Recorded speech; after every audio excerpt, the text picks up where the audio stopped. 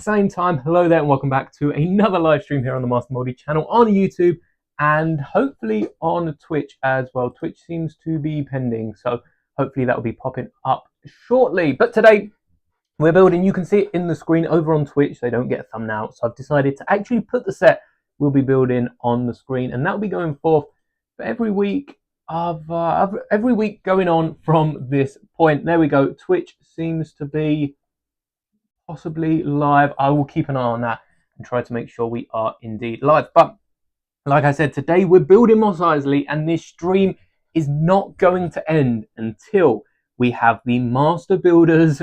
I keep calling it UCS, Mos Eisley Cantina, sat in front of us. So hopefully Twitch can start up. Seems to be having a few issues here, so again, apologies for that. We will have that up and running shortly. But the Master Builders Mos Eisley Cantina is one of the really big Lego Star Wars sets, Lego sets in general, that got me into really buying a load of the sets. I'd be picking up the odd one, you know, birthday, Christmas, usually get a Lego set, but I didn't tend to go out and buy as many Lego sets as I do. In fact, this year I haven't actually bought that many, but I tend to buy quite a bit of Lego, as you can see behind me.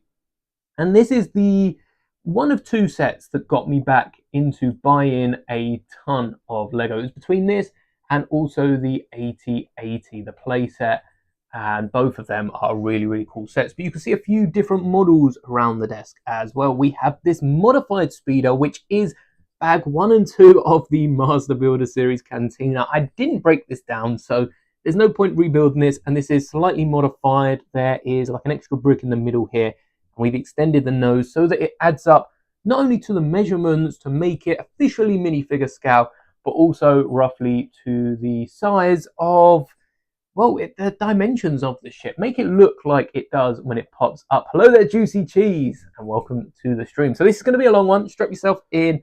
Feel free to drop in and out at any point, but it seems that Twitch is not wanting to cooperate for this session. So yeah, I'll keep an eye on that. Apologies over on Twitch, but it seems like this might be a YouTube exclusive stream. So stick around, and we're going to get into so much. They have officially announced the Transformers brickheads that we spoke about last week, or Saturday's stream almost a week ago, and I'm sure there's plenty more leaks from the week, especially leading up to that, mate. But first, let's get this bag open.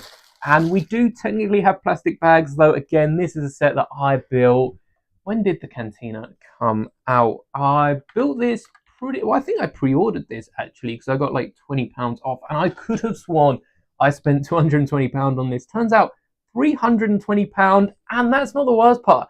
They being Lego, increased the price of the Master Builders series Cantina as it went on. It was a bit of like inflation. A few different sets were being increased, but I think it's crazy how much these UCS Master Builders series sets cost. They're definitely worth it. They're big enough to have a massive price tag, but it is crazy some of the money we spend on plastic bricks. It costs more than a model kit. I've seen that comparison a lot as well. So this came out October 2020, so it would have been in lockdown as well. Definitely why I'm spending more money on Lego at that period. But seen a lot of comparisons between, let's get this open first, get the instructions up. There's been a lot of comparisons, especially recently, bag number 3, between Lego and model kits. I've seen a load of Lego creators really get into the like Gundam kits as well, which personally don't really interest me. I like being able to build it from the ground and then being able to build something different. I think that's what Lego, it's probably why most of us are into Lego, because we can take this down, and this Cantina basically funded my Star Wars Tatooine modular tower when we used to have the Lego City just behind me. All the turned bricks for that basically come from this, and I've seen that when breaking down. There's probably, like, we've got other Tatooine buildings like Kenobi's Hut, and I can't really think of anything else. There's probably a few other ones out there that have, you know, fed into my Tatooine tower, but it was mostly this building, which is nice. If you've seen my display update, completely changed the background if you haven't been here for the last like week or so. And that was one of the sets that I still hadn't parted down, or one of the mocks that I still hadn't parted out.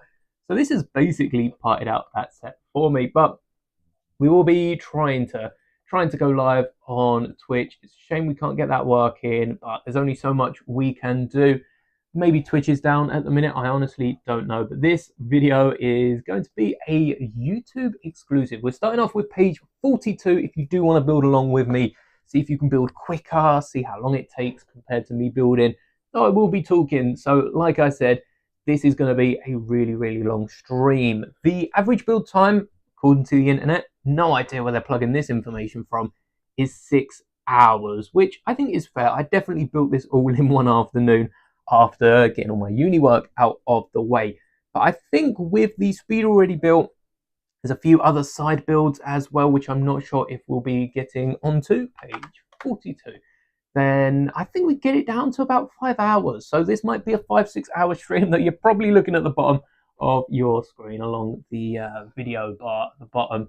It might be a little bit longer than that, but hopefully we can have some really good conversations, like I said, sets and not Lego focused as well. We'll probably be doing a few more Star Wars what ifs as well down the line, but the main aim of today is to get this Master Builder series Cantina built and just take a look at it again. I genuinely haven't built this since I originally got the model, so this is also going to be a nice little journey back in time for me, and I'm sure I'm going to have some very fond memories of certain play features and different parts in this set. So starting right off, we're going to need this bar here, which if you've built a Luke's Land Speeder, you probably have quite a few of these in your collection. It's usually the element that bends around the front, and I'm quite a big fan of these. We've also seen it in the Death Star 2 final dual set. And this, I think it was like 8 long, which is the smallest flexi rod I've seen. It probably is the smallest from Lego, because once you get to 6 length, they tend to be these solid bars, and then you've got like lightsaber bars. I think the smallest, the shortest, I guess, is 3 long. We've got 2 long with a little clip in the middle, but they don't tend to make much shorter than that, and like a few different accessories coming out of it. But this thing is massive. Doesn't tell me how long it is because it isn't a rigid piece, so I guess it can flex to fit most gaps. And if you wanted to, you cut it down. Not sure if this is really an expensive piece, because we've definitely got a few different colors in, especially like Ninjago sets. Definitely seen one this long in a Ninjago set, but this is really nice as it wraps the whole way around the bar. But bag 1, bag 3, in this case, bag 1 and 2 are building this speeder here. Interesting that it is 2 bags to build, but I guess it splits it up quite nicely. Bag 3 is the bar, and then we start building over the next sort of 6-7 bags. We start building the right hand side and then the left hand side of the Cantina. She's been sending their crush Instagram reels of My Chemical Romance, and she loves it. So we don't just speak about Lego here, we do speak. Valentine's Day is coming up. We definitely got to speak a little bit about that tomorrow. I have a video probably coming out the day after, so that would be Saturday, of some of the sets that we've built. But I got so many sets. Let's start building this as we talk, otherwise this is going to take forever. I've been thinking about the Bricklink haul. I spent like £100, I think it was, trying to take off a Bricklink store, which, to be honest, not really that focused on it. I wasn't, because of all the instructions and the other things we do here on the channel. So it doesn't bother me that the Bricklink store didn't take off. I've seen just a little bit of what it takes to run a Bricklink store, and that needs a lot more dedication than just, you know, splashing £100 on one occasion to try and fill up the store. But speaking of the Bricklink store, 15. The sets that I bought for the Bricklink store have still been parted out in the drawers behind me. You see this drawer unit just up here on the corner. Oh no, we've got a little bit of glare, but just up here on the corner, the big drawers are filled with all the sets that I picked up for the Bricklink store, because just in case I wanted to put them back on. But I've decided, instead of putting them back on Bricklink, I'm probably going to build some of them. There was a set that we got 2 of, which was the race car and carrier. Really cool minifigures in that. And that's not just because one of them was wearing a really cool flat cap, though. That definitely increased the coolness of that figure. But it comes with a really cool race car, and I've seen a mock on Rebrickable. I'm pretty sure I've bookmarked it, so I'll have to post an image of that and where you can find that. But I've seen a mock of the race car, and someone's modified it using a handful of extra pieces to make it look like there was a few city race cars that we got a while back. And I don't know if you'll be aware of them, but they had this cool feature where you could mix and match the bumpers of the car and the backs of the car.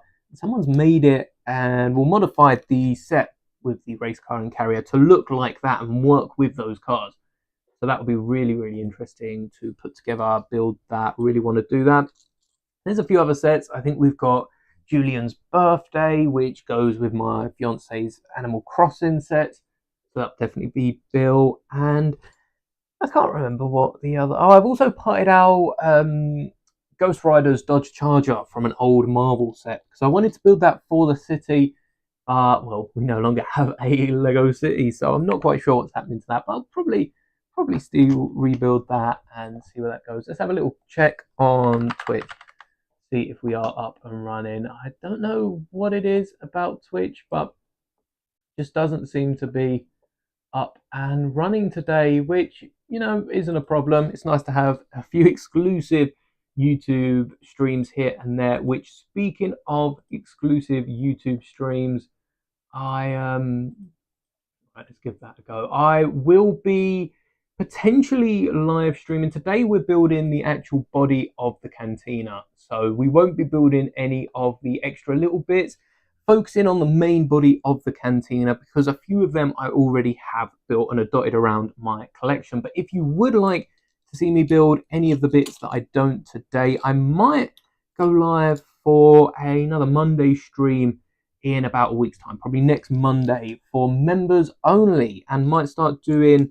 a run over there just for channel members, a chance to, you know, hang out and talk about Star Wars and other bits of the Skywalker Saga video game, because it's been a while since I played that, and I have completed it. I have run through it, and, you know, completionist as I am with the Fallen Order games, run through, got all the collectibles, at least as far as I'm aware. But if you would like to see that, definitely let me know, and I will consider it, making it not members only, of course. I don't want to have to lock anything behind any sort of paywall, but just a nice way of saying thank you to all the channel members that are supporting this channel. And if you would like to join the members board, definitely consider it over on YouTube, becoming a channel member. I guess I don't need to say over on YouTube when Twitch isn't working. But this Cantina bar, I have, for the most part, kept built for quite some time, because if you did watch my series where I built the Lego City, then you'll probably know that,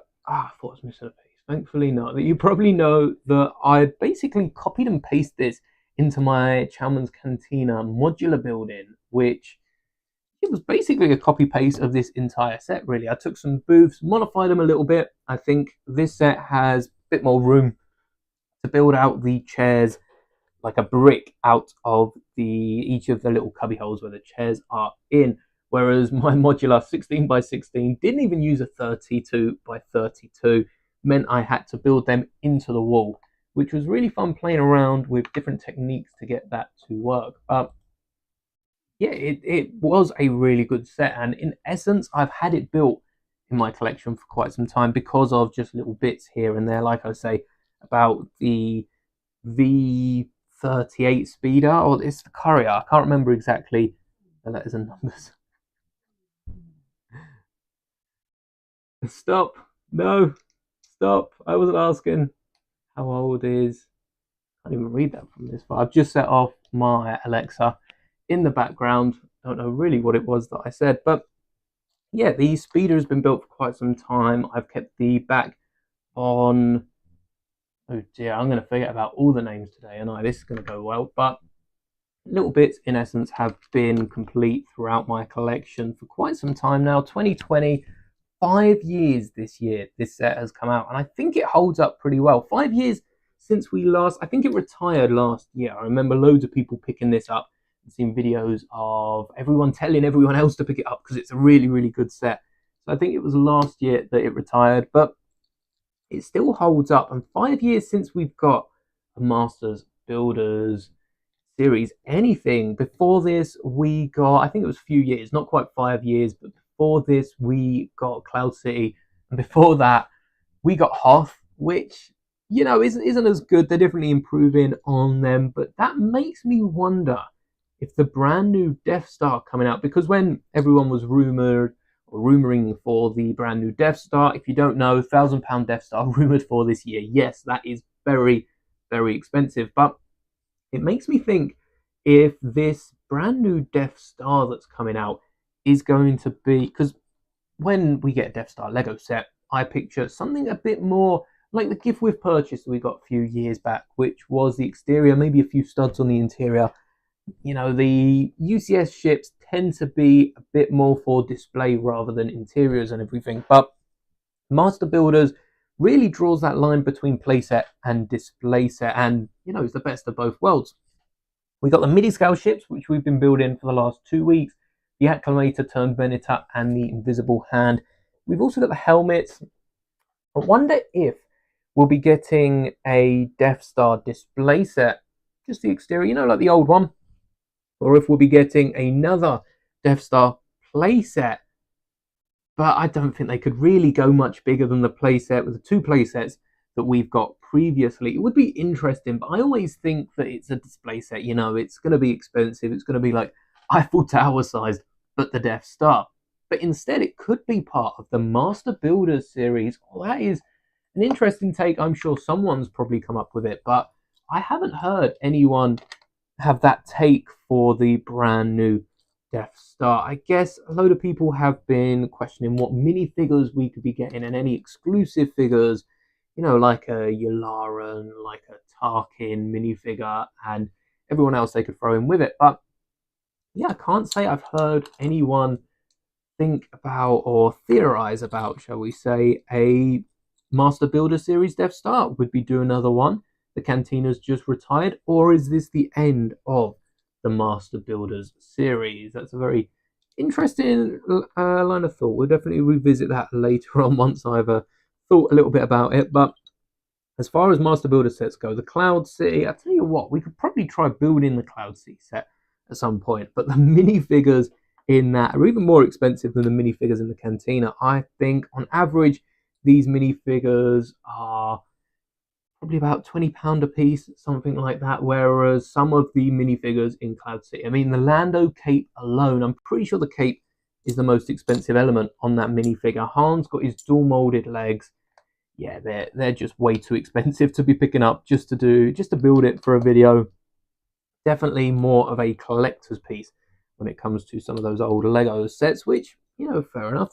The sets were expensive enough, so it's just based on what people like. But there's definitely other. I'm surprised, to be fair, that there isn't any other CMF legs that have a similar style, because the special thing with Han's legs, if you're unaware about these minifigures, is Han Solo has a yellow stripe, maybe 2 yellow stripes, has some stripes on the side of his legs, and they're dual molded with, I think they're like brown legs, black boots. I'm pretty sure they might be dual molded. They might be some other custom legs, but I'm pretty sure they're dual molded and they've got a stripe on the side.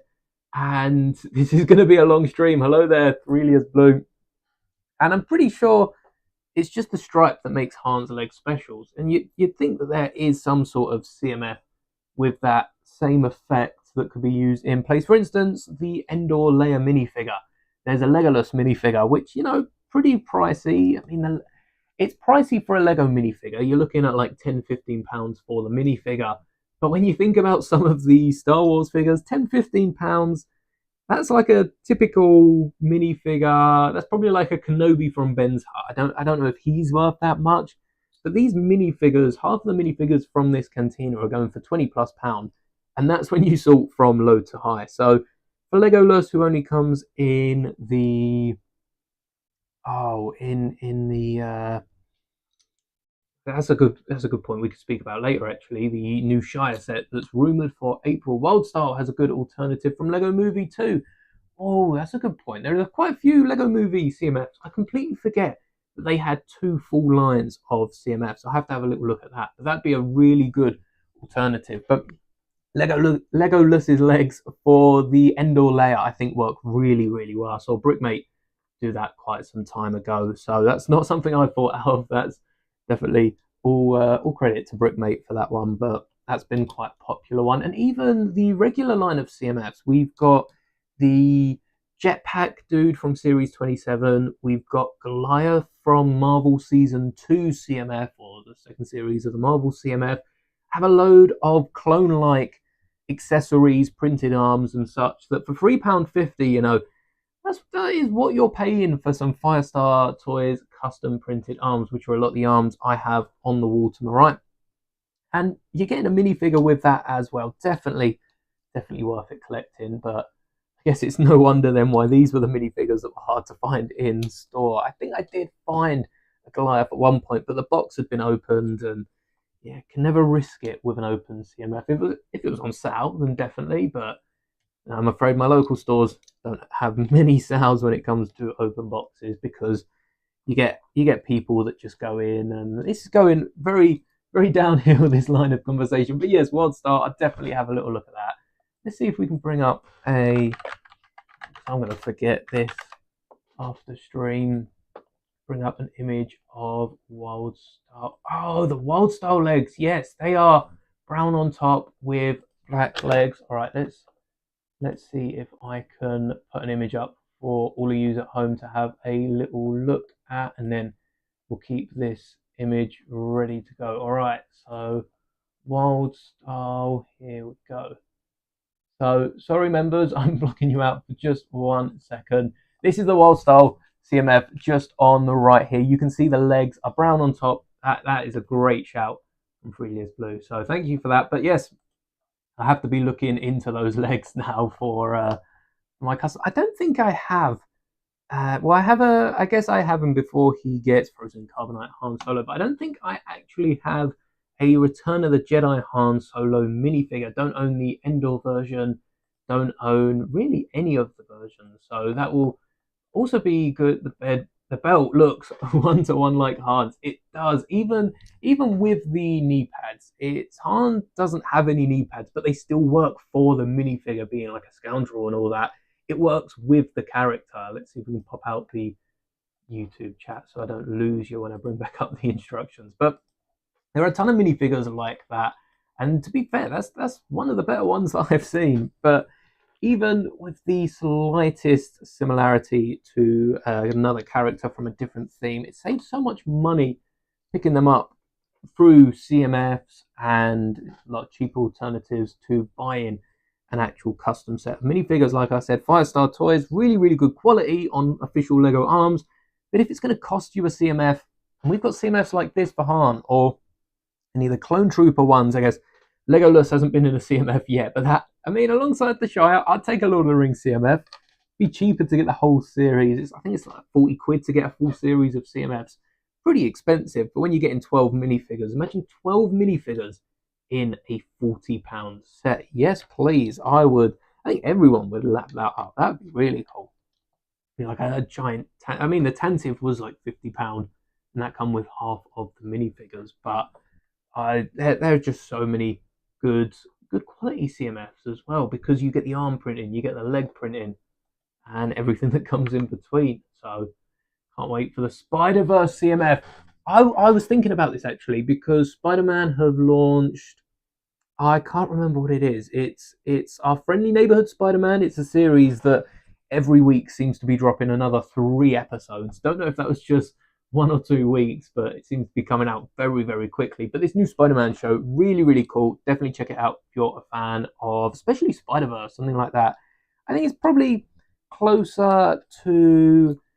It's not really a kids series. Maybe there are some themes that are aimed at a bit of a younger audience, like a coming of age series and that. But if you like X-Men 97, if you like the Batman animated series, you probably like this. It's a bit just below that, but there are so many suits in this series. I think they could be lining up for a the Spider-Verse CMF. I really want one based off the Miles Morales Spider-Verse, and yeah, to be based off that universe specifically. A few different suits and characters that we haven't got. So many Spider-Men.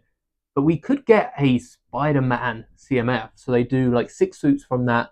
So far, I feel like we've seen a million suits in this show. So they could give us a few suits from that as well, bring in two audiences.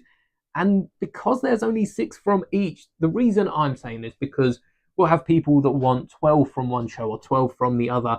If they only give us 6, there's even more chance of a possibility of a second wave coming out with the next Spider-Verse movie, or like with the Lego movie.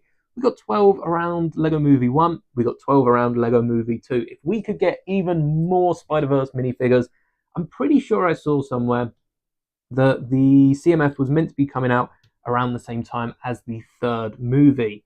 So if they do have some minifigures ready for the third movie, especially some like cool Prowler figure and something like that, because we've now seen the Spider-Verse have a Lego set. Probably not the last one, might be, if they're doing it like they are Star Wars, but hopefully not the last one. It would be really cool if we could get multiple waves. I mean, Spider-Man in general could get multiple waves every time they release another like Marvel series. We've got another What If line. We could get a few figures in a CMF. Series 3 would have been perfect for that. Visions. Oh, Visions over in Star Wars. Visions is the closest we're probably getting to an official What If. We need a CMF, even if they give us a CMF and they tie into a few of the older ones, because we've seen a few characters like Wedge pop up who already have minifigures, already a solid part of Star Wars.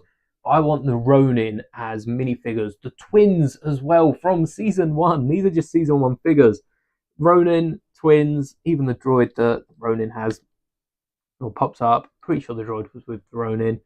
Definitely need some sort of Star Wars CMF. And I also think, because of what we've spoken about so far on Star Wars, so the license is there for a Star Wars CMF. There's no license issue because we've seen the Marvel CMF, and I mean, I don't think we're getting an Indiana Jones CMF, but that could be pretty cool for especially that middle movie that they can't make sets on, or won't make sets on, or whatever the reason is. But I think Visions CMF would go really go down so well for Star Wars fans. But one can dream. There's so many different, we'd need like a different CMF line for each of the series. So maybe they've left it a little bit too late. That's the problem as well with things like the CMF line. Once it's waited a little bit and the hype's no longer there. I mean, sure, Visions is going to kick off again when the new series comes out. But because Lego have left it so long between doing something like a CMF or a set for the older Vision series, this is so satisfying. I just don't see them doing sets, CMFs, or really anything for Visions or any of the other Star Wars shows. Maybe we could even get one that mixes in like Andor. We've got maybe a few Visions. Maybe they only pick like 3-4 minifigures. Do it like the Marvel one, where we get some movies, some shows mixed in. Andor could give us, I guess we've got Luthen, Andor, Cyril. They could give us B2 Emo. I'm not sure how they'd pull that off for a minifigure form. I do have a B2 Emo somewhere around using a few parts. I think a spare part from James Bond's Aston Martin works really well for the eye. We could get another Andor, but we'll probably get a set for that, like K2. Maybe they could even give us Galen and a few Rogue One characters that might show up in like a little end scene in Andor Season 2, but definitely. Like the selection of DLC characters for the Skywalker saga, exactly like that, where we get little groups of, like we got the Clone Wars pack, the Book of Boba Fett pack, and there were like 5, 6 of each of the minifigures. Bad Batch as well for the Skywalker saga. Give us that in a CMF. If they want to go all out for Star Wars, we've been limited to 16 down to 12 minifigures. Double it, 24. Make them, even if they make them little scenes, I still feel like the little scenes could be really well for Star Wars, but I do think for a lot of the content that CMFs would be perfect for, Visions for instance, it's been left a little too long. You know, there's countless videos out here on YouTube of people making their own customs and really going all the way, because the difference between when I do a CMF series for instance, or when Lego does, is purely the fact I have no restrictions, no budget, no limitations. I mean, my limitation is whatever I wish to set it at. Whereas Lego, are a business. They're going to be a bit stricter when it comes to what they can and can't do, which, yeah, it's good for me because it means I can make some really good CMFs. But at the same time, Marvel probably asked for a CMF, and it is down to Star Wars a lot of the time. They've got so much merch, and they have to go around asking everyone for different sets. So yeah, it's not as easy as I make it sound out, but it could be. It could be. It's just all we need is someone at Lego to ask Star Wars, someone at Star Wars to ask Lego. Could we do a CMF? Could we? But I guess UCS sets, we've got different lines of sets that we're getting instead. It's not like Lego Star Wars is doing bad for itself. It's doing really, really well. It's just when it could be doing better. I get the frustrations in the community when we see, especially when we see something for a different theme, and Lego won't want to do the same for every theme. Once they do something like the Marvel CMF, maybe that's it for Lego. They've already got it for Marvel. Star Wars could do just as well, especially because we got a Disney one as well with a bunch of Disney movies. I think that was there was one for 100 years, but I think we got one beforehand actually. There was a series one of the Disney before 100 years. I think that's how we got Stitch, but yeah, we could get something like that, but what would it take away from? Because it's always just a game of addition subtraction. 2025 could be the best year for Star Wars ever. And I know this is from Freelist Blue again. I know I said this last year. I might have even said this 2023 when I was covering less Lego content. But I do think every year for Lego Star Wars is the best. The stuff that they take from the last year and then put already, we've got the Ark, the Ark 170 Starfighter, we've got Ahsoka's Eater. I mean, that's a pretty good year for Clone Wars fans. We've got the Acclamator as well. We then got the Home One MIDI scale ship, which is a really, really good detailed ship. We've got, even if you look at the other side, at 4+ sets, we've got Mando's N1, which is still a pretty good ship for a 4+ build and all the stuff that includes. You get Mando, Grogu, and the Astromech as well, that I believe can be swapped out for Grogu. I haven't had too much interest in that set, but I should give that a look. And then we've got Grogu in the pram on the big display set. We've got rumors of a B1 battle droid I saw this morning, which I really want. The buildable B1 battle droid, something like 3PO, Chewbacca, and R2D2 that we've got recently. Hopefully the same scale, because I think it would be really cool. So with the newest R2 buildable figure and with 3PO, I've seen you can detach 3PO's head and have it sort of drag across like in the Geonosis Pentraki Arena. This one's meant to go on here. And I think it'd be really, really cool if we got a B1 battle droid.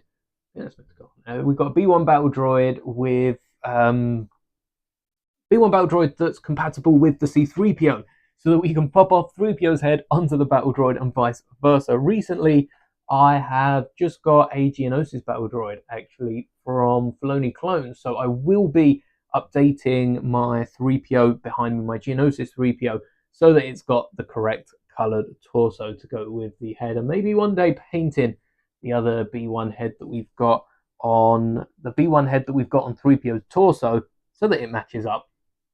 But it's going to be so cool with the buildable B1. I still want a buildable Grievous. I think a buildable Grievous would be really, really good, especially for Revenge of the Sith. We've got Grievous and Kenobi. I'm not saying I want a buildable Kenobi.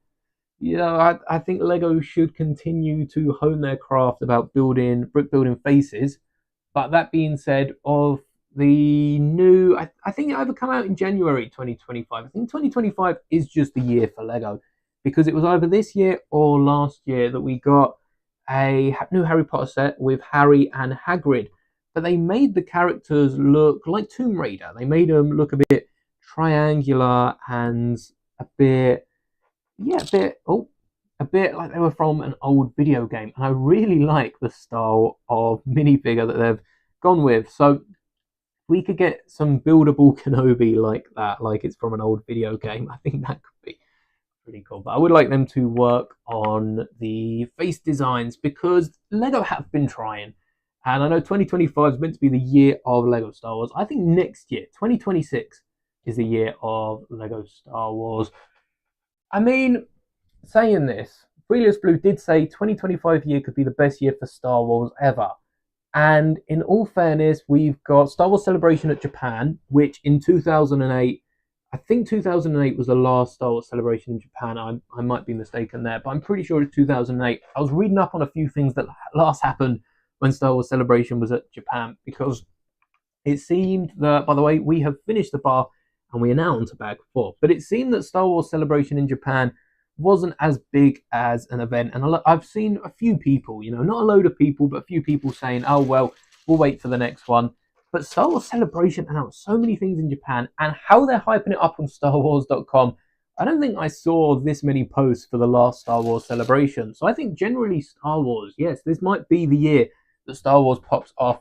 I'm looking at updates so in 2019, we got 1,000,001 updates from Star Wars of things that were working. We're looking for Lando. We're looking for, I know Rogue Squadron was cancelled, but I wonder what is taking that place. If it's been another show, another season of a show, or if there is something similar in the works. And we've also got updates on the KOTOR game, which I feel like we haven't seen in a while.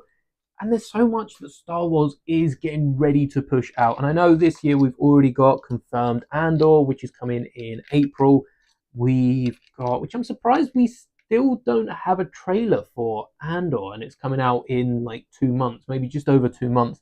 But I'm sure there'll be a double episode premiere at Star Wars Celebration. So if any of you are going, hope you're excited for that, because that must be really, really cool. Especially if Diego Luna and a bunch of the other cast walk out, and it was like Kenobi, where anyone that was at Star Wars Celebration got to watch the first 2 episodes of Kenobi with Hayden and Ewan. I'm pretty sure Hayden was there because he was announced to be in it.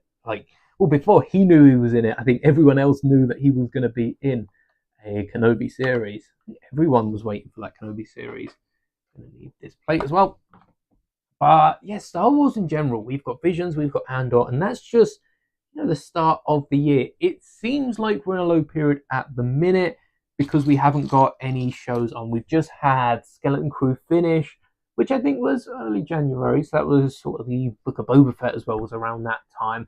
And we've sort of shied down with Star Wars content, but then April comes in with Andor, May comes in with Visions, and who are we to say what's next? I'm really excited for it. And I think if we do have a ton more shows coming out, I would still be pushing for that Star Wars CMF, because that's all it takes, a handful of shows, 12 minifigures, so we're looking at 3 shows.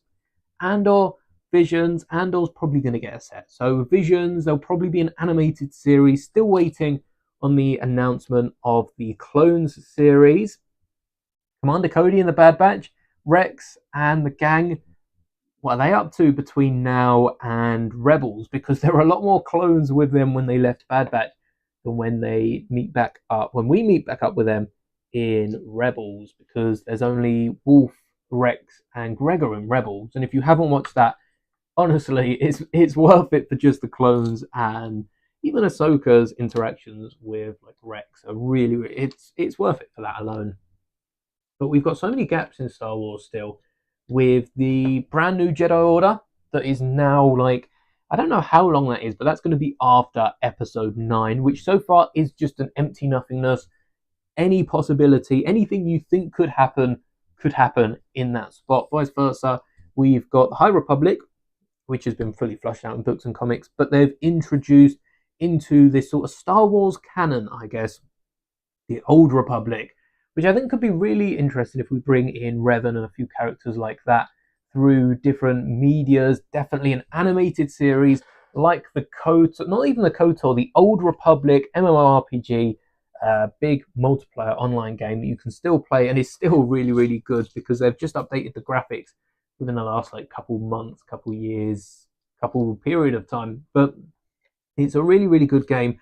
And the cinematics, if you haven't played the game, you've probably stumbled upon the cinematics. The cinematics for that game were they were absolutely beautiful. The cinematics for that in 4K and everything.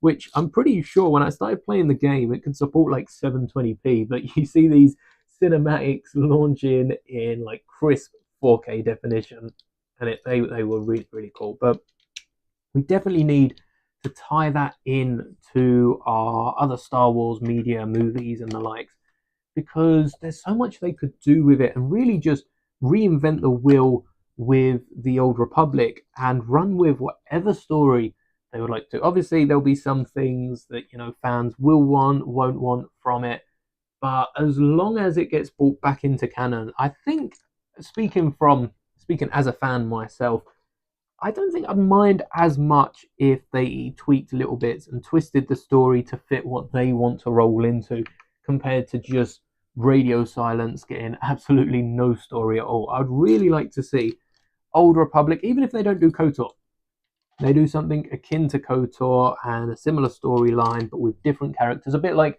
what we saw with the sequels, where they already had a flushed out story from the books and comics, from some of the old books, but they sort of took it, introduced a few new characters, made it their own, and still used some of the characters that had already existed in Star Wars. The big difference is this time there's no characters pre-existing because it's a brand new era for Star Wars to explore. And I just think at this point, I just want to see some Old Republic content. That's all I'm in for. But yeah, Star Wars have so much they can do. All we're waiting on now is Star Wars Celebration, which I will be live. I'm not quite sure exactly how I'll do it. I'll probably go live at different points in the day. There'll be a morning stream to catch up on a few of the big announcements. There'll probably also be a stream later on. I'll try to break it up throughout the day, but we'll be going live for sure that weekend and talking about all. Thankfully, I think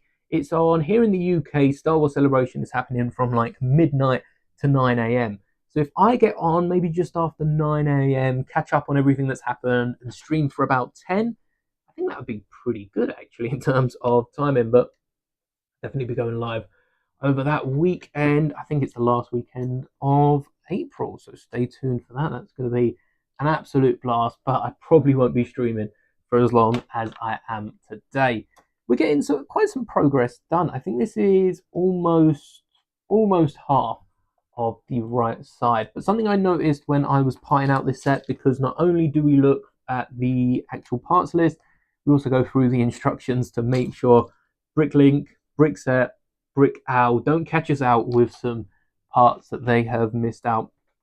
Because at the end of the day, it's not the actual sites. There's no one on Bricklink. There's probably a few people checking them, but there's no one on Bricklink that goes through these sets and adds up all the parts to add them to the website. Usually, how these sites operate is by like a fan, you or me will input a list, and then someone will go over, get those parts, check them, and I'm not sure if anyone builds the sets, because hello there, Captain Rex, the 2013 Jedi Temple build, or the Holocron Room, technically not a part of the Jedi Temple, the parts on Bricklink were so messed up before. They didn't have half the parts you needed. I'm good, thank you. How are you? Looking forward to a very, very long stream today, building Mos Eisley Cantina. Really, really good set. And rebuilding this, I wouldn't say I'm getting flashbacks to having built this the first time, but I'm definitely feeling a bit, I guess, nostalgic for building this set, because I remember getting back from uni, this box, and actually the box that this came in was massive. Good to hear. The box that this came in was like a regular shipping box, and then you had the Lego box on the inside, and then inside of that you had just a plain white box, no details, no patterns on it like you see with the UCS sets. I think this probably was just before they started doing pattern boxes, or there might have been like the odd one. Maybe I just didn't get a pattern box because I pre-ordered it, but either way, came in a plain white box. And once you have all the boxes and then the bags out as well, I think there's like 20 bags in this box. So maybe there was like 10 out of them, 10 in them. Either way, that box on the interior, really cool for storing and transporting this set built, which actually fit the entire set packed in. I think there was an antenna you had to remove and a few of the side panels you had to sort of just squeeze in there. They actually fit the built set. So if you do still have that box, really cool for transporting it. This is going to be a pain next time we move though, because I did not keep that box. But yeah, some really fond memories of, you know, just sitting down, Star Wars on in the background, which if I wasn't live right now fully, I would have A New Hope on in the background whilst building this. And I probably completed the whole original trilogy. I probably watched A New Hope all the way through to Return of the Jedi. Bearing in mind, this only shows up at the start of A New Hope because they don't revisit it when they go back to Tatooine. Luke didn't fancy popping into or going over to Mos Eisley for a drink when they stopped by Jabba's, but two of them, one of them. But it was a really fun building experience. And I don't know if any of you have like Star Wars on when you're building a set. When I was rebuilding the 80, I think it was the 8080 I was fixing up, and I had Empire Strikes Back on in the background. The other day I watched Revenge of the Sith after talking about it. Have I heard of Star Wars Galaxy of Heroes? I tell you what, I last time I probably played that game was when I built this, so like 5 years ago. I don't know how much it's changed in the last couple of years, but I got into Star Wars Galaxy of Heroes because of Sonic, Sonic Chronicles, Brotherhood of Darkness. I think that's what the game was called. You've probably heard me talk about it if you've watched any of my Sonic videos. I played that game so much on the DS, and Galaxies of Heroes is in a way like that. I guess it's less storyline based. There's a few different storylines. One thing I remember of Galaxy of Heroes is the boss events and the Sith that would come in, and yeah, I would stand no chance against some of these Sith. You get like I don't even know what Sith they were. I just remember some Old Republic Sith popping up and just destroying me. And I think there was like a clan as well. Never did well in any of the clans. I liked the I liked the I can't remember what it's called. When I was building Duel of Peridia, I watched Ahsoka. I'll probably have. See, the thing is, because I'm building live on this channel, I could have Star Wars on in the background, but I would get so distracted, forget to build, and just be watching Star Wars live on this channel, which I guess, you know, it's still content as long as I'm talking, but the whole point is to get the sets built. But yes, there is something about having Star Wars on, and especially the scenes that it's in. So like the Peridia battle, right at the end of Ahsoka when you're building Duel on Peridia, really fun. I'll definitely watch it after building it. Might be talking about the Sith Triumph, which has Darth Nihilus. Yeah, probably something like that. I remember there was different events that went on at different times, and the Rancor. Whenever the Rancor was in, that was cool. I could do the first few stages of that, but some of the I think I might strictly be talking here about some of the community events, but some of them were just really hard to knuckle down and go through with. But it was such a fun game, especially the Fleet Commander. The Fleet Commander aspect of it was Darth Nihilus, Darth Sion. Darth Sion sounds a bit more villainous than Darth Sion. Darth Nihilus, Darth Sion, Darth Nihilus, Darth Sion, and Darth Trier. Yes, Darth Trier. See, I can't remember Darth Nihilus. I remember Darth Sion, Darth Trier. Darth Trier, I faintly remember. But there's so many Sith that they could pull on for a story. Star Wars could pull on for a story. Lego could pull on for a set. We get the Legend series. Oh, that would be a really cool CMF series. We get the Legend series over in Funko, and I think Black Series have some. I think Legend series is more for Marvel, but we've definitely seen a few Old Republic minifigures over in Hasbro's line as well.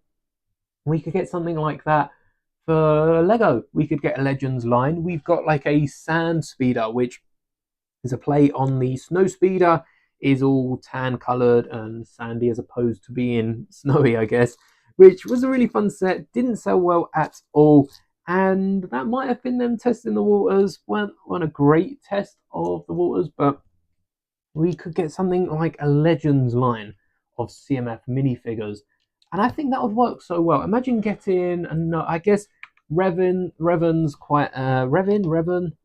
Siths need to have like a phonetic alphabet just for their names, how we say it. Darth Revan could pop up, though the exclusive minifigure being worth a bit would probably I mean, Malak as well, but we just got Malak in I think that was in the R2, buildable R2 as an anniversary minifigure. So there are a few Legends minifigures we could get in a CMF, but they've already done the better ones. They added 3 new events: the Traits Dragon Raid, Return of the Jedi Indoor Speeder Bike Chase. That sounds really, really cool. And the Battle of Naboo Raid. Ooh, I might have to give that another go then, because I still play, if any of you remember Tiny Death Star, which when Disney acquired Star Wars, they put an end to. I think it wasn't anything personal. There were just a load of little companies that had their own Star Wars games when Disney acquired it. And it was a lot. I think Disney might have in some aspects bit off more than they could chew with just how thinly spread Star Wars was at the time. Wasn't making too much money, and they axed a few of the smaller games like Tiny Death Star, but it was this mobile platform game where you built a Death Star and you had different floors and different bittersons. Well, I'm still playing that today. If you didn't update the final update, you could actually keep the app. So I am still playing Tiny Death Star. Mickey Mouse is going to come for me now. I better lock my doors and windows and go into hiding. But Final Death Star, Tiny Death Star, really, really good game that still today I'll play on the occasion. But Galaxy of Heroes, yeah, I definitely need to add that. Some new fleet ships like the Leviathan, Darth Revan's capital ship. I tell you what, some of the old Republic ships as well. I know from KOTOR, I don't know if they've remastered KOTOR at all, but a lot of the ships were very low quality, and I think they would look really, really cool as the MIDI scale ships. So I wouldn't mind getting any of them, but I definitely have to give it a go. Return of the Jedi Endor Speeder Bike Chase sounds really cool. If you've played Racer, which I haven't played for quite a few years, but it's an old Phantom Menace game. We're all based around pod racing.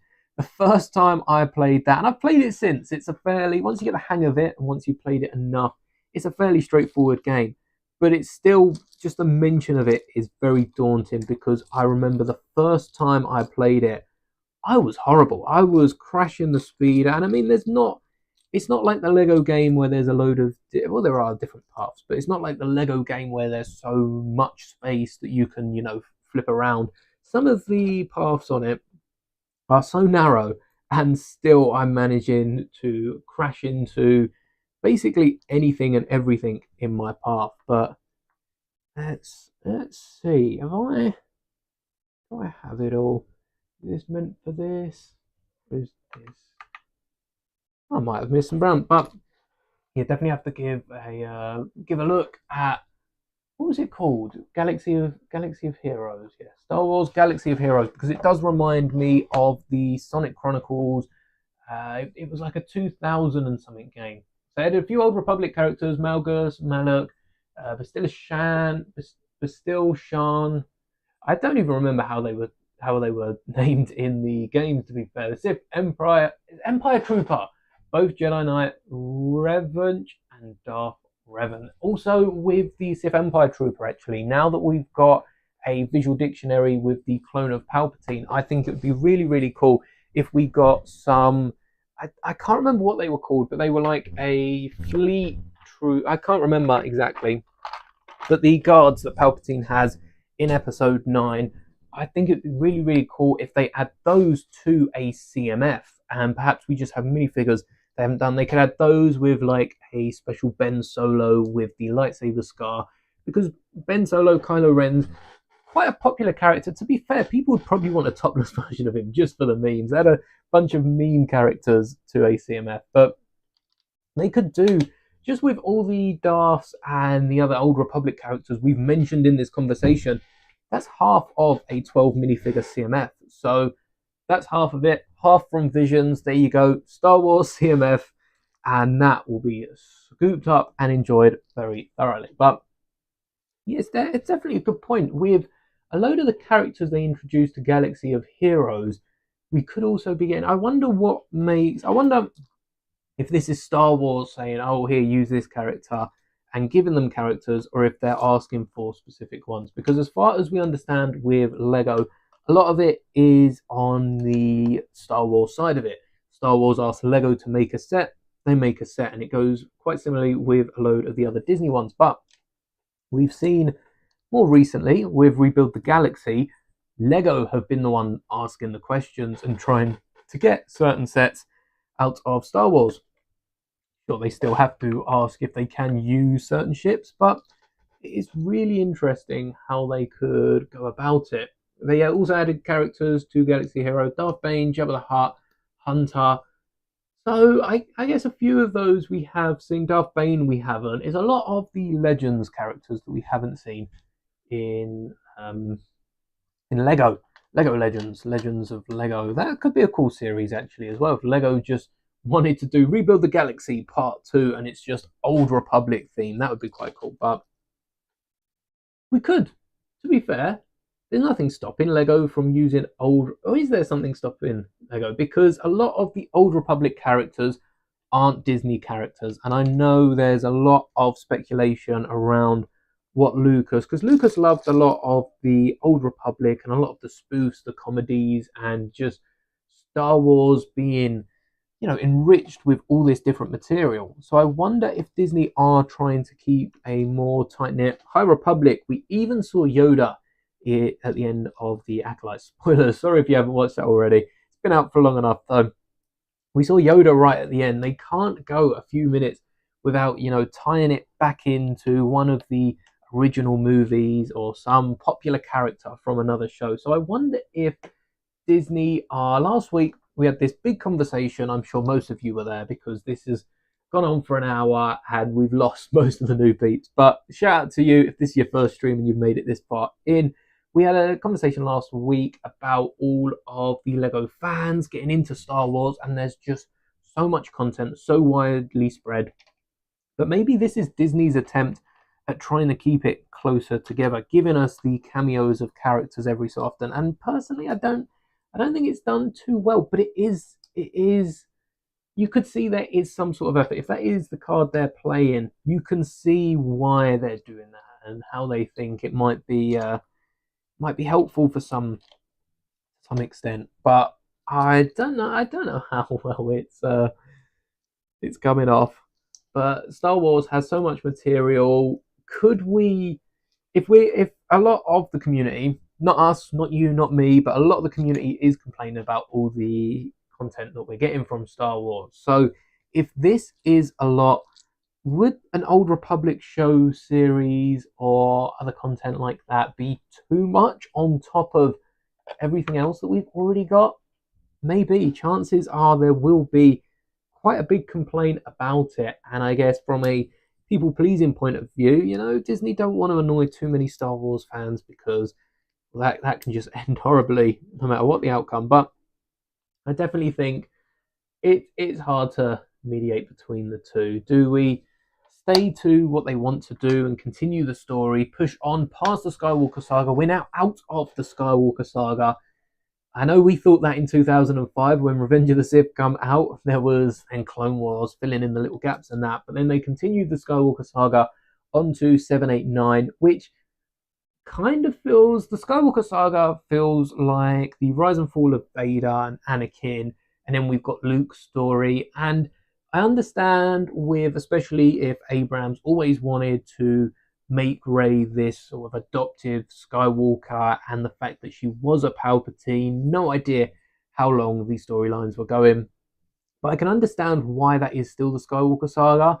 But I do feel like if Rey was a different character, not different in any way that Rey is on screen, literally not the child of Palpatine and then not adopted by Skywalker, given her own name, we could have a Rey saga continue for another, 3 movies, her building this Jedi Order, and that would hold up as sort of a part 2 to the Skywalker saga. Skywalker saga filled in a lot of the universe, and then we've got the Rey saga, and then they continue. By the time Rey has built the Order, we hand over to Grogu, and Grogu's able to run with his 6 movies, his saga, which, our kids, by that point, probably our kids' will be watching, and continue on Star Wars. I feel like that's how they really cement it into... Well, I mean, Star Wars is cemented. There's no real other way of cementing Star Wars besides how they've done it. But I just can't help but feel that Star Wars could be, you know, pushing even further than it already is. All right, so far we've got 2 chairs for our cantina. Quite cozy compared to. I think by the time we build up the walls, it will look a bit more spacious, but it is looking a little cozy. We're now onto the bigger plate, which I think is the corner. Does the door build onto this? There doesn't seem to be any more plates. I'm looking at bags 5, 6, and 7. The next 3 are all very small, and I mean, you know, like a little Smarties tube of a Lego bag. Let's bring out 7, and then I think 8 is probably, so this is 3, 4, 5, 6, 7. 8 is probably the roof for these, but we'll see when we get there. We are still only an hour in, so we've got plenty of time to go. But yeah, I do think it's very interesting. Have we got any news?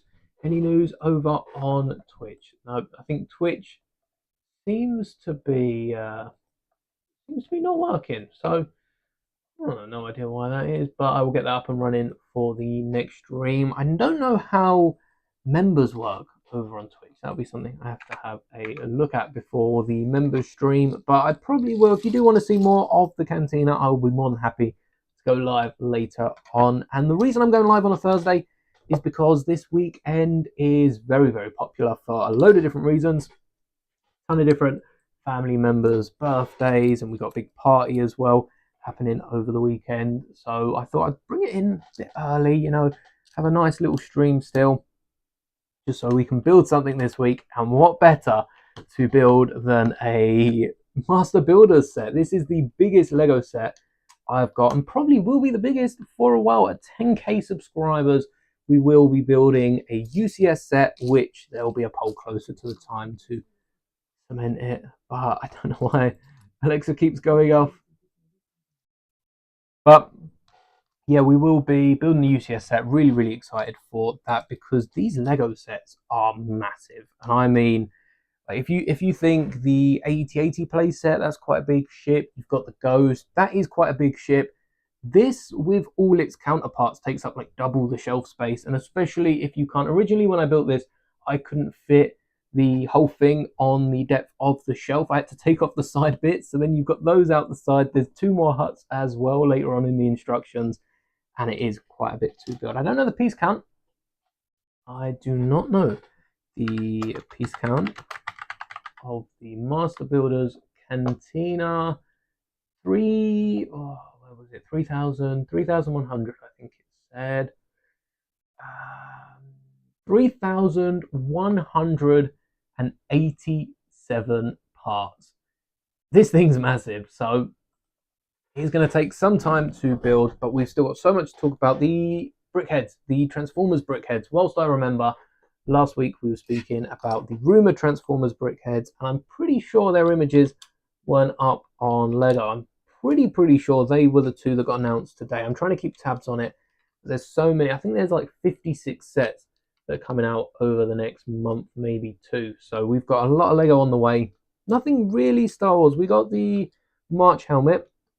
I think last year the only set I can remember from Star Wars, there might have been a few, but the only set I can remember is the Tantive Boarding, which was a really, really nice set to be getting. They didn't really need to launch anything else alongside that. But yeah, we haven't heard many updates on rumors even for May. We've spoken about the B1 Battle Droid, which is going to be a fine addition to that collection. Very, very expensive collection, but a fine addition nonetheless. And we've also spoken about, I don't think we've really spoken about anything else today. So as far as other rumors and leaks to be expecting, we've got a turbo tank we've spoken about. We've got the Death Star, we did speak about that earlier on. And there's a few different Order 66 scenes. Some of what I would like from these Order 66 scenes is a bit more, not a bit more detail, but a bit more of a, you know, story building set, rather than just include a few minifigures, because chances are they're going to be a bit more expensive than just a handful of minifigures and a set, like a little ship or something. There was rumors of a Swamp Speeder being a vehicle in one. That would be very interesting. because of course Order 66 spans the entire galaxy. There's bound to be one swamp speeder across the galaxy, but I feel like because we've got that recently, they could definitely release a different ship in its place. Even if, you know, Star Wars comes and asks for a swamp speeder, Lego could turn around and go, well, we haven't got, and give us a few more ships. There's a there's a ton of different ships. Order 66 has been shown off so many different times. There's so much we could get from it. But I guess that's down to Lego, it's down to Star Wars, out of our hands. We just got to sit back, wait, relax, and yeah, get really excited for it, because Revenge of the Sith's 20 years. Lego always do something special. We've seen Star Wars have announced a special logo as well, which you've seen on this channel. We turned into a brick. And there's got to be some sort of anniversary set. I don't know if we'll see the return of light up lightsabers in the Mustafar duel. That would be a really, really cool addition, because Lego have been really pushing their sound bricks and all their other bricks for other sets. We've got the Sorting Hat, for instance, that uses a sound brick in it. And rather than a sound brick, I think lights, well, lights and sound, but lights especially would work really, really well for a Lego Star Wars set, because it's a lightsaber, isn't it? Nothing really lights up much more than a lightsaber, and that would be really fun to get in a Lego set this year. Not much opportunity, I guess. Jedi, you know, we could have it in any set. They could reuse the light up elements. It depends how they use them, because the wider community, has had a lot of love for the wired light up lightsabers, but Lego used to put them in the minifigures, and those minifigures are really, really expensive now because of how fragile they are. And, you know, once they run out, it's harder to change the batteries in a minifigure than it is to rewire. Well, you wouldn't rewire, you just plug in a unit, plug in one of the USB. What I'm talking about, let me get the USB lightsaber in case you aren't familiar. I've used it a few times on the channel, but these are USB LED lightsabers over from Filoni Clones, who I've got two from. And they have a little USB that plugs into a power bank, a computer. Regular phone plug should work fine with it. I'm not sure if it would overpower it or not. And then there's a little LED in the end of this lightsaber. The wires are so small, they can be hidden with a bit of blue tack behind the minifigures, but they make mocks and displays in general look so, so cool. And if Lego was to get onto that, perhaps include something like that, but I don't know, Lego haven't really been hitting the lighting space, especially with modulars. There's definitely a space for them, but because people are already doing it, I think Lego see the community helping each other out, you know, with these lighting kits and with different things like this, and understand that it's not something they need to be doing, whereas a sound brick isn't something I've seen anyone else be doing. But it would still be nice for Lego to give us an official LED lightsaber element that they could be using so much in Order 66 sets. But like I said, I guess it's already filled by people in the community, so there's no real need for Lego to do something like that. Perhaps they could try and improve their original idea with giving us the minifigures with the batteries inside, but that'd be very, very hard for Lego to now. So we'll have to wait and see if Lego do have anything in store for that.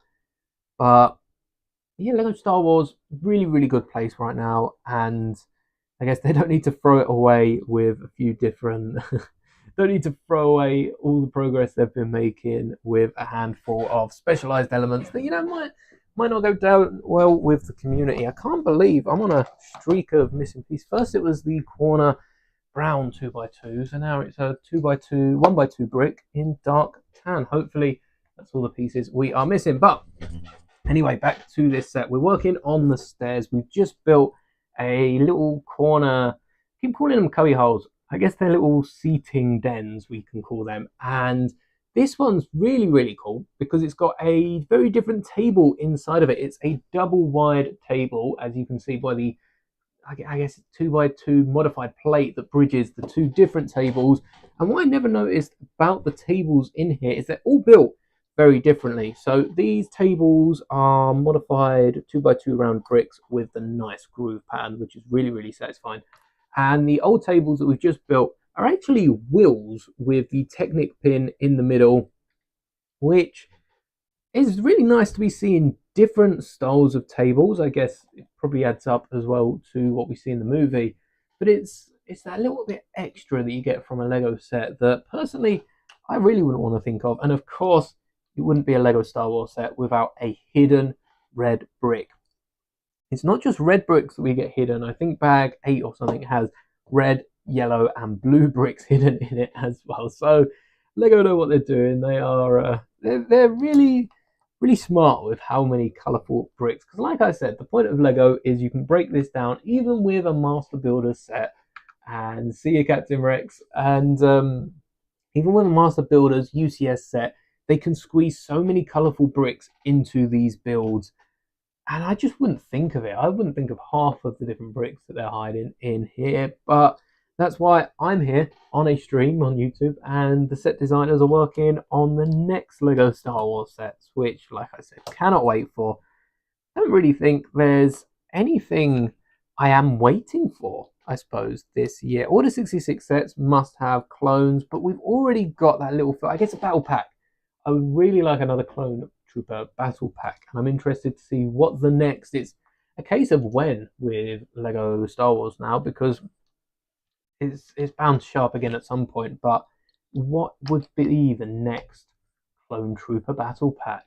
Very interesting to theorize that. But in terms of other news, there's not much going on for Star Wars. We've got rumors, leaks. Something I have noticed, and I do have to speak about because I've spoken quite a bit about it actually, is the leaks for Lego Star Wars. A lot of Star Wars sets were getting leaked, and I've been looking back over the last couple of years about a ton of different sets being leaked, and just in general, where on earth is this going?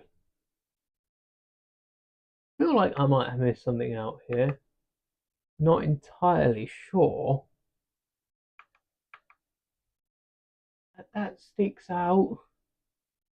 What's okay? Is there not like a one by one that slots in?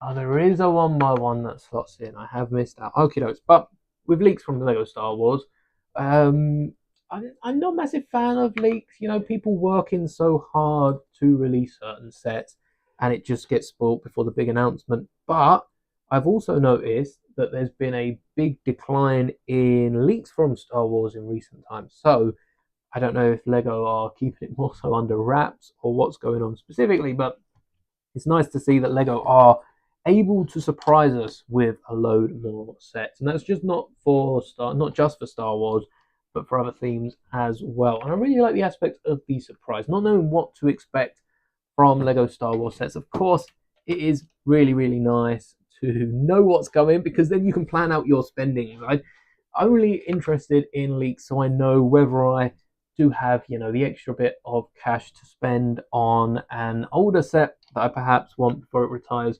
or if I should save that for a brand new expensive set coming. Because I'm not a completionist, but a lot of the Star Wars, as a fan of basically everything with a Star Wars name attached to it, it gets a lot. It gets expensive real fast trying to pick up all of the sets, because like this year we've already seen, if I was collecting Lego and getting all the minifigures, the 4+ set includes a brand new droid. I'd be picking that up. Ahsoka's Eater for Ahsoka, the Arc and Anakin and the droid, the Arc 170 for the clone pilots. I guess Grogu and Pram could be an easy miss, because you'd also get Grogu in that early set, and probably already have Grogu through other means. The MIDI scale ships, I guess you could pass on them as well. So it's getting a bit easier with all the display 18+ sets. If you are collecting minifigures, it is getting a little bit easier to do so, thanks to minifigures not being included in the MIDI scale ships. But yeah, I've never thought of it that way actually. Maybe Lego are making it a little easier for certain collectors, like minifigure collectors, for instance, by not including minifigures in every set. I'm sure there was actually, I'm not quite sure where this was, but I remember seeing posts of the giant wall of every Star Wars minifigure, and there are a few missing, but they got enough of them to say it was every minifigure on the same wall. And I remember the Visual Dictionary of 2012 having a very similar display in the back of it. and that is probably thousands, if not with some of the rare minifigures, that will go up to millions of pounds, dollars. Currency doesn't really matter at that price tag, just to collect one of each of the minifigures. So maybe there are some of you that are happy that minifigures aren't included in everything when it comes to Lego, but definitely would like to see at least one minifigure, maybe not an exclusive one. Re-release them later on. We've said this time and time with the Rex, for instance, on or in the UCS Venator. They could have re-released Rex and Yularen in cheaper sets and not taken away from the Venator. The Venator is a really, really good model. But including an exclusive minifigure, I think Lego are aware it's making a few more people pick up the set than usually would. But I still think the set would sell really, really well, even with or even without the exclusive minifigures. So it's interesting. We'll never fully understand what Lego do and why Lego do it, but we just sit back, enjoy the ride, and enjoy all the Lego sets that we're getting as well. So I can't remember what this container actually says on the side. We've got the Imperial logo on one end, and I think it says crate. Looking at it, CRA something E, crate makes sense. Pretty sure that's the T, but it does have little writing on the side, and I think that's the side I'll make visible just at the front of the Cantina down here. The binoculars, which we seem to get in a load of sets around this time, aren't as aren't small enough to fit in with everything else. I have forgot a handful of elements here, so give me while I just go back and fill in all the gaps that I've got. I have no idea where this piece is where it come from, where it's going. And oh yeah, these pieces were from earlier, so I didn't need to get them for spare. But we seem to have another one of these. There's no gaps around. Where is this brick from? All right. Well, it doesn't seem like we are actually missing a brick. So I'm going to continue, and if we need a brick, we know where to find it. Maybe that's from one of the next bags. We're now on to bag number 5. Just over an hour in, 2 bags down. How many bags do we have left? 1, 2, 3, 4, 5, 6, 7, 8, 9, 10 bags. So we're moving down into single digits already. I think that means there must have been 12 bags overall. Bag number 5. And again, nice small little bag. This is really just building up the walls. So whereas the previous bag, probably about the same height of the set, I wonder if Lego designers just go into studio, highlight the bottom of this previous bag, and then they move on to the next layer. But I wouldn't want to deal with trying to make instructions for anything of this size, let alone anything of this size, plus another one with the little bar in the middle. But yeah, Master Builder says we're overdue another one. So what could Lego give us for another Master Builders? Well, there's a few of the easier options. I think I'm going to throw out Canto Blight. Canto Blight? I think there's an L. Canto Blight I'm going to throw out early for a Master Builders series, because that's a set that they could throw in a lot of aliens. They can make it look really, really good and appeal to fans of the modular series, as well as, you know, fans of everything else. And a few sequel trilogy characters in there as well. Definitely get the horses in. That'd be a really nice Lego mold to get. And it also appeals to that sequel trilogy. We spoke recently, I made a short about a Kylo Ren as well. If they gave us like a Kylo Ren bust for sequel fans rather than just a helmet.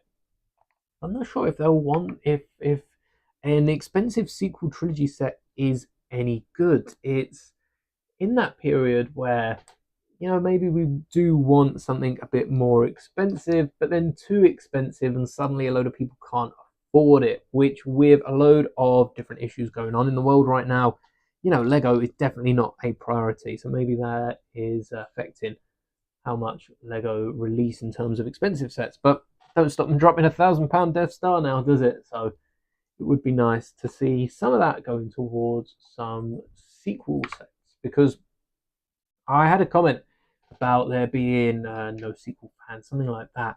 And I wouldn't necessarily say there are more sequel fans than, you know, prequel fans, original trilogy fans yet. Maybe in the future that will turn, but right now, I don't think merchandise is helping with, the sequel trilogies and how well they're going down in the community, because we're not getting a lot. We're getting a sour taste of what everyone remembers went wrong with the sequels, whereas we should be getting some Lego sets with really cool play features, really well designed minifigures, and some good memories of the sequels, rather than it just sort of bleeding out, especially because it's going to eventually make a return with the brand new Rey Skywalker movies. And I think that would do really well for the sequels. Clone Wars did well for the prequels, which weren't really appreciated, weren't handled too well after the prequels come out. And now look at them. The prequel trilogy are loved just as much, if not more, by some people than the original trilogy. So sequels definitely needs its Clone Wars. I think the Mandoverse could be building up to something like this, as well as having its own story. It would be intriguing to see what else we get, because I think if they rely on Mando too much to tell the story of the sequels, the cloning and everything else they've been explaining, then it could negatively affect that later on. So we'll have to wait out and see with that. But it's one of those things. Only time will tell. All right, this is a load of pieces here. 4x, 2x, another 4x, a 1.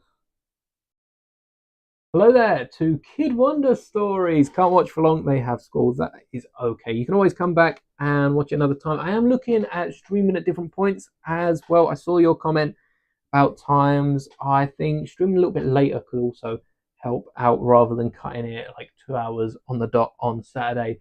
But I will be playing around for the next couple of streams, maybe switching up times. And like I said, Star Wars Celebration, end of April. I will be streaming on and off throughout the day, trying to capture, all the different audience that go live. Hello there, Charalampos Savidis. I'm going to get there one day. I'm going to just be able to roll that off the tongue. No problems about it. But yeah, that day is not this day. Apologies for that. But hello there and welcome to the stream. But yeah, with times of live streams here in the UK, I think we were talking about doing it. I think it was 9 o'clock here, which normally we go. I said it right. Yes, thank you for that. But with times of streams, I used to do, I think, like 10 a.m. on a Monday. Monday was never the right day to do it, but it was nice to test it out. And then on Saturdays has done really, really well so far. A ton of you have been joining the streams. Thursday, this is just a one-off. We won't be doing many Thursdays. It's because I'm actually busy this Saturday, so I won't be able to go live. Force is strong with me. I've got it today. We might not have got it with the Darth names. What were they? Earlier on, we were talking about Galaxy of Heroes. We had like Revan, Malak. We had, what was it? Oh, Nihilus, Trier, and Sion or Sion. That was the name I got stuck on. 4 letters. Maybe it was too short, but yeah, we're going to be playing around with stream times and when I go live. How are you? Hope you're all having a good day. Everyone watching this stream, and you just find out, I guess, a few years time we'll know. Hopefully we'll know by then what time's good for streaming, but still getting used to the reins at the minute. We're building, as you can see, the Mos Eisley Cantina for anyone that has joined. Anyone listening to this as well, more like podcast style, listening to me rambling, hello there, shout out to you, because like I said, this is going to be a very, very long one. I think they said 6 hours. By they, I don't know who said. Let me have a little look. Build time. So this is on Amazon. Oh, if you stay on the task with excitement as a master builder, it will only take 2 or 3 hours. Amazon.com. We've been going for an hour and a half, and we're not halfway through yet. It's taken a bit more than that. I think, it was Reddit that said 6 hours. But Amazon, 2-3 hours to build this set. I'm going to have to see some proof of that. I want a time lapse of a 2-3 hour build. If any of you can build this in 2-3 hours, that is really impressive. That's a skill in itself. But I posted, is it this week? Thursday, yesterday. Yes, I posted my first what if. All these streams have encouraged me to post what if videos again. bit different to how I was originally, but they are in a very similar style, less storytelling and more building. And I'm going to be playing around with that because that is really, really fun. And I've started making a story, or I've started, rebuilding a story. That's on the vein of rebuilding the galaxy, but started rebuilding one of my old what ifs to try and turn into a Lego set. And that was so much fun making that build, because if you didn't catch it yesterday, I can bring it out, have it on the desk as well if I can find it. It might be over here, but I rebuilt Jedi Bob Starfighter into, I guess it's into a Darth, I think I call him Darth Lan Starfighter. So Jedi Bob's Delta is mainly white, red, and grey. We built a red, black, dark grey version, which is like a Sith Darth Bob, and I'll definitely be doing that with more Lego sets, taking a set like the Cantina and building it into like a dark side temple or something like that. Would be really fun. But yeah, I had a load of fun. I might even make a little story for that, because Rebuild the Galaxy does have a new set coming out at the end of this year, and this has a load of pieces for it, and it'd be really interesting if they take it in a different way rather than just trying to continue the story. If we did get a season 2, chances are it's just, a set they couldn't bring out this year. But if we did get a season 2, it'd be really interesting to see which way they take with it, because it's a Star Wars what if at the end of the day. They really could do absolutely anything with Rebuild the Galaxy, and that's kind of what we saw in the first season. But I would like to see a little bit more in terms of where they take it next and what they can do with it, because potentially, we don't know the limit Star Wars have put on it, but potentially they've got unlimited power when it comes to the storytelling and what can be featured in Rebuild the Galaxy. So I would like to see a few more outlandish theories rather than the typical, it was really good, Rebuild the Galaxy, but it did feel a bit typical to Star Wars. I would love to see some really outlandish theory. We got Akbar clone troopers. There were some really good moments in that. I want them to really draw on that and give us a bit more of those style of theories.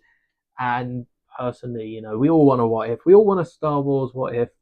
What if we got a Star Wars what if? There's a good video, but it's odd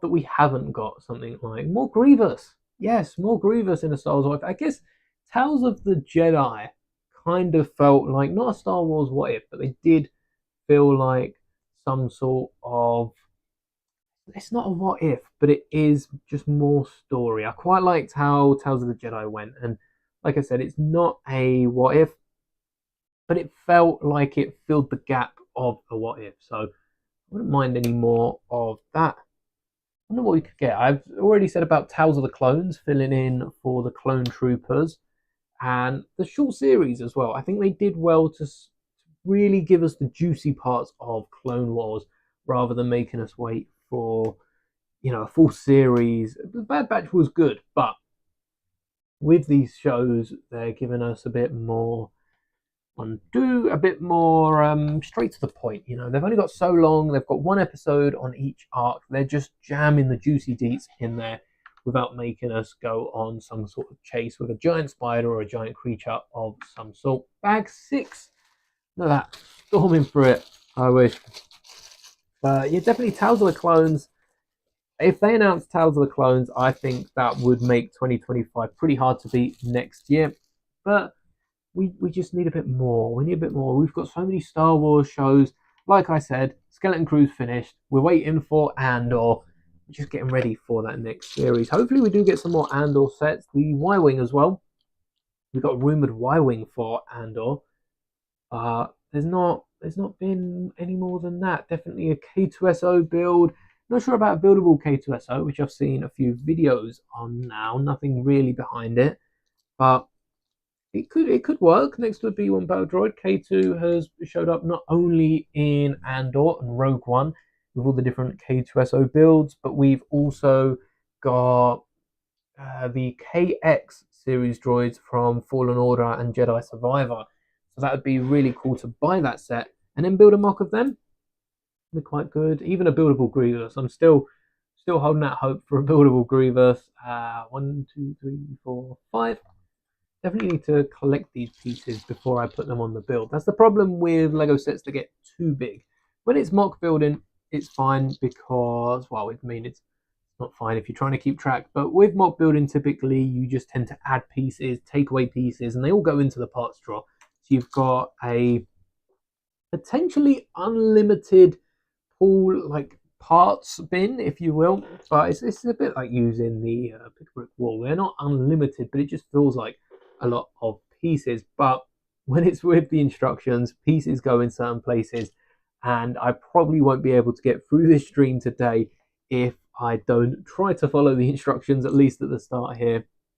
I should really be parting out each of the instructions and then adding them to the build, just so I can see what I am missing and what has been left behind.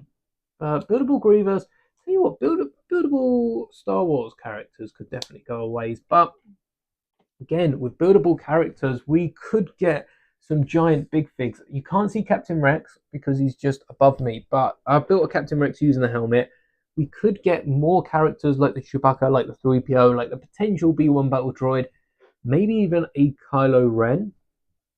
Kylo Ren does well. They can give us a Darth Vader, Boba, and everyone else they already has. And yeah, that would be a very nice, I guess it's another display. And there might be a few people opposed to, more display sets, and they'd rather have the sets be able to play with and play sets. But I really don't feel like display sets are taken away from display sets. It's just another avenue for even more sets to be made. I don't think we've had a record number of Lego Star Wars sets in the past few years, but I'm pretty confident in saying we've had a record number of Lego sets made in the past couple of years. And if Lego are making more Lego sets, there's really no qualms with that. The more Lego sets we get, the better, especially with some of the Ninjago sets, the Minecraft sets as well. There's definitely so many ways that those sets could be turned into Star Wars sets as well. That's what I want, actually. Creator sets for Star Wars. Creator 3-in-1s, but for Star Wars. Creator is really good because it isn't themed. We get robots that look like they're from Power Rangers. We also get a load of different sets. Instinct 245, good luck. Hello there, welcome to the stream, and thank you very much. This is going to be a long one today. But Creator 3-in-1s do really, really well because they aren't themed, because they stay away from any theme and just unrestricted. They can really do whatever they like. But we've got a few. I'm thinking of like that Power Ranger like robot that we got alongside the Power Ranger CMF minifigure, and there's a few that definitely look like they're inspired by something or other. And yeah, we could see a creator line of theme sets. That would be interesting to see. Star Wars 3-in-1s. Every set realistically is a 3-in-1, and any set that you get from Lego can be built in multiple different ways, but it does take quite some effort. Not everyone's going to be able just to look at a set and be able to build so many different versions of that set. So it would be nice if Lego lent a hand and release, even if they started recently posting a lot of images of mocks and alternate builds and modified sets to the website, the official Lego website, which is nice to see so many different models getting made. But a lot of them are more, they've combined Star Wars with botanical, as opposed to, look at this ship. That do I have an example around? Look at my Vader's TIE, for instance, not my one, because I'm posting it to YouTube, so they'd want to give credit to someone that perhaps just does this for fun, but post an image of someone's alternate build of a ship to the Lego website and just, give everyone else that little bit of, oh, this could be turned into that. A bit like when you go on Rubricable and you've got, I guess, again, bought up Rubricable, so it probably already exists, but it would be nice for Lego to give some different hints on the back of the box.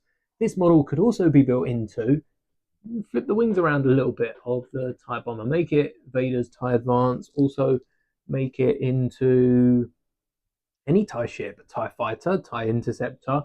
Most TIE ships, vessels, and otherwise could be built with one or two of any TIE set, even the Bomber. I'm pretty sure, looking at the bomber, it can be turned into a TIE fighter. I guess that one's pretty straightforward. Well, not to build, but pretty straightforward to see that a TIE can be turned into a TIE fighter. We can probably get every TIE fighter in 1.5 of any TIE fighter set, but something that Lego could add to the description and just let people know this could also be built into.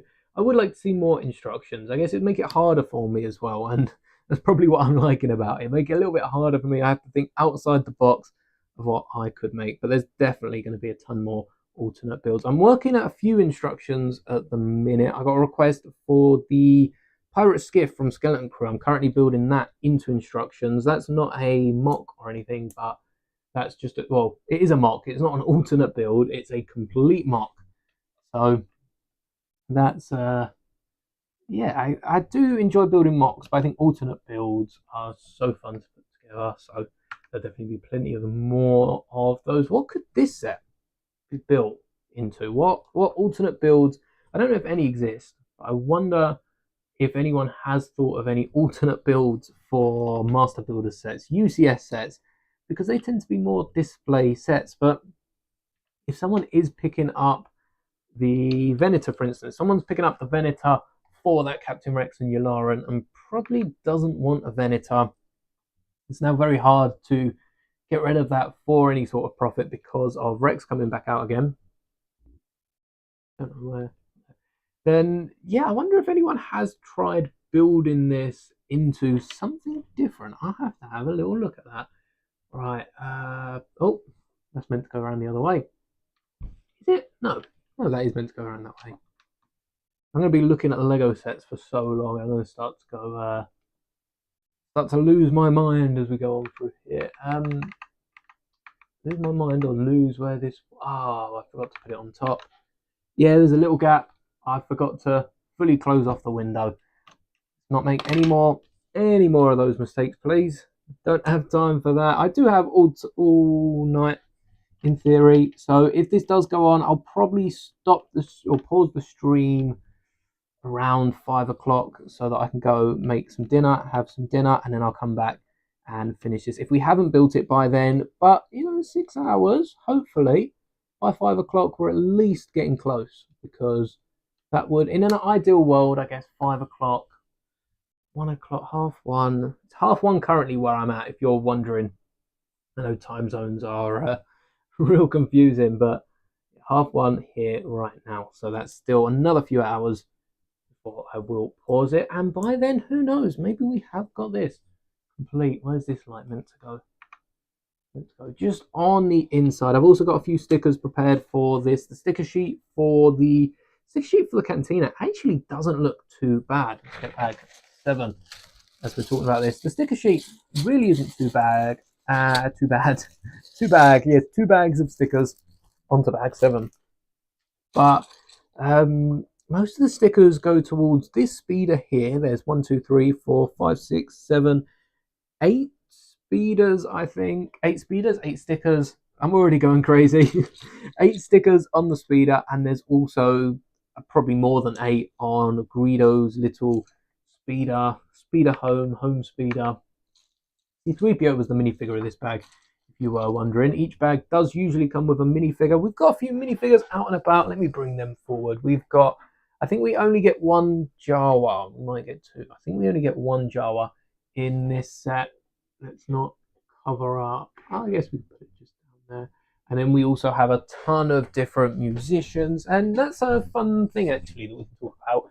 The no droids allowed in the Cantina, because the reason droids weren't allowed, and there's been quite a few different theories I've seen on the internet, so I really dug down into a hole. But the real reason droids weren't allowed in the Cantina was because of Figrin D'an and the modal nodes. Now, it's not exactly Figrin D'an has put in for droids not to be allowed in the Cantina, like no droids whilst we're performing. But it is tied in to the modal nodes performance, because there's I guess like with any universe that has music will have some sort of copyright through, or copyright protection acts that stop songs being played and stolen, in essence, similar to how we have different copyrights and that here which stop, you know, someone re-uploading this stream, for instance, and trying to monetize it. But in the Star Wars universe, droids weren't allowed in cantinas because of their recording capabilities, and it was because of bands like Figuring Down and the Modal Nodes that were performing in the cantinas meant droids couldn't come in, record it, and then play back unlimited potentially. R2-D2 we see in A New Hope. One of the first things is the projection of Leia, which he plays a handful of times, and he could do that with performances of Figuring Down and the Modal Nodes. So even though Wu-He himself had a dislike for the droids, remember, this is not his cantina, this is Chalmun's cantina, who was in fact a Wookiee situated in Mos Eisley. It's nothing to do with their personal interest in droids. There's a general Copyright Protection Act which stops droids from entering any place where they can record music, which is, I guess, a few different locations, like the clubs that we see on Coruscant. Droids wouldn't be allowed in there, and chances are the only droids, if any, that are allowed in there, perhaps serving droids and otherwise. We see in The Mandalorian, there's a droid serving in the cantina, but there's also no music playing, and R2-D2 on Jabba's skiff, when they have the band playing, and in Jabba's palace, has probably some sort of restraining bolt on him. To be fair, he doesn't. Maybe that is a little plot hole for Return of the Jedi. Return of the Jedi is full of them because Leia remembers her own mother, but it is interesting that droids weren't allowed in the cantina because of a copyright act. I do think that's I think that's so interesting that even Star Wars, something like Star Wars, has things like copyright acts, and yeah, it just, I guess, humanizes the universe just a little bit, but it is really interesting when you come across those. All right, 6, this is the way we got to do it. The numbers for this, I know the book was massive and would take up too much space on this desk, but the numbers for how many of each of these bricks we are going to need are just so small. I can't even see it on my monitor. My monitor is just that screen there, so it's not too far away. It might look like I'm just looking over into the distance, but yeah, it is. I've also switched up a few things actually with the stream. Forgot to say this at the start, but if you are listening this far in, perhaps it's something that will interest you. You'll notice that the Lego Fund has gone. Well, it hasn't gone. The Lego Fund is very much still around. So if you did want to donate and put some money towards a future live stream build here on the channel, I would appreciate it very much, and that will be adding up to the Lego Fund. But I've switched that out for a top donation at the bottom of the screen, rather than, you know, just counting the cash. I thought it'd be a bit better to, I guess, it'd be a bit better to highlight the person behind it and highlight who it was that donated it. I just feel like that's a bit better than having a little counter in the bottom, counting up all the money that we're getting towards future Lego sets. So I have swapped that out. That will be going forth. If you have a better idea, feel free to let me know. But I quite like the idea of having the top donator rather than just a, you know, like a money counter that counts all the funds. Right, another 2 pieces. Oh, dearie me. Good thing the parts behind me. This could have been fun if we were building this in a different room. But yeah, you've also noticed the image. I think I spoke about that at the top of the stream that I added to the front. And again, it's mainly for people on Twitch. I guess on YouTube, yeah, on YouTube, you see it in the thumbnail, you see it in the title. I will keep it up for the sake of this video because it works nicely. It covers a little bit of the Clone Wall, but thankfully that's mostly the Boba Fett side, so we're not missing out on too much. There are a few clones behind them, but I'm sure that'll be all right.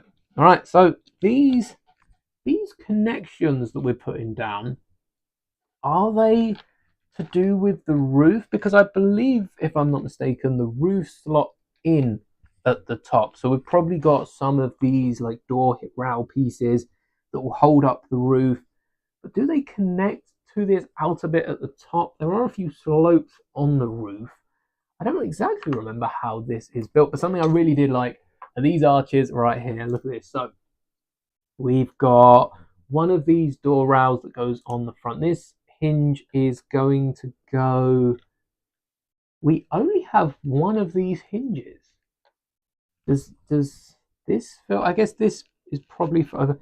I think we're probably going to need a second hinge. It might be in the next bag, but this rail door hinge piece here, which sticks out just 1.5 of a Lego plate, not even that to be fair, does hold up the roof. So maybe it does attach to that right hand side, and then it's just supported by this other side of the hinge. But these arches, I don't think have shown up in Harry Potter Hogwarts Castle. I think they were slightly smaller than this, but I've got so many of them from this set. And building this is also going to free up so many of my parts drawers for other elements. So many of them were overflowing purely with tan and dark tan elements that this has just freed up so much space and is going to make it a lot easier to sort.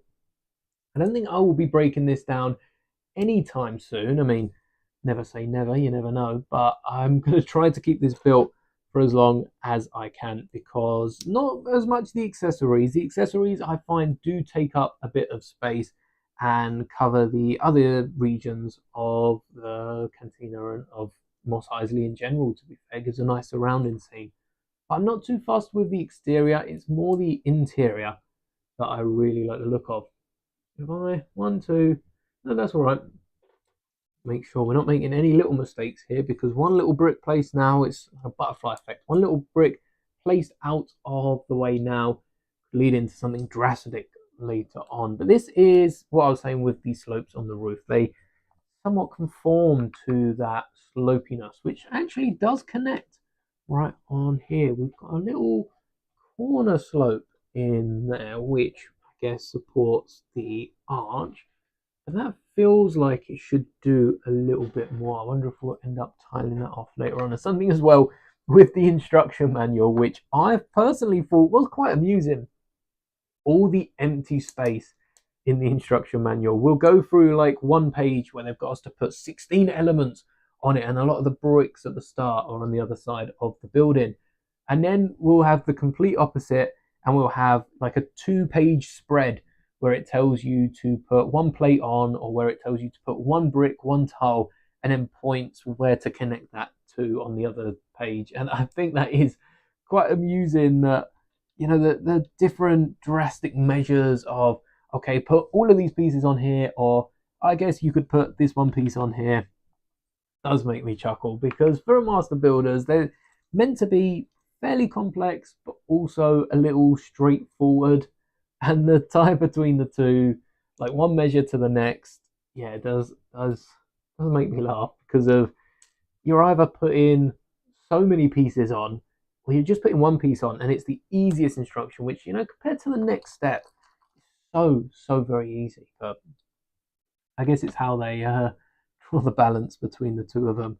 Like the odd little slopes, and something that you would have seen in my Tatooine Tower as well, in my Lego City, is the different slopes and combinations of not just slope elements and different angles, but also all the medium nougat, I think, pieces and the dark tan all over the walls. And I took this to a whole new level when I kind of took it to an extreme when I was doing the city, because there was, for every tan brick, it felt like there was a non-tan brick in the walls. But it's something that's done really well to still see it. It's a tan brick at the end of the day, but it's a tan brick that looks really, really cool. And it's because of those little bricks here and there, those little extras that just make it stand out of what is otherwise genuinely a tan brick. There's not really any other way to put it. It is a big brick of tan bricks, which is nice for any tan mock, like, I guess, like a Cantina. You could definitely build the littler one. There's been a few Cantina sets. I missed another piece. There's been a few Cantina sets in the history of Lego Star Wars, and I'm sure you could probably put together something that resembled one of the older sets, like the older play sets that come with Luke's land speeder, for instance, using this, but still have it master builders level. So if this doesn't survive, perhaps I will take it into my own hands and try and do something like that with it. But this hinge connection, let me spin this around so you can actually see what we're building here on the channel. Take a look at this. Where's it connect? Just up here 2 hinges to connect an arch at an angle, and they connect it to the top because that's the strongest connection. It's resting on 2 tiles. That's absolutely beautiful from Lego. I don't really know how else they could connect it. I guess they could connect it at the bottom. I have it on some like round bricks, but that is really, really cool. I've also got some extra pieces. I'm pretty certain these aren't meant to be extra, but at the same time, I don't know whereabouts these could be going. So these might be again for another set, I guess. We'll hack them with the other extra pieces. And now we're moving onto another massive bag. So first big bag took us an hour to do. Then we did like 3, 1, 2, 3, 4. I'm on a bag. 5 bags down, 7 bags to go. So we're coming up to halfway. This is our halfway bag. If we can get this done in the next 45 minutes, I think we'll have this finished in a few hours. But like I said, a few different, this is bag 8. A few different red, yellow, blue bricks. Gotta love it from Lego. The day we get a Lego Star Wars set that has some depth to it, has some hidden bricks, and doesn't include any range of color, red, pink, even the Acclimator has some bright colors actually. I think it's got a orange, pink plate, orange jumpers, and a few tan elements inside. And then of course all the bright colors I've used for the eaters to add on top as well.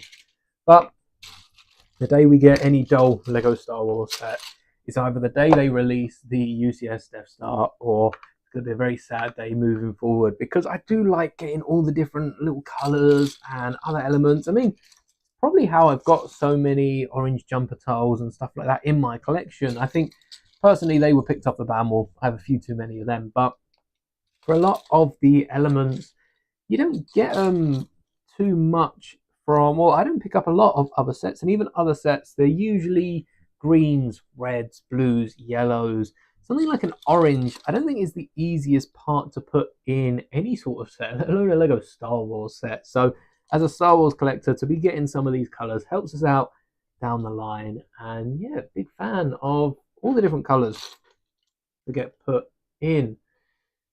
Oh, that's later on. Right, I seem to have skipped a step here. It's 1x4 that I need. And the 6, there's a load of these in the set. No, there isn't. This is shorter than that. This is a 6x10. 6x12 is what there's a load of, because there's a few of those coming up. I think there's probably a few 6x10s coming up as well. So there might be a load of both of them. But that is something I wouldn't do when building a mock. These little plates that stick out, and then you'll have something that well, actually, this is probably for the front side, which is here. Where is this going to be for? I think this is still for the front. This is more the entrance of the set. Oh, maybe it's maybe this is built so you've got the body of the set here. Maybe this builds out like this so that the other bit of the interior can build into it. We're going to have to build and see, but I would never interlock plates like this and have a sort of tooth and claw on the other side. I'd always make sure it's nice and flush, and then we could go about building out and in. And it isn't the most secure way, the way I'm explaining it, but it is the most satisfying when you're building. Yeah, this has got some clips. Maybe this is for the exterior. Maybe this isn't even for the interior of the model, because this seems to just be the sandy bit around the front. I don't remember exactly how this worked out. So this is a surprise for me, as well as anyone else that hasn't built the model before. And again, should have pulled these parts out instead of hunting for them, but at least I know these ones are here somewhere. I've got a ton of these 1x1 tiles in the entire build. 1, 2, 3, 4, 5, and the 1x2. I think that goes there. Yeah, this is definitely looking to be the exterior sandiness. Tatooine, big desert planet. So this is a great set if you're trying to get some of your sandy parts. I mean, so is the skiff with the Sarlacc in. That's got a big sandy base to it, and a lot cheaper to get than getting your hands on this. But a load of good parts. Like I said, used it for the city. Built a fair few different Tatooine mocks. Perhaps to go with this, we'll have to also build Kenobi's hut. Maybe that can be a future stream as well.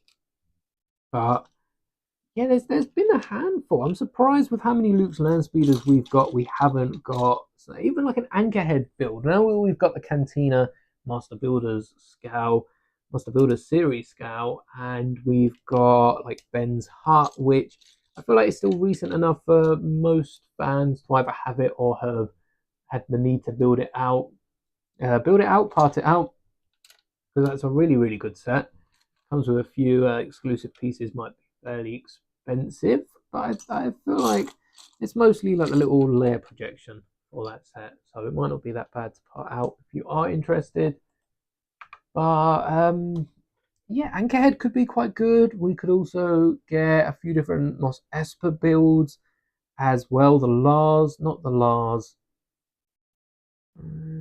Homestead, the Skywalker Homestead. That's what I'm trying to say. From episode 1, Anakin's house. Get a little young Anakin Shmi Skywalker with that set. A 3PO as well. I think I have a Shmi custom. I don't know if that's still built. So maybe we can see what pieces are left over from this, what we can break down from this.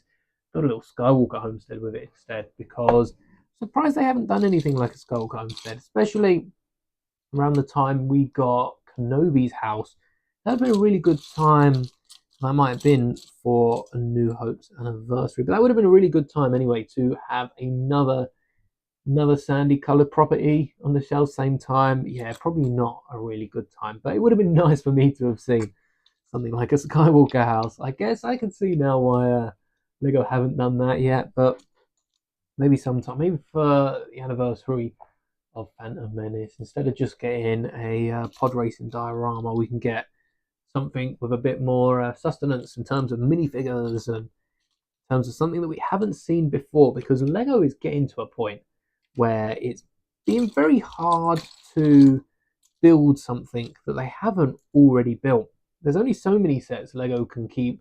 I mean, no, there's actually quite a few sets that Lego could just keep remaking and re-putting out there for us all to pick up, and I'm sure we're only a few years off another Luke's land speeder. I'm starting to miss the land speeders, I am, and I never thought that would happen, but there's only so many sets that Lego would want to put out and keep making more of. Turns out it was the entrance. I was right.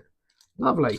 But we've got to be getting some more new sets. I guess with Skywalker Saga, they've kind of made everything in Lego from the Skywalker Saga, so it's good when we get like Ahsoka's Eater that perhaps hasn't been seen in Lego ever, possibly, because I think it only shows up for like 1 or 2 arcs in the Clone Wars. I think it only shows up for 1 arc. We get the 1 arc because we got Anakin with his slightly different yellow Eater, which I don't remember what happened to it, but I can almost confidently say it probably didn't survive the show. Just like every other Lego Star Wars ship, you're not a Skywalker if you haven't lost a hand. I wonder if the Wampa is a Skywalker. Grievous lost a few hands as well. You're not a Skywalker. Skywalker is just the name we give to everyone that's lost a hand now. Whenever they lose a hand, they are now a Skywalker. Going forth, what if everyone that lost a hand became a Skywalker? Maybe in losing the hand, because there's less physical matter to spread the Force ability to, perhaps they grow stronger in the Force, which is why the Skywalkers are like the center of everything that happens, goes right or wrong in the galaxy, because they've lost a hand. That's a fun theory. But yeah, everyone that loses a hand is a Skywalker, and everyone. I've forgotten the original point again. Oh no! But that would actually be quite an interesting point if there was. I still see Skywalker as more of a, I guess, like Rey's New Order. Perhaps it can be the Order of Skywalkers or something, rather than being Jedi, rather than being Sith. You know, leaving both of those behind, and like this One Piece, leaving both of those behind, and then starting off with something new, something more, something more. Rather than having Jedi and Sith, you've now got Skywalkers, and I guess my mind's straight away going towards Palpatine. Skywalkers versus Palpatines, but no, there's got to be something else. Maybe it's just Skywalkers. We're at a period of High Republic era likeness, where they've just got Skywalkers protecting the galaxy Thrawn comes in and is like, well, why is everyone a Skywalker now? Because if you weren't aware, the Chiss had Skywalkers. They were like really, really smart pilots. But the Chiss novels, the Thrawn trilogies, really, really fun if you're into the Star Wars books. But with Skywalkers, yeah, I feel like Skywalker should be the next, not Jedi, but the next something or other. The next, I guess the next Jedi, and not replacing the Jedi, because I'm sure we'll have Ahsoka's in a different universe. We've got Cal Kestis as well, who's, as far as we're around somewhere, as far as we're around, as far as we're aware, is around somewhere. That'll be interesting if Cal pops up at all during this new saga. But we do have a few characters spread out that could start their own Jedi orders, their Order of Skywalkers, their order, because Anakin was more than just a Jedi, which is kind of the point of the Skywalker saga. He wanted to do more, and I mean, he did it. He did a lot more than either side probably wanted, but not Jedi, not Sith, very balanced. Skywalker's dark deeds, Skywalker's not so dark deeds, Skywalker's darker deeds. And yeah, I feel like as far as naming conventions go, it would fit in with the rest of the Star Wars story if the next line of Force users was called Skywalkers. I feel like that would work quite well. If Rey can snatch the name up and use that, it'd make more sense, less for personal reasons, because, embrace the fact she's a Palpatine and don't let that name tarnish you. Though Bloodline, the Leia book, does have Leia troubled by the fact that she's the daughter of Darth Vader, and the galaxy finds out. And yeah, names are a little bit important, especially if you don't know the person. But yeah, I feel like that could have been an interesting take for Rey to come to terms with the fact that she is a Palpatine, and that doesn't really mean anything. It's a name, it's a name and a bit of blood. Doesn't really mean anything for what she will become. So she take that and then run with it. Go save the galaxy as a Palpatine, and then switch up the meaning of that name. I guess it's a bit hard. Palpatine being a dictator that killed like most of the galaxy isn't the easiest thing to do, but it would be very, very fun to watch. And no matter what comes out, I think it'll be very, very fun to watch. But it would be, it'd be exciting if they did manage to turn the name Skywalker into some like Jedi. We hear Jedi and it's like saviors of the galaxy. So if we heard Skywalkers and then a similar force or a similar power behind the name Skywalker, because at the minute we've got Anakin, we've got Luke, and we've got Rey, because Leia's Organa turned Solo. Skywalker, we had Shmi beforehand, not really a known figure, so we've got Anakin Skywalker and Luke Skywalker, and that's sort of it in terms of family. And even then, no one probably is much aware that, I guess if they know that Leia is Vader's daughter, they'll know that Luke's Vader's son, but no one's really aware of that family connection between Anakin and Luke Skywalker. Yeah, there's a few in the Rebels, but in terms of the wider galaxy, not many people probably put that together. There's so many celebrities right now in our world, outside of Star Wars for a second. We'll go back shortly, don't worry, but outside of Star Wars for a second, there's so many celebrities that share a name and are just no relation to each other. So surely the Star Wars universe, there'll be a ton of different Skywalkers. The Chiss use it as more of a job title.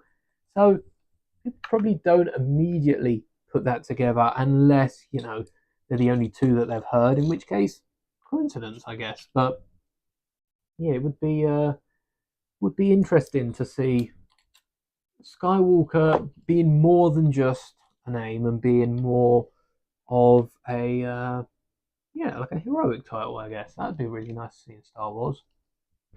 It'd be half bad. So with the sandy part, they've sort of Mills plated it, and I guess to an extent they have, because there is a little Technic brick in here which connects to the other side, and that's what closes it up real nicely. Don't know about the legality of it opening and closing over time. I think that'll probably snap the Technic brick over time, over a long period of time, but Seems to be all right.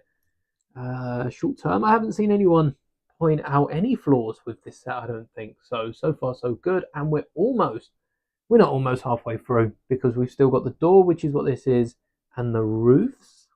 I don't see any of the parts from the roofs, so I guess there's another bag into this side.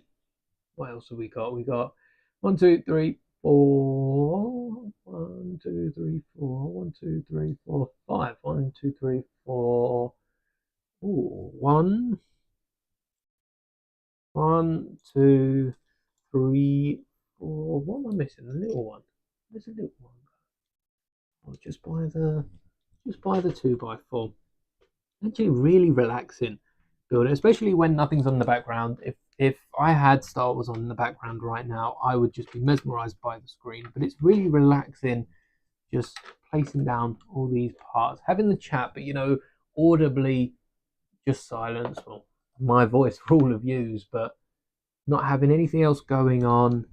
Just being able to, maybe we need some calm music. If anyone knows any royalty-free music we can whack on for the next one, definitely let me know. Have some nice like wind sounds or something in the background.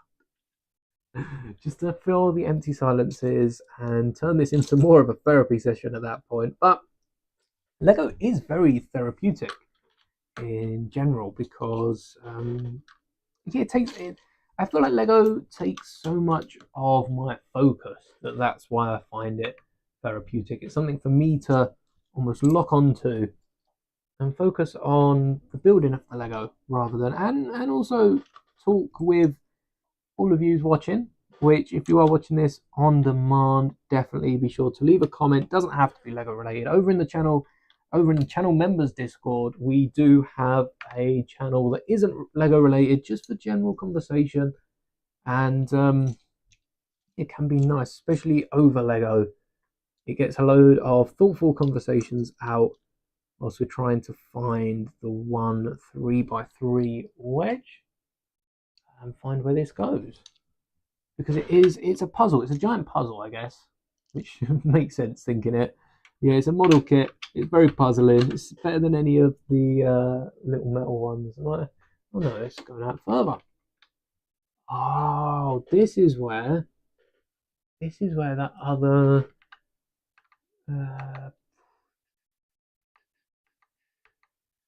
where is it? Right, I'm going to trust that this is where one of the 1x2s. I think we just had one. I'm going to trust that this goes down here. Put brick on top. And then, yes, the last 2x3 just in this corner. I don't remember how exactly the corners connect. Because we do have a little indent here for them to sort of latch into, one of the corners to latch into the other. I don't know exactly.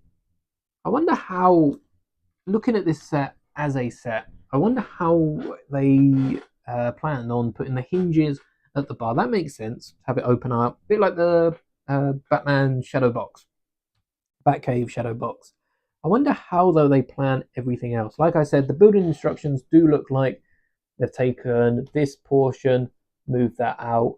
They've built this in layers clearly, so you've got the roof and the top as the last thing going on. Then you've got the bottom to start off with. But I wonder how Lego designers decide when to start, when to stop. The amount of testing that these Lego sets must have as master builders and UCS. No wonder why we only get like one of these a year compared to model kits, which I don't want to say easier to put together. Obviously, they require different skills, but definitely there is an aspect of the fact that they could just make up a brand new element purely for that one model and never use it again, compared to Lego, who tend to stick to pieces they've got. A little bit harder to do. No, we can't have another piece we're missing. Oh, we don't. Put this on the wrong way. Oh, my bad. This is actually our first sticker of the set. So we are now 2 hours into building, and we've come across our first stickers in the set. I believe there's 2 stickers. There's sticker number 8 and 9. I don't have the sticker sheet though. I do have my book on hand, so we can be putting the stickers directly on.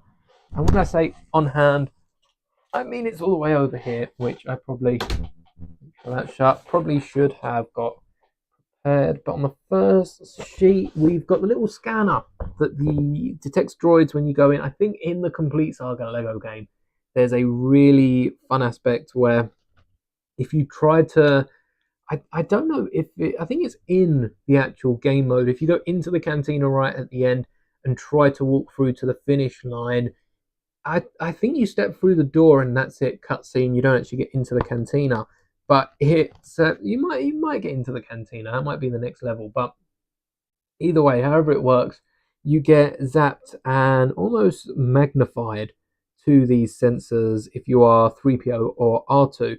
And that's a really, really fun play feature. Obviously, this one does not have any sort of magnet in.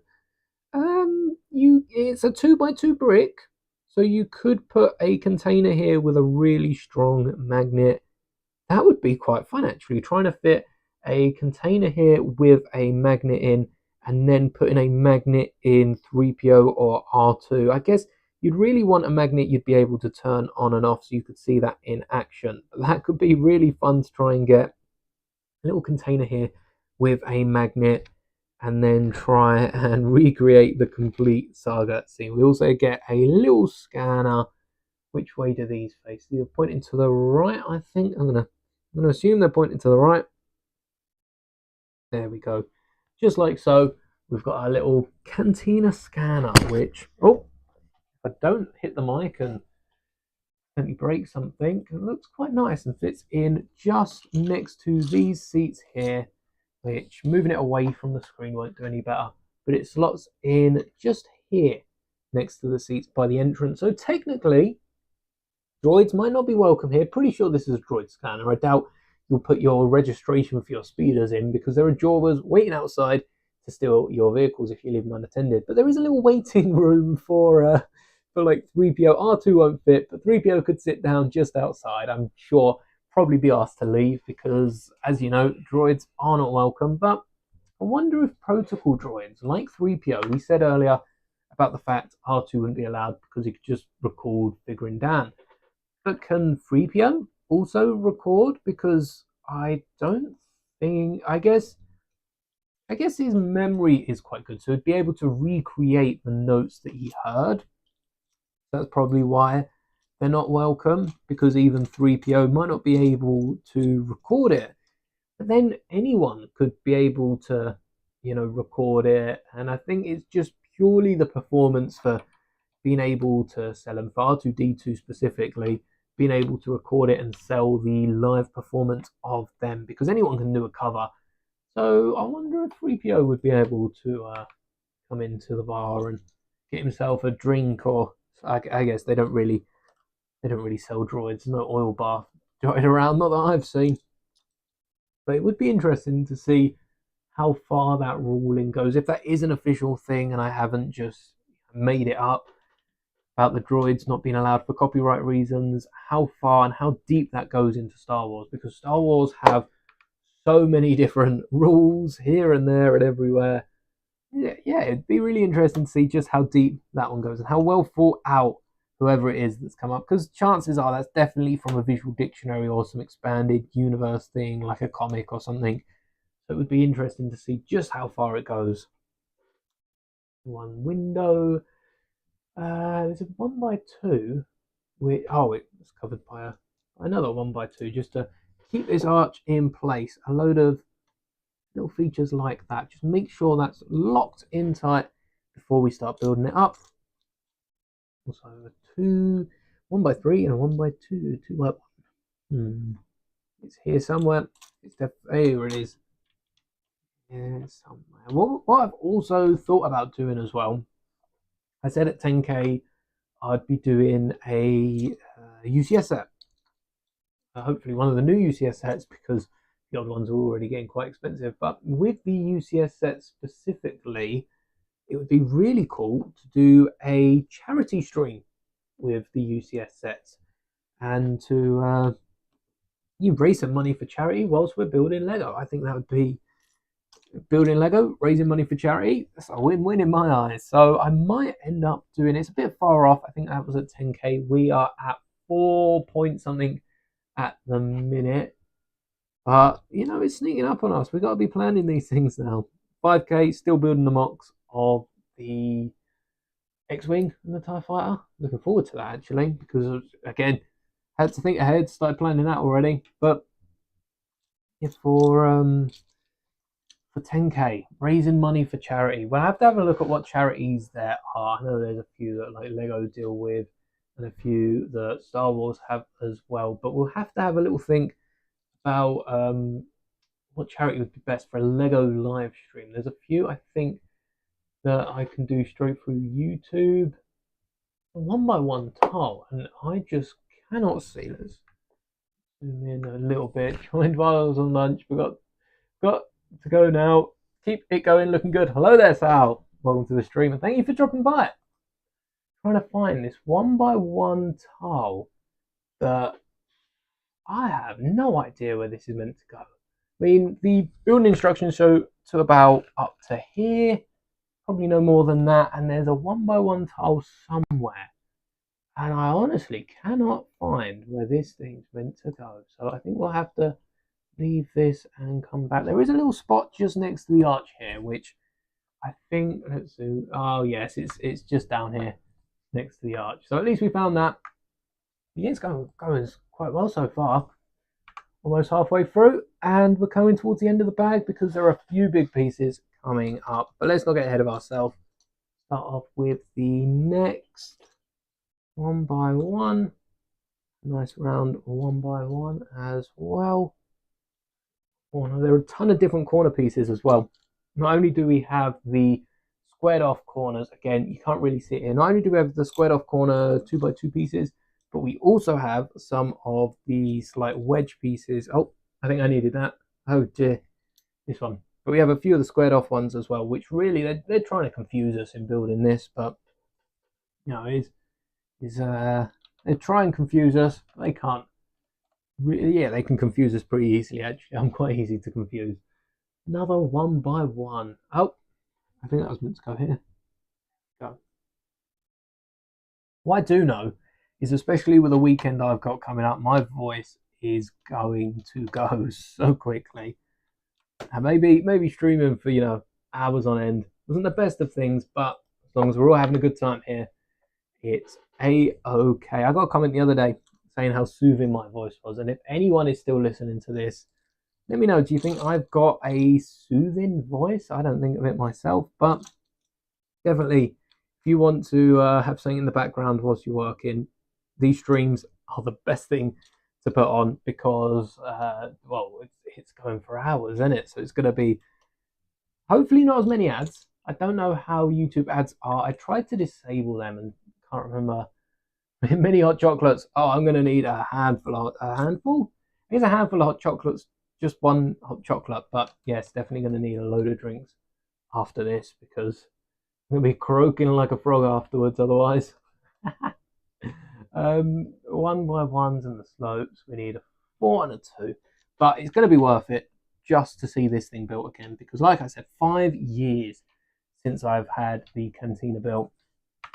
Been a while. It's been quite a while. I mean, 5 years since 5 years. It's been just over 5 years since Rise of Skywalker. What else has happened in the last 5 years? I can't remember what's happened in the last 5 years. A lot. Too much. 5 years ago was lockdown, which I know. Careful what I say around this. Don't want YouTube just to axe this stream, but yeah, that was crazy times. Very, very different to now. Most Lego stores were probably closed actually around this time. So that's an interesting thought. How long ago that was? Not long enough, but you know, it's getting there.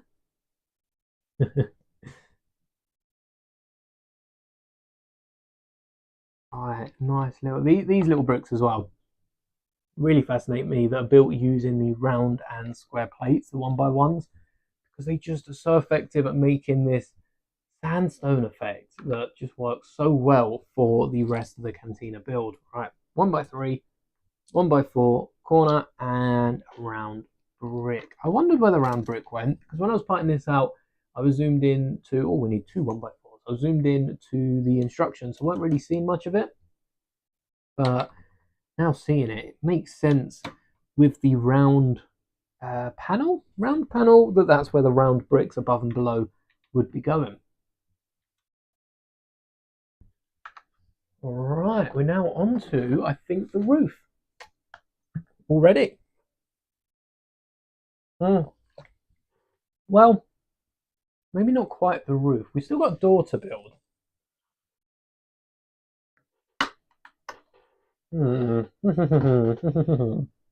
I think the door might be built with the actual door inside of it. I can't say I remember how the door gets built. Let me move this, bring my keyboard. Little shuffle around midstream doesn't hurt. At some point I will have to switch over my microphones as well. I haven't forgot about that. Yeah, it's one of the first streams that we ended up streaming for like 4 hours and the mic just cut out 3 hours in. Thankfully, always come prepared with a second mic. I'm looking at upgrading it. Might as well talk about it on this stream. There's not really an opportunity to get it into the videos, but I am looking at upgrading my mic, and DJI have a few really good mics.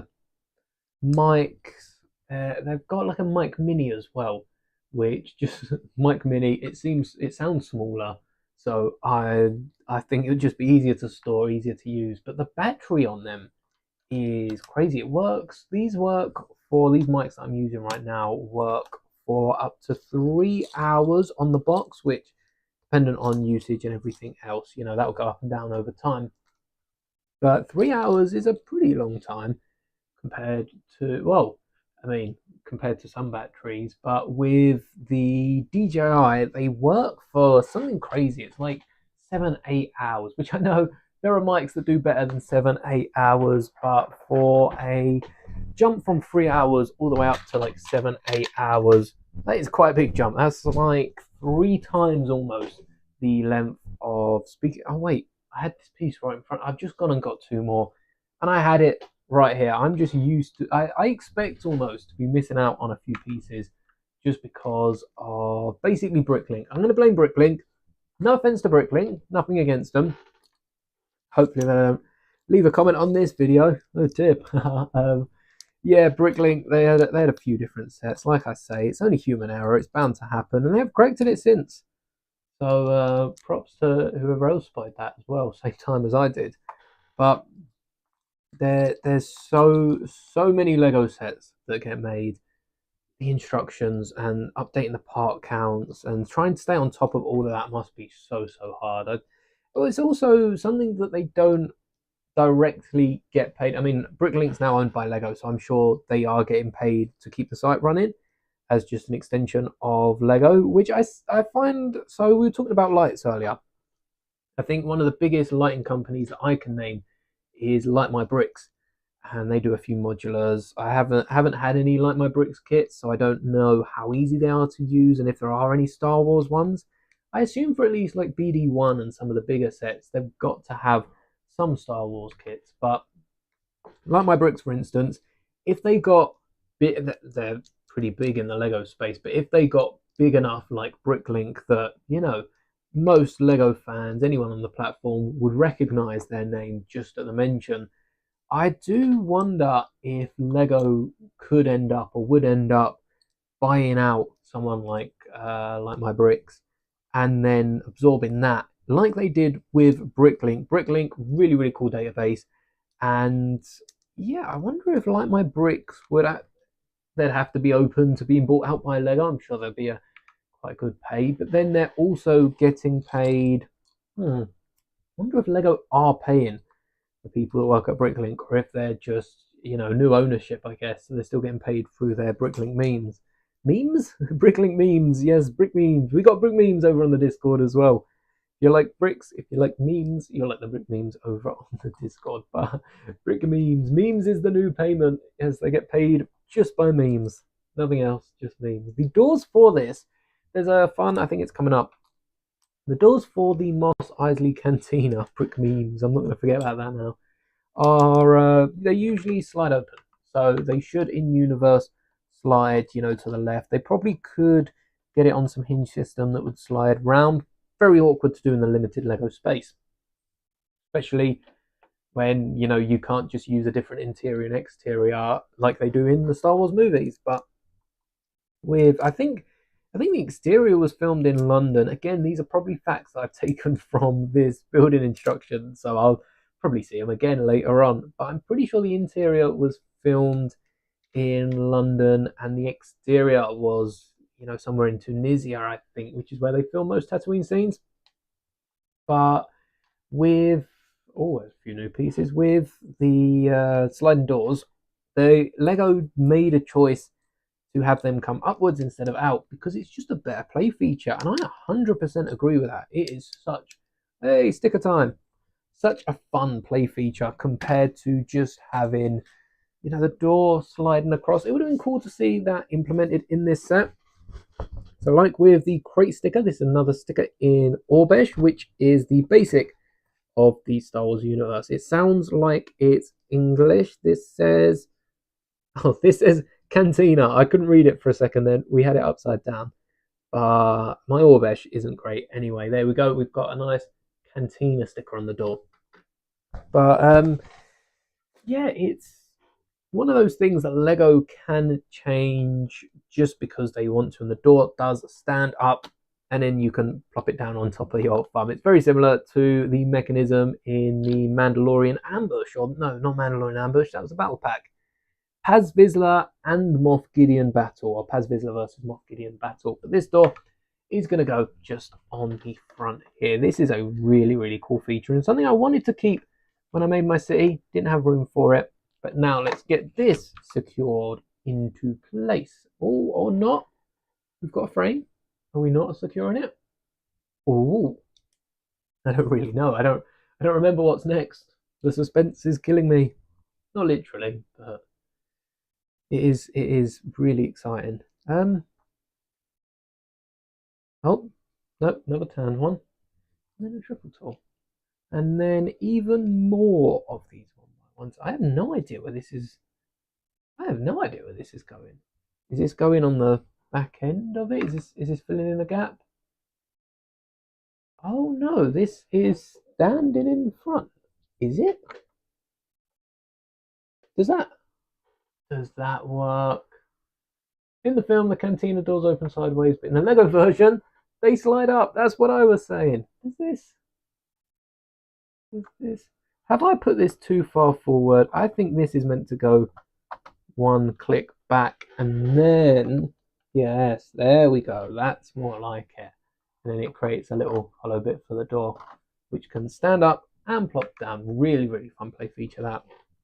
Definitely something. Even with a Master Builders, I mean, there's quite a few play features in this entire build. But even with a Master Builders series, so I keep going to say UCS. I don't know why, but even with this kind of set, there are so many fun features in it. And yeah, you don't expect anything different with Lego, do you? Full of fun play features. No, this doesn't seem to be adding up.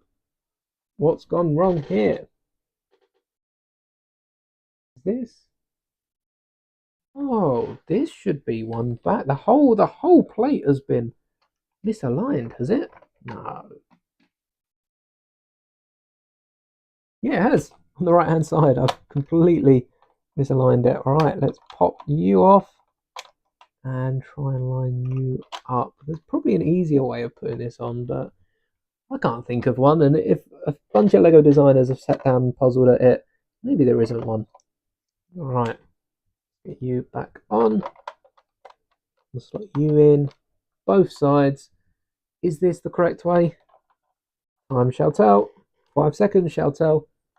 I like how they've used snot bricks as well to keep the rest of the door in line, because that's something that's used all over Star Wars, and to get those little angles, myself having built a ton of different out of system builds, it really is so easy to use and so helpful for the easiest of builds. All right, so are we tiling off?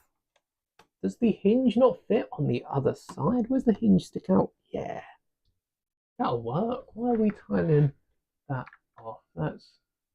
Hello there, never too old for Lego. I'm completely ignoring chat. I do apologise for that. We're making good progress. I'm good, thank you. How are you doing? And if you are watching and haven't popped up in chat, feel free to do so. You don't have to. Not gonna pressure anyone to comment, but it is nice seeing how many of you are watching along with these streams. I didn't think this would confuse me as much as it did. I remember putting this together and feeling proper chuffed with myself after building it, and I think I know why. I think it's because it took me so long to try and find out where all the pieces went. Right. Where are we looking for? This is quite a big tile that I seem to have got from the other step. Oh, okay. We don't have any one by ones. Right, again, I'll just add them to that pile. Maybe at some points I have been adding the a few random elements. Where's the 1 by 2? Just over here. Right, I think that brings us on to the next bag. So far, we've been getting a fair amount of, little elements per each bag. I don't know where these pieces are coming from, but it must be as I've been building, because this is basically half the cantina. Like I said, I'm pretty sure the next part is the roofs for it, the dome. That will be a key giveaway, actually, what bag the dome comes in, and then the rest of the arch right at the front here. As long as we haven't skipped a piece, but bag number 9, do we have a dome? One way to find out. Let's not look, no sneak peek. Hey, bag number 9, and it does indeed have the dome element, which will go about here for the roof. So, on to bag number 9, which includes Dr. Everson and Ponda Baba. Very good minifigures, very good minifigures. And as you can see, they're both down here. This is actually a brand new display that I am currently working on. There will be a video out in a couple of days for the display behind me. Black and orange matches up with the rest of the display and fits so many more minifigures on it. Like I said, there'll be an in-depth look, and yeah, it's really cool. It holds 14 instead of 12. Try not to give too much information away, but yeah, there will be a video up on that shortly. But Ponda Baba, Dr. Everson, all the minifigures in this cantina. There were a few more we could have got, but would we wanted to have paid the price for more minifigures? No, £320 was way more than enough for me, and then it went up, and cost even more, which I think any more than 320 probably would have scared me away from the set, but thankfully I'd already picked it up by then, and yeah, quite a good deal. Quite a good price. Couldn't say a good deal, but yeah, it was quite £320 for this set. I think, given it was roughly the same price, I think, as the Cloud City, which is probably why it then went up in price. Yeah, quite a good price for all the pieces in the set. Everything you get in minifigures as well. I know minifigures is quite a big grab for most people, but even if you got rid of the minifigures, you're looking at the full cantina here. 99%, the full scene cantina. There's a little bit of Chalmers, well, I think it's actually stairs going down underneath the cantina that we're not getting in this. So, yeah, it's a bit like Ben Kenobi's hut. It's not just the hut on top, there were stairs going down into another bit. But stairs in a Lego set going down into the desk, not the most exciting thing. And for Lego, I guess, probably a waste of parts that they could put to more cool door mechanisms and little bits like that. So yeah, very thoughtful if that was the case, but we are missing that little bit. But besides that, it's the rest of Chalmers Cantina. What we got here? We got 1x3 and this one. Do it. All right. This is very oddly shaped. Oh, because it just bridges. Like bridges the gap between the two. Look at that. And then we have the little light. I remember this. Yes, this has the little light piece. Hanging off it. It's got a little brown dome. I think. Yeah, that's the next step. All right. ton of different lightsaber elements in here. We've got the silver, we've got the grey, sorry, on the exterior. We've got the silver shiny ones in the bar, two colours.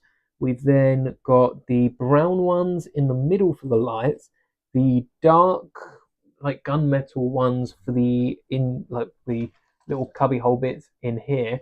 And then we've got our fifth colour, which is this dark brown, which has a little light on it, which hangs just from the top of the entrance, just above the entrance, so that you can see all the droids that aren't meant to be here, all the droids that aren't welcome in the cantina.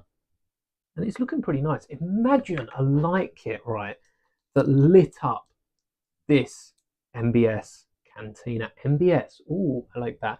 But imagine a light kit that lit up every single little light. If that exists, please do tag me. Let me know where it is. It probably costs a lot of money, and I probably will not be picking it up. But I would just love to see if a light kit exists for the Master Builders Cantina. I think that would look awesome. That really would. I use that word a lot, and I feel like the more I use it, the more it's probably going to wear off. But it would be awesome getting this thing lit up, all the different bits, perhaps even some on the bar. There's no real lights on the bar, but all the different juices that seem to glow when we're watching Star Wars. It would be really, really cool to see that lit up. And here we are, the connector for the bulb on top. The bulb, the little bowl, I guess, little rooftop for the top of the cantina. A few studs to connect that to the rest of the build. There's also towards the end, I'm going to put that on now. I'm getting a bit excited here, but that's going straight on. Towards the end of the model, yeah, it doesn't seem to be a problem. There's also a little cover for the cantina. I'm going to be honest, I broke that down within like a week of having this thing built. I'm definitely not rebuilding that. I wasn't a fan of it. I mean, no, nothing really against it. I just didn't have anything for the, I don't know exactly what it was. It seemed like a roof, which would be very hard to build for something like this.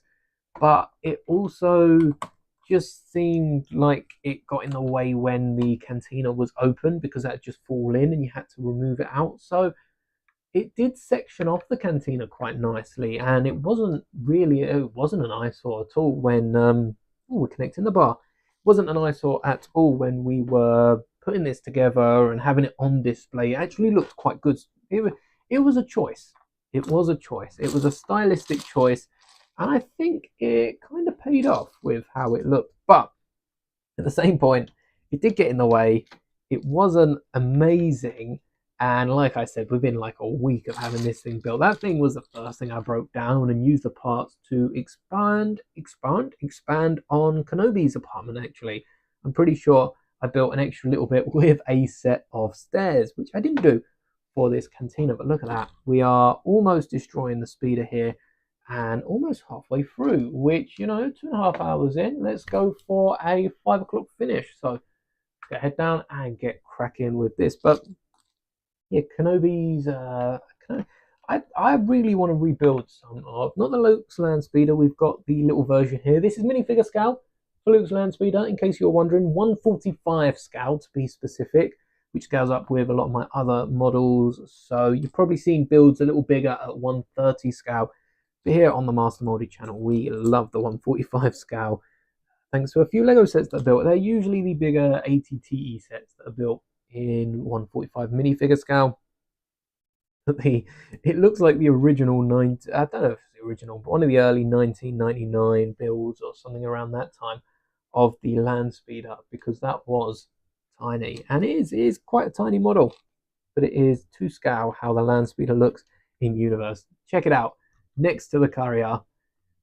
It is a tiny build, so it might not be for everyone. That's why some people like the 130 scale, and I do agree with most that the best scale is a mix between the two. I think if you don't want to dedicate yourself to one scale and it's purely displaying them, the reason I pick a scale and stick with it is so that I can compare the sizes of each of the ships, just like with the speeders in front of you.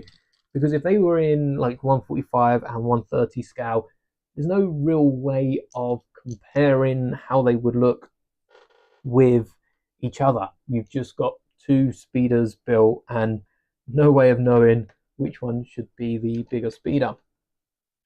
I think it's really funny when you get models like that, and the land speeder's just ditchy compared to everything else. The Lars family would have had a speeder pretty much identical to this. This was their family going out speeder, and then Luke got the small land speeder, which I guess was for smaller outings. It's like having a family car for trips compared to just the one you drive to work in.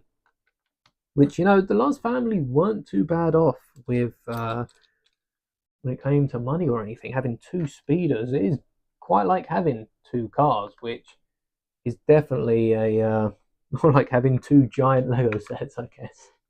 We've only got one here so far, but very soon there'll be another. It is like, I mean, some Lego sets, if the Death Star does come out and is like a grand for it, it is that is rent for most people. It's not bad rent, but it is rent. Month's rent, maybe even more if you've got a really good deal. So yeah, it's getting hard to buy Lego sets, but we're not going to stop, are we? We're still going to be spending the money on Lego sets. Just hopefully we can afford rent too. This is another thing I like about the sidetrack off rent. Something that I like about this build, the little accessories that they have dotted around with all the wheels. On the other side, I think there's something similar with a Technic, almost gear-like mechanism of sorts.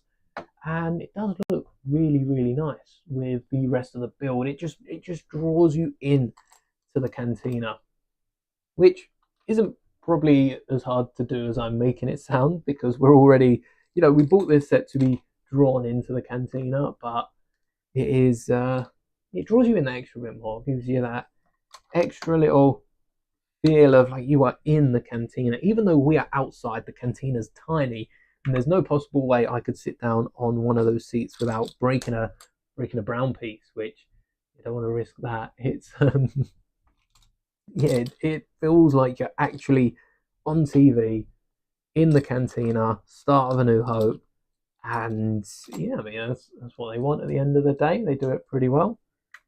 Right, one up and bridge the gap there.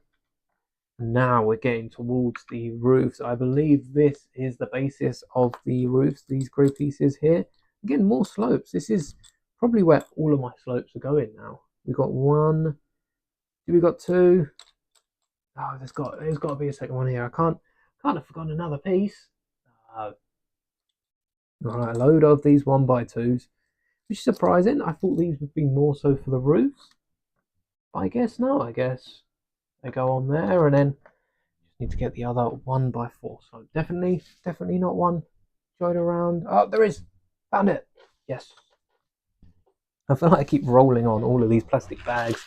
I should probably have moved a bit away from the camera whilst I was recording, but right, roof time. No, almost roof time. We're getting there. Two of these. I think after this is when we start building the roofs, but again, a little bit of detail, nice little golden accent in the middle. Wouldn't see that in the Cantina. That'd definitely be nicked. A bit like a I don't know. I guess there's a lot of smoking in Star Wars. It'd be a bit like if they put an ashtray on the table of the Cantina. Definitely getting nicked by some of the either scum and villainy that meet up here. Have a nice little meal. Definitely what they meet up for. Right, now we're on to roof number one. And again, this is another thing that I bring up quite frequently with Lego Star Wars sets, Lego sets in general. They could have us build double of this roof and have us put the same thing down. But of course, they're going to make us go for it, change it ever so slightly so that not only building experience wise, we're not building the same thing. We built two of this top part. Look at that. Look at that cross section of the Cantina. But we built two of these. And besides that, I can't remember. There's definitely been a few different smaller builds, like two pieces that have gone together a few times throughout it, and like the smaller bricks. But besides that double piece that we've just built, I can't think of another two pieces that we've had to put together in a very similar way. So, I mean, they've done really well at keeping those hidden if they have needed to. This is the first roof go above this section here. Yeah, the studs that I was talking about earlier do act as holders, little studs, I guess, to hold on the roofs, and then they rest on the other side. So to switch it up, rather than going with a 1x8, we now have a 1x6, and the 1x2 is just slightly further in than before, and it switches up a bit more on the other side, but little bits like that, you know, just keep the build refreshing, keep it keep us on our toes as well, almost, because you never know. You can't plan ahead with some of these bigger builds, because, you know, I could try to build all these roofs, but I could guarantee that at least something would go wrong in the process. Ooh, do I not have another 1x6? Maybe that's what this one was for, because I did have one earlier on, so we'll nab that from earlier on and hope I don't find another missing piece anywhere else. And then the corner roof is very, very different, of course it is, to the other two. Let's put this on there, get the instructions up. It would be fun to try and build something like this without instructions. We would be here for a lot longer than we already are, so not that it's a race or anything, but you know, we don't want to be here forever. I'm sure even YouTube has a limit to streaming. I wonder if YouTube does have a limit how long we can keep going. If I just keep this on, I know there are some streamers out there that have streamathons and go for a few days, but I also know most of that's on Twitch, so I don't know if YouTube itself actually has a limit. As we aren't streaming on Twitch today because for some reason it's still not off the ground. In fact, I actually have Twitch play. I have my last stream playing in the background. All right, it was playing. That was before it stopped, because we've been going past 2 hours now. But let's stop that. Make sure that can't be heard. Imagine this whole stream so far. You just got me talking from last week. That would have been not good whatsoever. But for the corner roof, you can see we've got a few odd shapes around, and I will admit it's a little odder than I thought it would be, because we have some tiles hanging over the. Oh, we don't have tiles hanging over the edge. We had tiles hanging over the edge until I said we did, and then Lego were like, "Yeah, we should probably patch that up. Let's get on that." And yeah, it's patched up now. Wow, look at that. But we've got a slight different top bit to this. Let's make sure we're not getting to fill any other little bit. I can guarantee this piece right here is probably going to be the spare element, and we'll probably even need it later on in this build. But there we go, the final roof matching that very awkward size of the last apartment. They're not apartments, they could be apartments. Rent it out, turn the cantina into a flat. What a modular building that would look like. But we are now, that's one spare piece, and on to the other side with bag 10. So we've got 5 bags left to go, about 2.5 hours left until the soonest that the bag 10. The soonest that this, I don't know why I keep saying this, the quickest that this stream will go. I'll be going for another 2 hours whether I finish this or not. And dependent how much we get done, I could go live and build, and we'll go through all of the other things later on. But this looks to be a lot of chairs, so it seems to be very. Oh, look at that, Figuring Dan and the Modal Nodes. What I have to say, the official name of the Orbith Cantina band is Figuring Dan and the Modal Nodes. Figuring Dan's the leader, and the other members include more names, as if the Sith earlier weren't enough. Figuring Dan is the leader, and the other members include Nalan Chill, Doik. I'm gonna have to zoom in. Give me 1 second. There we go. And the other members include Nalan Chill, Doik Nuts. Doik Nuts. Sounds like something that like chat would try to get me to say. No context. Tedden Dahai, Tech Moore, Ichabel Gaunt, not Gonk, Gaunt, and Sunil Ide. Their biggest hit is Mad About Me. Thankfully, that was a bit easier to say when translated to basic. What is it not translated to basic? What is Mad About Me not? I guess Mad About Me, that's not the Cantina song, is it? Is that Mad About Me? I don't think that one has any lyrics. Why is it not? Why is it not? Oh, I've zoomed in too much. Oh, no. Messed up the instructions. There we go. Mad about me.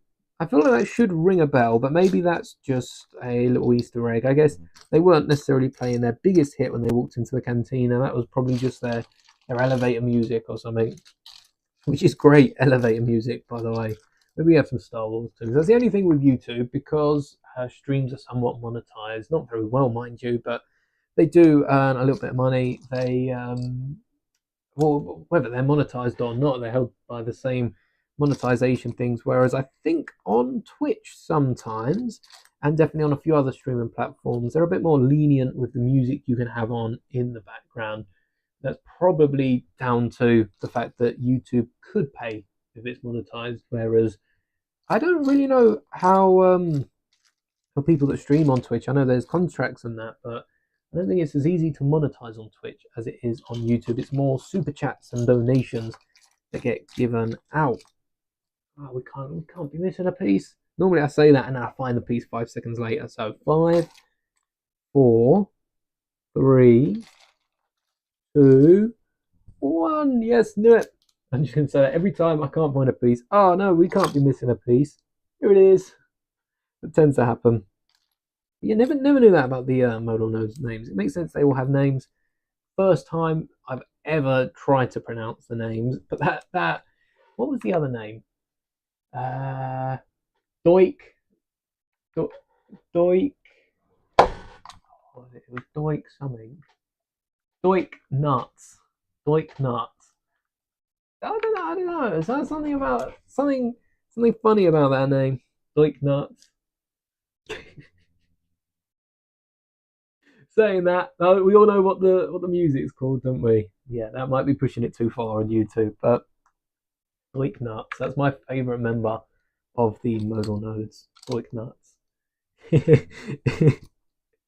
slowly, this stream is just going to be me spiraling down here. We had, I can't remember what it was earlier. Oh no, now we've got Doik nuts.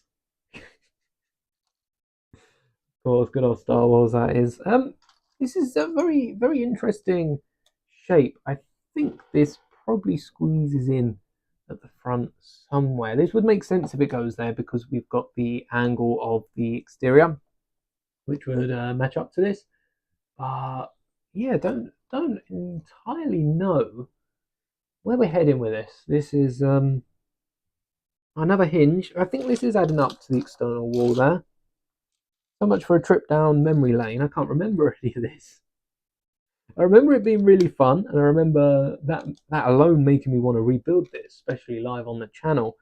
But yeah, I genuinely don't have much recollection of building this set. I remember building it. I remember having a lot of fun. It's odd what memories stick with you, because clearly I had enough fun to keep it around and not want to, like, well, if I didn't have fun building this, I probably would have sold it for a bit of my money back with minifigures. But this was a really, really fun set at the time.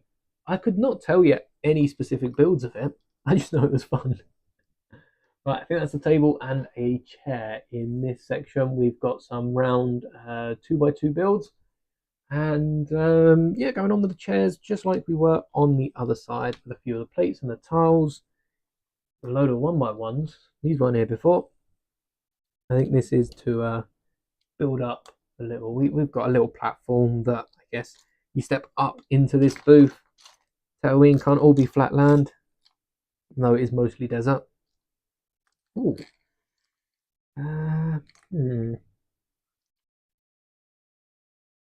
Oh no, we can't be missing this piece again, can we?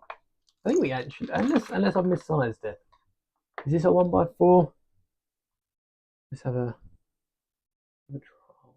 Where, so this sticks out here. Oh, this is on another 1x2 as well. Oh, yes, it is a 1x4. I'm trying to squeeze a 1x3 into a 1x2 spot. That's not good. There we go. All right. 1, 2, 3. I think that's everything for this step. And then we've got a few more bricks to build up the exterior. Even though we need another little platform. Even though this is quite a repetitive build, you don't notice it when you are building, because maybe that's why they've squeezed all the other bricks in between, because you're building, you're putting down so many different bricks and blocks and different patterns.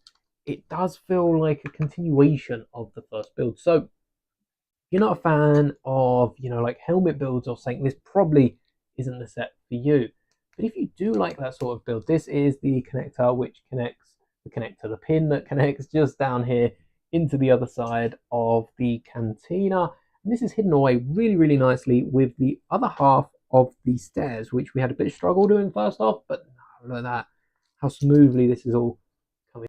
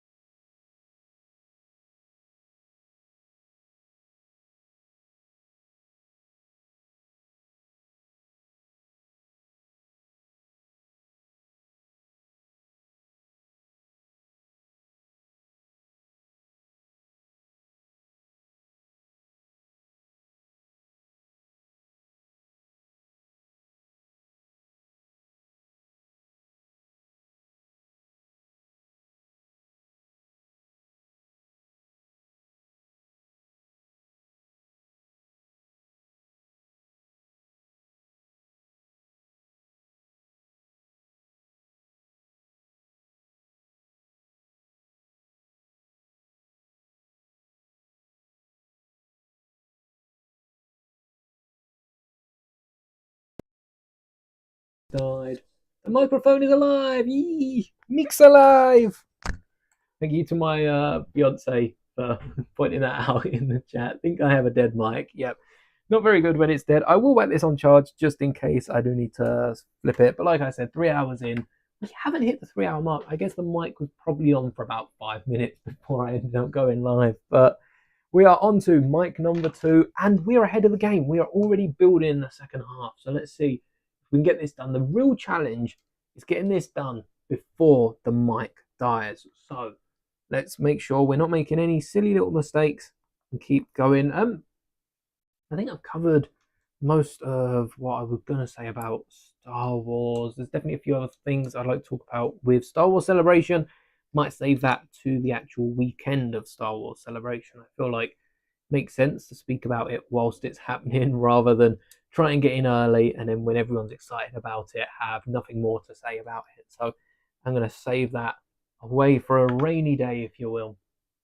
But this cantina is really, really detailed. I do have to say, for my model, I basically tiled off the floor, but the choice of tiles, they use tiles in this set to strengthen. Oh, that's not right. They use tiles in this set to strengthen the build and secure it together, I guess, to make sure that the plates don't come apart at the seams, and especially the different seats and other little bits around, like all the different tables around the cantina, usually on the cracks of plates. So this has given me like a mind blown moment where I think this rebuilding this, if there's one thing you take away from this stream today, if you are watching the full thing, good luck. Hope you have fun. And if there's one thing you do take away from this, I want us all to build our mocks differently, because we see with most mocks, generally I tend to build from the plates up, start with the plates, and then get working on what's going on top. But from now on, I think plate should be the last thing we add. Obviously, you're going to need some sort of base, so maybe a base plate, just building straight on top of a base plate. So it's not that secure, base plates aren't that secure. But by building straight on top of the base plate, what we're actually doing is when we peel off the base plate, first off, we'll see what needs to be secured down, perhaps with another plate, or what walls are perhaps too weak and might need some restructuring. But we're also seeing where our plates should be connected. So if we've got a bar in the middle, perhaps a plate or the end of a plate where two plates connect. Perhaps that should run down that bar in the middle. Hopefully that's making a little bit more sense, but definitely from going forth from today onwards, I am going to be finishing my mocks with plates. I'm doing that last just to make sure they are as secure as they can be. And I have a feeling, I have a sneaky suspicion, right, that that is the exact same thing that Lego do. This is Lego's secret that I've just spilled. I'm going to have Mickey Mouse at my door. I'm going to have, do you remember Max, the old Lego? It wasn't Lego Insiders. I don't even think it was Lego VIP. I think it was just the Lego Club. It was called something like that. The old Lego Club mascot, Max. I do have a key. I've still got my Lego Club keyring actually back here. This is from like the 2000s, late 2000s, early 2010s. Max was the mascot of the Lego Club, which was I think it was like a magazine. It's almost like their free magazine that they have for fans now, but you could get a bunch of Lego news, and probably all digital now. But at some point, I managed to get the Max keyring of. It was probably when I signed up. They were doing it. Sometimes for insiders, even when you sign up, you can get a freebie. I did it when they were giving away. I think they were giving away like blue minifigure keychains, or that might have been a more recent one. There might have been a different color. But when they were doing keychains, never saw my keychain. It was around the time actually they were giving away. There was a promo as well for the UCS Falcon, and I don't remember exactly what that was, but I think it was a special VIP card if you bought the UCS Falcons. This is like 10 years ago when I joined Insiders, but originally part of the Lego, like a little, it was like a little Lego fan club. So it was really cool just to be a part of that club, but it didn't really get you anything like rewards, discounts like you do nowadays. So yeah, nothing too special about it. But it's one of those, if you know, you know. I wonder how many people in the Lego community remember Max. I wonder if there is an actual minifigure as well that you can get of Max. I guess people probably just pulled the keyring out of the Max figure, but does use Anakin's hair, I think. Anakin's wig, maybe a slight different variation of it. So you could replace that. No one would be any the wiser. But no, we're not trying to deface Lego bricks here. Done enough of that on this channel, but only when needed. Only when needed. Last time we had a ruling on, it was on gluing Lego.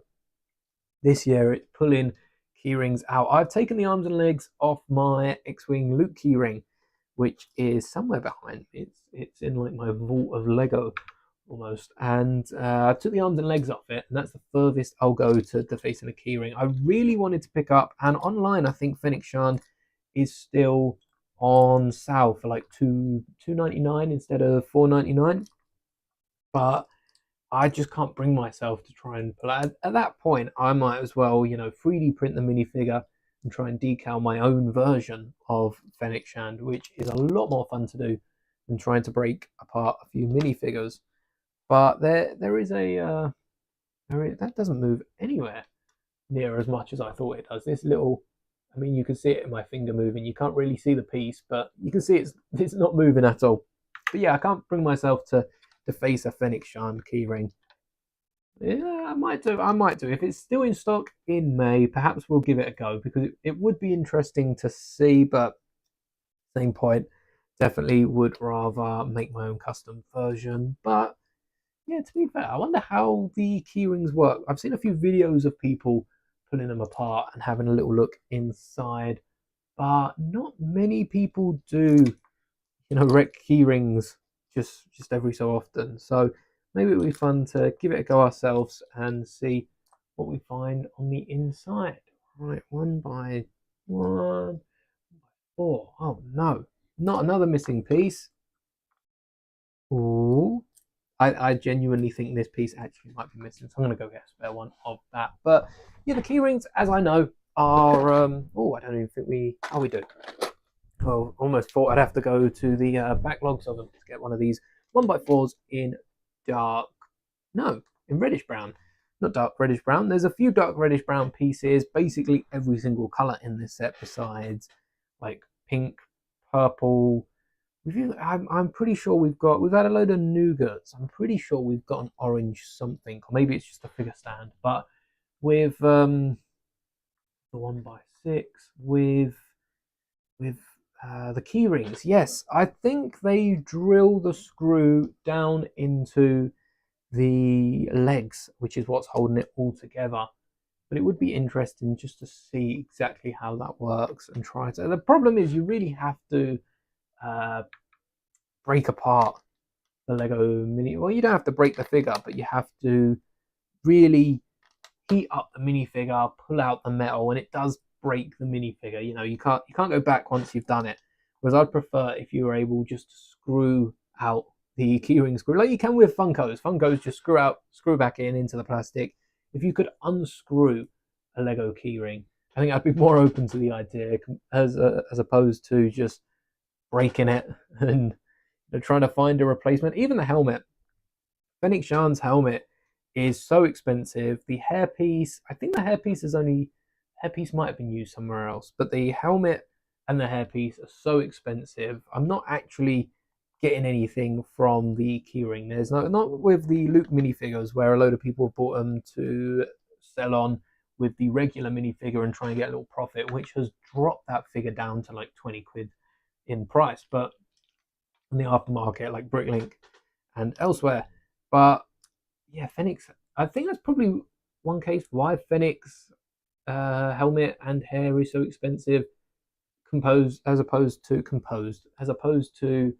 the rest of them being expensive. Oh, okie dokes. Actually, I'm going to make a change to this set. I've almost in my own world there, but we did a video with the minifigure displays where I did one that wouldn't crack minifigures. We found out that probably the worst place to stud a minifigure down is on the bottom at the back of the legs.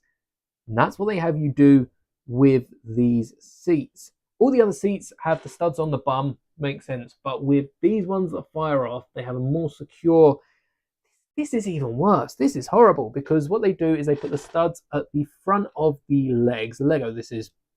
What Lego do is they put the studs at the front of the legs, which is the weakest part of a minifigure. That is the connection at the bottom of the heel, not underneath the foot. It's actually the back of the foot, which leads to minifigures cracking. And I've got two clone troopers that for the best of 20 years have been sat down, all four studs connected in their clone walker from the 09 battle pack. And well, maybe 15 years, they're not quite 20, and they're fine. But it's just an increased risk of cracking. So what I would urge you to do if you're building this as well, if you have built this, is flip it around so that the one stud is by their bum. It's also not it is an incomplete stud. It's not a complete stud, so that when you flip the minifigure, you're not pressuring the weak joints any more than need to be, the weak connection.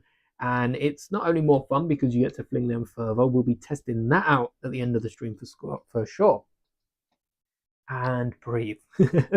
But it is it's just to save your minifigures. It's more of an in case. It's better to change it and not worry about it like I am, or if I guess the opposite is not change it, and there is a risk of it cracking either way. I do have to say that there is always a risk of minifigures cracking, but it is nicer when you're not putting them in a compromising position and they're a bit safer as they are. So if you are building this, definitely recommend flipping the seats around. Peace of mind.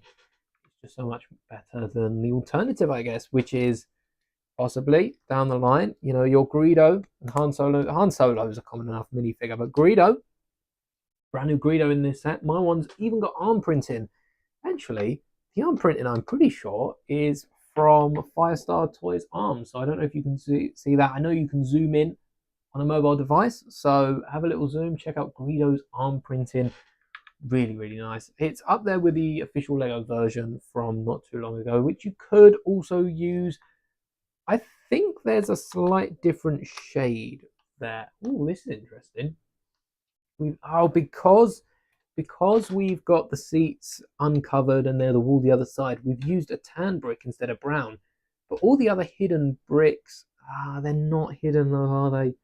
Just the top of the bums are visible. So they were so close to being able to use tan bricks elsewhere, but I'm not lobbying for more tan bricks in a set that is basically one big tan brick. I think we have enough tan bricks in the Cantina. 1, 2. Yep. Just need the this and this. Hissen. Husen. Yeah, that looks good. All right, now for the chairs, pretty self-explanatory. They are almost the same, but these have an extended towel because of we're sitting the minifigures down with that almost flick fire-esque action to them. They are taking up a bit more space. Are they? Do these take? They feel like they take up a bit more space because they've got the slope at the front. Yeah, they are taking up a bit more space. So these seats are almost recliners, which is odd because I'm pretty sure Han and Greedo was sat in a booth that had more of a round bench. And I'm not quite sure if that's just something that I've seen. Oh, this is not a 1x4. This is why we don't get ahead with UCS sets, because we end up making a little mistake like that and having to find a trusty hidden brick separator. Pretty sure I probably got one of these. I've got 3 of these teal-esque coloured brick separators. One in the Cantina. The others were definitely in cheaper sets.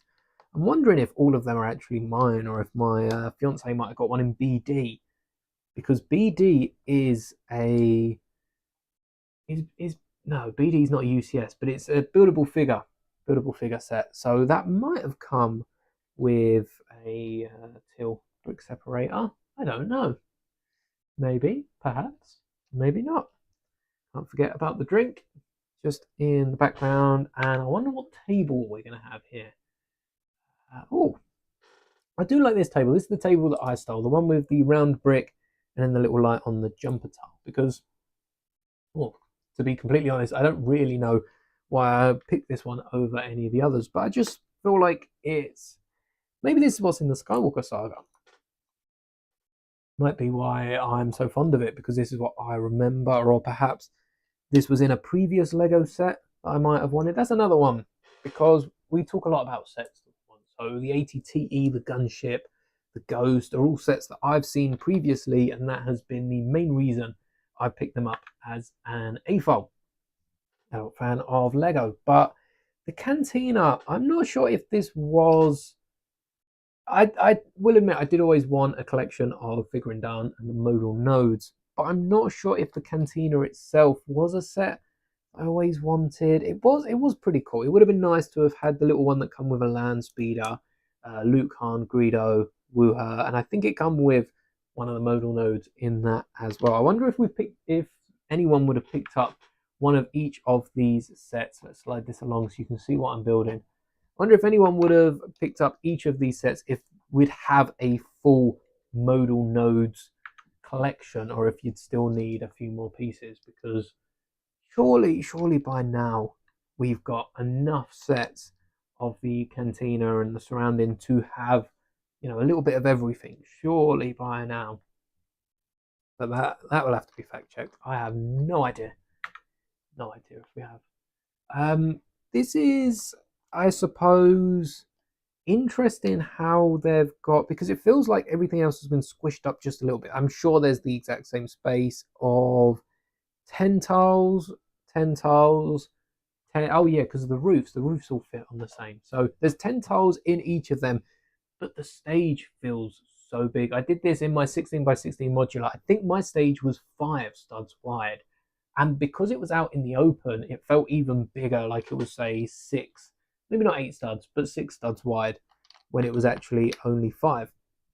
And I feel like it's a similar thing here, using little bits like the slopes in the corners like Lego have, that just makes it feel a little larger than it is in front of us, a little larger than it actually is in terms of stud width and bits like that. But we're now building the stage for the modal nodes, and they're what was the song? It was Mad About Me, Figuring Dan, and I can't remember the name of the other one that we like so much. Cannot remember it. I remember it being funny. I don't remember. Oh no, we've got a 1x1. We've got 1x1 stuck. I do have half a mind just to leave this in. It's not doing anyone too much harm. But if you don't have a Lego City spanner, which is the best things for getting these out, the next piece I recommend using, and it's a bit of a fragile element, you have to be very careful with this. All right, we'll go with Loki Cypher. Cypher? Scythe?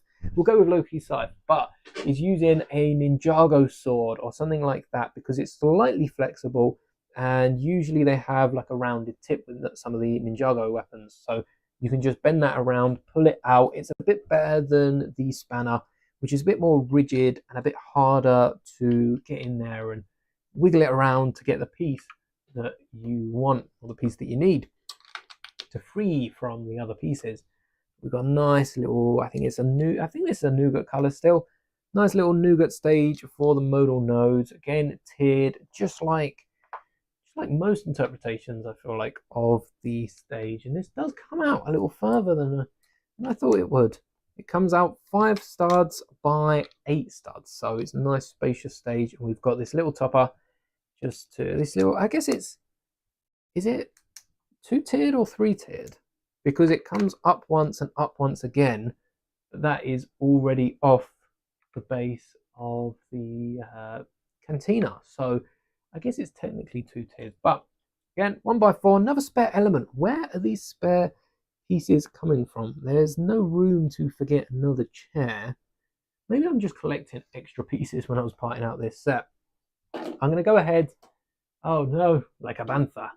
I'm going to go ahead and already connect this in just so we've got a bit more room on the desk. And that Technic pin isn't too hard to fit in. It is very much like the Batman Shadow box. Now we can move on to bag 11. 4 bags left and we are a little bit hours in. I think we're definitely going to finish this in time, which honestly, a little bit of a shame. Bag 11. But is yeah, I was expecting for this to go on for quite some time, and then I googled it and Amazon said 2 to 3 hours. 3 hours down. If I wasn't talking, no, I don't think I'd have this thing finished because we've also got the speeder and we've also got the Greedo home speeder build as well, which is coming up. I don't think I could have finished this by now, especially when I'm looking for bricks that are right in front of me. This isn't a big bag, but it still seems to be confusing me. All right, 1x3. Oh, very similar to the other side, despite there not being a chair or, well, there is a continuation to the set, but there's not, the continuation to the set isn't actually. Do we want to put the back end on this oh yeah, we got to put the back end on this Cantina. If we're building the Cantina, we can't not build parts of the Cantina, but it does limit. No, it still goes 90 degrees. I'm sure it'll be fine. If it's a problem later on, we can deal with it later on, but it doesn't open out. I guess if you did want to open it out 180 degrees, you'd have the other wall smashing into it as well. Not smashing into it, bumping into it, blocking its path. But it's yeah, I guess you still have it flat with the extra little wall part coming out. So this little back bit here is where we'd also have the stairs. Oh, unless that's what. Oh, so it's not. Oh, yeah, I'm getting ahead of myself here. I'm not going to say anything because I might not be right about it, but I think I might be, and I think I might have realised why they don't do what I was saying to do. So ignore what I was asking, and we shall see. We shall see. This is the back door to the Cantina, which I don't think we've seen in any sort. I don't even think like the Lego games or anything have anything like this in them. So yeah, it was very nice of Lego to include a little back door to the Cantina, especially with a little bit. We've got a little back step and a little bit of detail like we see round the front. And definitely this specific build feels like it's been nicked straight from the front. Well, it hasn't. There's only 2 of these slopes, 2 of these round plates in there, but I feel like maybe the front step is very similar because I remember putting these pieces together. I just don't remember exactly where it was. So somewhere on the build there is a part that's just like this, but it's not back here. So it works quite well. And I believe we're also going to be building in the next bag, or probably actually in the final bag, another similar door to what we've got at the front. Obviously not an angle and with a few smaller design bits, but yeah, something that will tie in the entire build and loop it back around to the start of the build as well.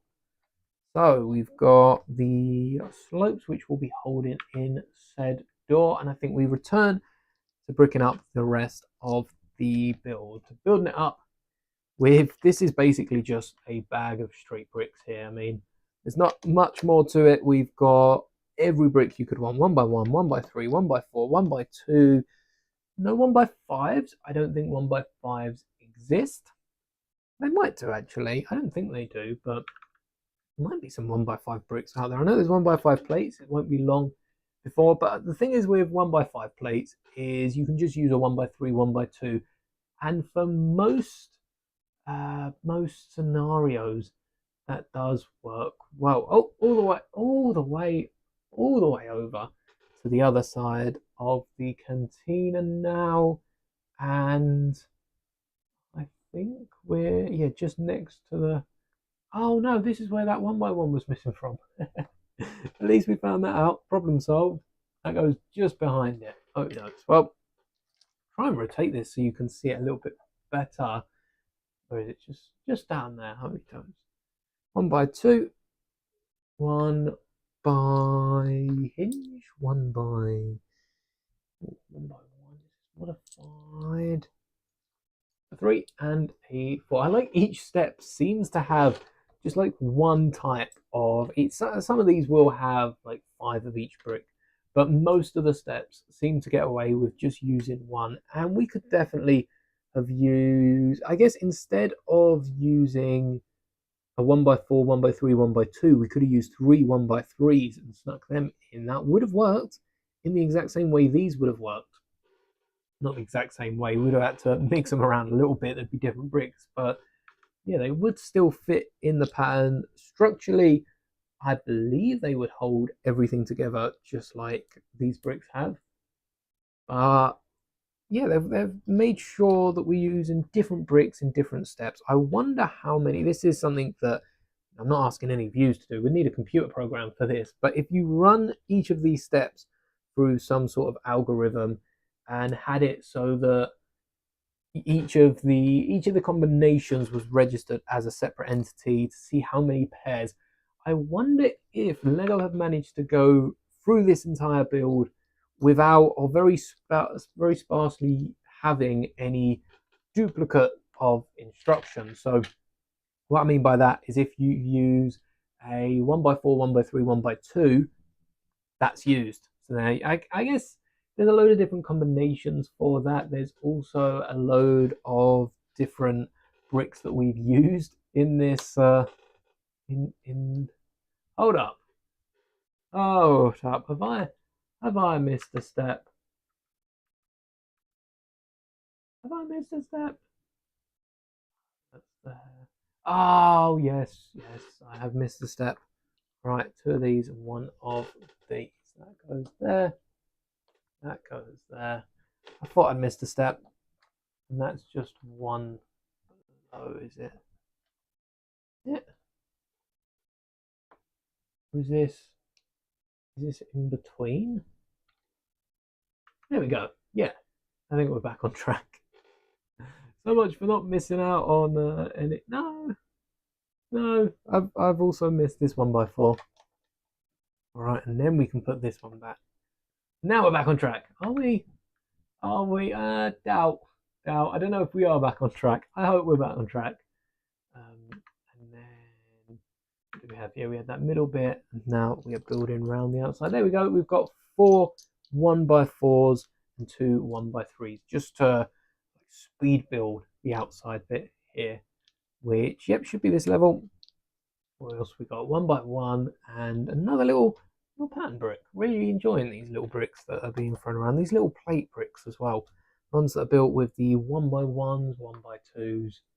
Just really fun to build. Don't know what it is about them.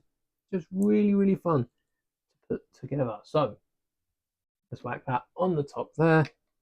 1x4, 1x3, and step 245. About halfway through. Well, no, we're a bit at the start of the previous bag. We were halfway through the instructions. I know at the back they've got quite a few other steps as well. That's 1x4. Yeah. And then we've got 2 windows. Plenty of windows. Not a lot of sunlight coming in.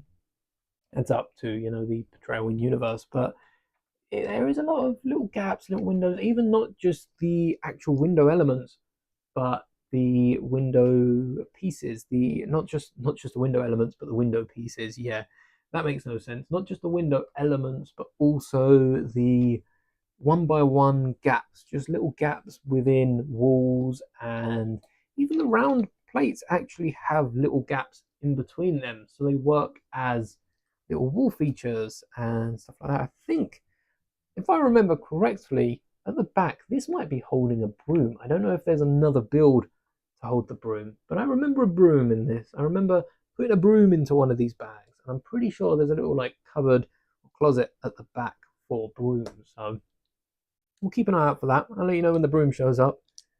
We've got a little red light, blue light, not green light, red light, blue light in this set, and a few other lights dotted around. And this is starting to take shape pretty quickly. It only feels like we've been streaming. It does not feel like we've been streaming for 3.5 hours. Wow. But then again, I don't really think it ever feels like I've been streaming for a long time. I think the longest stream is this.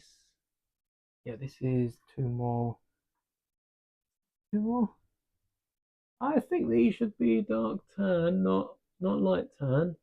These are the final pieces. I have everything here other than the dark tan pieces. But my longest stream here on the channel has been 4 hours, and I think that didn't sound good, but it was plastic bag, doesn't seem to have broken. My longest stream here on the channel has been 4 hours long, and at the minute we're about 3.5. We're approaching that pretty quickly. I don't think it was exactly 4 hours, but the main thing behind doing this stream wasn't just to build Mos Eisley again, because let's face it, if I weren't streaming it, I wouldn't have the patience to sit down and build. I've non-stop talked this entire stream, which, you know, good for you listening, but for me, I would not have had the patience to sit down and build this thing. So doing it where I have to sit down on it's covered the broom. It wasn't a broom, it was a little light in the back. So I think the broom closet, the broom holder is still coming up. But having the time and the platform as well. Shout out to all of you giving me the platform to be able just to sit down, build this on camera, have a little bit of fun. And I'm sure there's bound to be so many bag 12 of you that are also enjoying watching this content, because it can be fun sometimes to watch others build sets, especially sets like this that I was very fortunate enough to have been working a few jobs over uni to be able to afford, because it's an expensive set. As I said, 320 odd pounds. That is a lot of money to put in towards a Lego, but definitely worth it. And I'm sure if you also have this set, you'll know no regrets when picking this up, because it's worth every single penny. Where's 2, 1, 1? Where's this? Does this? Hold on. Does this go underneath? Did I add the wrong? This? Oh, we'll see about that later on. I'm pretty sure that's correct. Just missing the 1x3.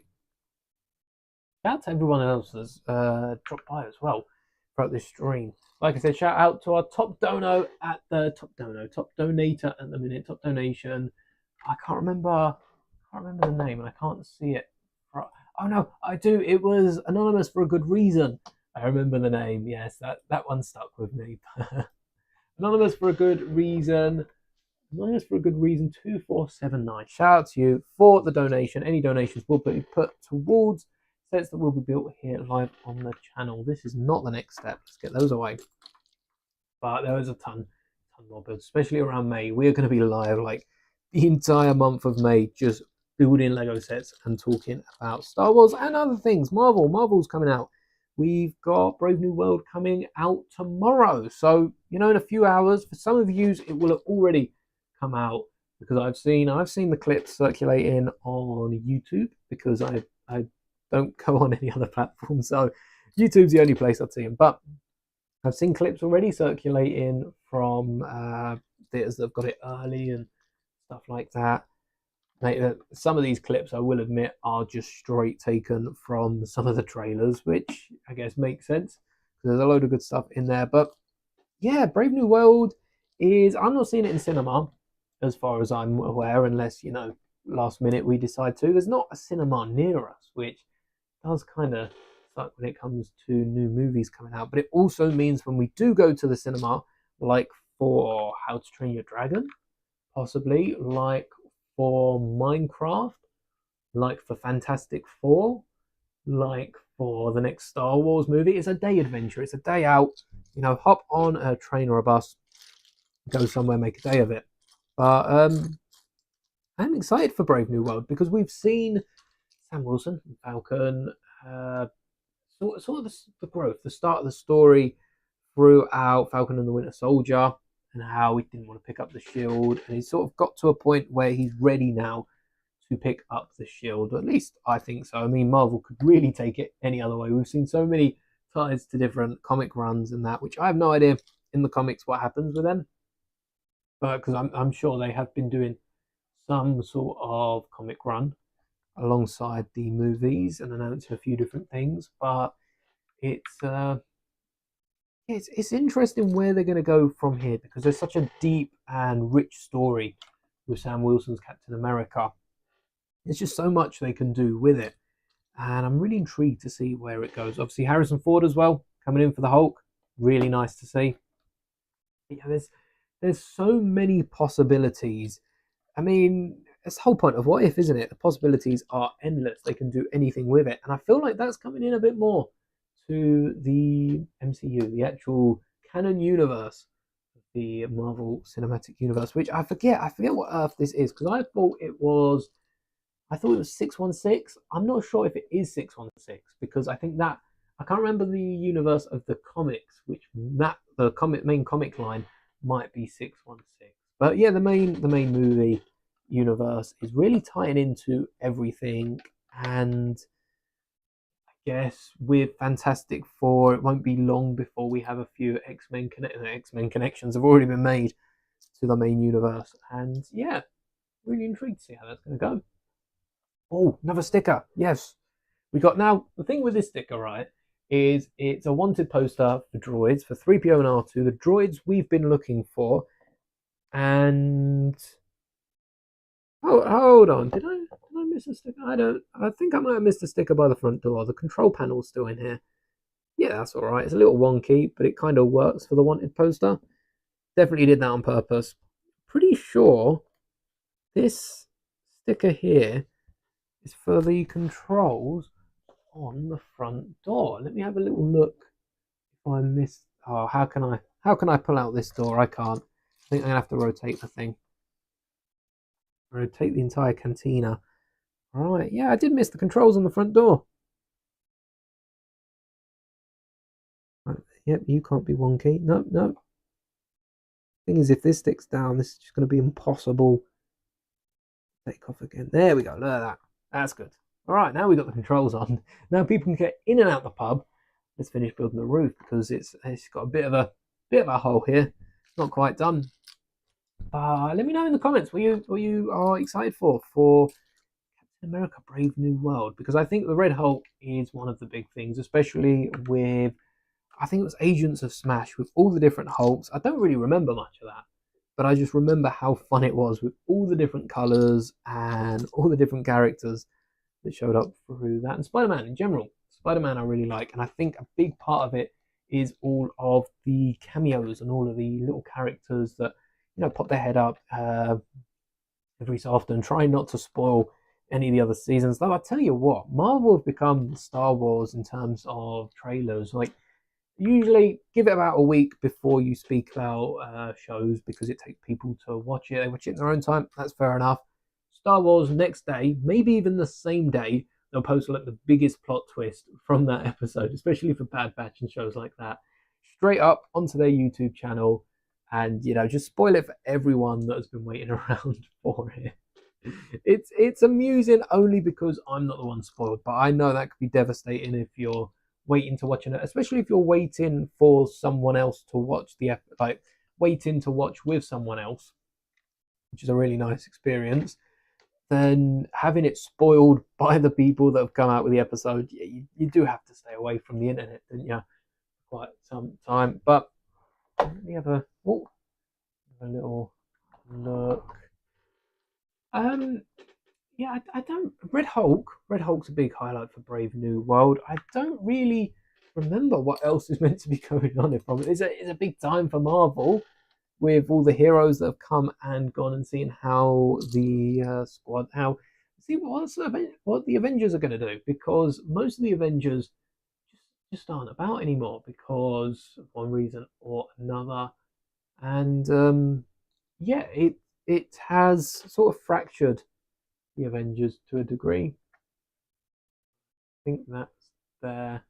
Oh, another little corner plate. That's the exact same. This little technique here, the exact same as the other side.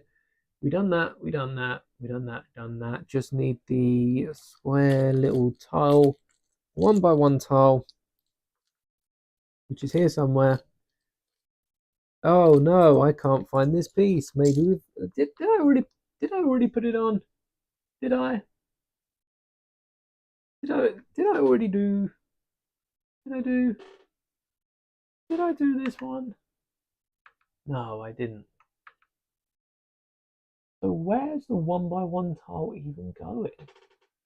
Does that go in the corner there? Well, it's a shame we can't find it. We've got this 1x1. I think it's it's this one. All right. In the corner. This is quite. I wouldn't say difficult. Probably the hardest. How does this scale to the acclimator? Because the acclimator, if you didn't watch that stream, we had so many problems. Well, we didn't have so many. We had like 2 or 3 difficulties with putting that together. This isn't hard. It's. I wouldn't say it's hard. I wouldn't say it's easy. It's just in that middle of, it's a difficult set. There's a lot to do. Maybe as I'm putting some of these pieces together, I'm just missing out on the odd one. But I think so far we've had the odd spare piece, which might need to be put down somewhere. There doesn't seem to be anywhere in particular though that isn't like tiled off or is missing something. So I think it's actually going really, really well, if I say so myself. But if you've noticed anything, let me know, and I'll be sure to come back, correct that. I'm pretty confident in saying we've done everything as the instructions have requested, which might not be the best way to do it. There are definitely some improvements we can make to this set, but well, I say definitely, there are a few. There's the Master Builder set akin to the UCS, and it really shows in terms of how well this is put together. So there's not a lot, but there's always bound to be a few different differences, and just creative differences in general, things that I would do differently that Lego probably wouldn't even dream of doing, just because it wouldn't make a very good set. Because I'm building this for me, Lego build it for everyone, and there's definitely a few just little differences, isn't there, here and there between people. And I realise, I thought that was a different colour. I'm not convinced that is the same colour, but we'll move on swiftly before I can tell myself otherwise. So let's crack this thing open, show you the opposite side of the Cantina, because on the first side we had the wheel that was hanging on the wall, and this side we've got a gear flipped backwards, which Lego could have just given us another wheel, but they've given us another piece that works in the same way. And perhaps that's because 2 different people did either side, or perhaps that's because they just wanted to switch it up. No matter what the reason, I really like how we've got a different way of displaying it, because if you're building this on your own, scrolling through the instructions and just trying to put it together using the pieces you own, you could decide, do you want the wheel? Do you want this? And you could even use the wheels that Lego have used for the tables to put on the wall and use those as some sort of display, because that would work really, really nicely. And 1, 2, 3, 4, 5, 6. 1, 2, 3, 4, 5, 6. It's the easiest way to count. I guess if you're counting the types of pieces, you should also pay attention to the different numbers of pieces, like how many of each piece there are. But usually that's fairly easy to spot. So we're just going to hope that we don't miss a piece here. Like I said, I should always be separating out parts. When you've got to set this big, can you imagine if we just dumped out all of the pieces from this one set and tried to build it just like that from the ground up with all of the pieces on this desk? Yeah, that would be impossible. I am going to be a bit cheeky and put some slopes down where I'm pretty sure they're bound to go because they went here on the previous side as well. Though if I am doing that a bit early and they're actually going somewhere else, that is something that we'll need to fix up a little bit later. Saying that, we are doing the tiles on either side, so I think we are at that stage now. Another 1 by 3. Where's that go? Oh, there's some 2 by 2s. Oh, for the outside. Did I not count? Oh dear, that is a bit embarrassing. So when I was counting out the pieces and I literally said something along the lines of not having to check how many pieces they are. It's self-explanatory. Yeah, I forgot 2 1 by 2s, so that wasn't too good. That showed me I should be counting these. Another little light on the inside, and now we are a slope. Oh, is there? No, this is a tan one.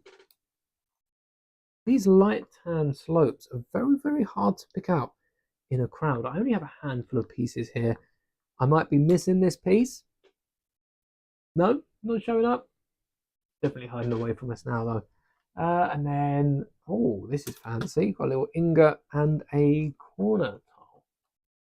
Great. Just a different pattern to the other side rather than using the same 1 by 2s that Lego have. Really, really like how they've done that. That is an interesting technique. And we've got, oh, they've switched this up as well. Everything's switching up. So whereas on the other side we had this little gold embellishment you might remember me talking about, and then we had 2 slopes on them, we've only got 1 slope this time because I have to assume the other side doesn't have space for a slope. I guess because we don't have an arch over this corner, and on this side we've got another little brick building. There's no room for an arch, so they haven't given us another little slope. How interesting. But onwards, I don't actually know what this is that we're building. This is a little like zigzag of a wall. Maybe this fills in just down here. I feel like we'd probably build that up a little bit taller. We've got a little clip in here which should give us a little guess at what this is, but I genuinely have no idea what it could be we are building. Like I said, this is a surprise to me as well as it is to you. If you haven't built this set before, I don't know what this is. This is the top of something. Oh, I see now. So this is very intricate for the design that it is. But what this is we are building is a little top bit up here, which I guess sits just underneath the vent, which would just clip in because of how this has been put together. And then we've got another 1 by 2 just underneath. So this will clip here, and then, oh, it doesn't. It slots underneath the roof of it. Ah, interesting. Well, time to close this back up. Hey, 3rd time lucky. Oh dear, you're not meant to come off. Right, this is very, I guess we need to open it again now. Oh no, just as there we go. So you want to be careful. You don't want to slam it shut like I have, but you definitely could reinforce that a little bit. I guess maybe it's not as straight up as it should be. No, it keeps falling apart, and it's because it's catching on a little 1 by brick with a bar sticking out. There we go. All right, 3rd time lucky. Was that 3rd time? Felt like 3rd time. And on to the penultimate bag before 4 o'clock. Look at that. Bag number 13. We're going to need that piece later. Can't be losing any. Look at how small this bag is. It's tiny. I mean, The next bag's pretty big, but this is an absolutely tiny bag. This bag would have come with Greedo, and we would have built Greedo's speeder. But like I said, there are parts of that all over my collection, so we are going to perhaps build that. If that's not already mostly built, I could put that off screen, or I could do a follow-up stream building the accessories to this. We aren't going to finish this stream until the Cantina's built, but that doesn't mean we'll be doing everything else. Hold on, we do have these slopes. We don't have any spare. I was gonna say we don't have these slopes, but we do. We also are missing the hinges on them. I really like the use of hinge work. I would love to see that used more in Star Wars sets. Like the Yavin set, I think could have been built out just the same as it was backwards, with the use of a few hinges to get some angled hallways, just to give a bit more room for the minifigures to play around with. This is on a tile. Okay. This is this. Oh. This has been put on backwards, perhaps, which is perhaps why the clip. Okay, how far does this thing go down? I think it was here. Oh, this might have just solved all our problems with this build. Yep, look at that. First time, no problems, because it's reinforced behind, and then that also gives us some studs to clip this down. I promise I have been building Lego for quite some time. This isn't my first Lego set. Even if it, I mean, this could be your first Lego set, you still would build it better than that. Is this? Hold on. Is this not? Is not closing at all? No, surely. That feels like it's a plate too tall, but it works. Why does it work? It's not meant to be. No, this is meant to be. Right, so what's wrong with... Oh, this is meant to be one plate over. Oh, okay, that makes a bit more sense. Oh dear, it's a good thing this is not my application to work at Lego, because I think they'd be turning me away at the door. Now we can fill in... Okay, now we can fill in the other slope. I think we might have just done that afterwards, and that slope might be... No, it does mirror the other side, and is very identical, very similar, if not identical, to the other side. Again, a little chair just down here. That could have been a jumper tile. That is, you know what? It can be a jumper tile. We have plenty of parts behind us. Let's take out this 2x2 plate. Oh, look, the jumper tiles are over here as well. And I'm going to swap out that 2x2 plate. I should have done this with all... Let's grab a few. I have a million of these I don't. I have like 20 of these jumper tile plates. These 2x2 round jumpers. And what I'm going to do, because all of the seats in the Cantina that aren't built into the walls are built using 2 plates. So what I'm instead going to do is remove the bottom plate of each of these seats and replace it with a 2x2 round jumper tile, which just allows us to rotate them a little bit. Honestly, I'm quite surprised in a Master Builders, basically a minifigure UCS set, that Lego haven't thought of doing something like this, but at the same time, they've probably gone for more stability, because I also wonder, with minifigures pinned down to these, the minifigures are attached with 2 points of connection to the studs.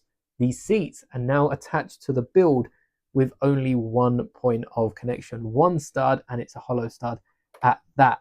So I'm almost pretty sure that, well, I am pretty sure, I'm almost certain that by pulling the minifigures off of their studs, we're going to take some chairs with them. And yeah, if I ever take the minifigures out of this Cantina, or if I even put the minifigures in, we don't even have the minifigures to fill this Cantina.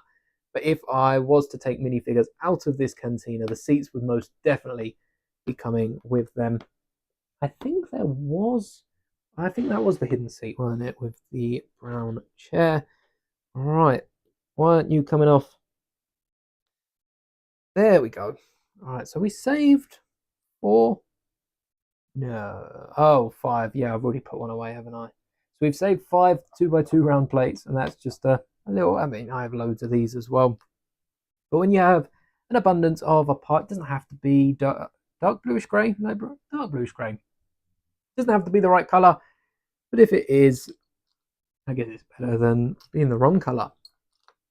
You could definitely hide it though. If it was a brown or another darker colour, you could definitely get away with hiding it, but it means that we can just swivel a load of these chairs. All right, so finishing up. Oh, as I finish up in this bag, we got a few steps here. There's still a little bit. I don't think we've finished this step even. We haven't told off this corner. We put in one? No, we put in a corner plate under the corner tile. Fair enough. It's interesting that we're not using another 1x1 round stud, but I think because that's so close to the edge of the connection, Lego just want something a bit more stable than what they had before. I can almost guarantee that this here, I can see the steps 276, 286, kind of, they're half of them on my screen. Guaranteed this is the wall that is going just here because there's a lot of pieces that are used in this build. So 1x3 just hidden underneath here, and we've got a few 2x4. Just whack those on top. A nice little clip that should hold it in place later on.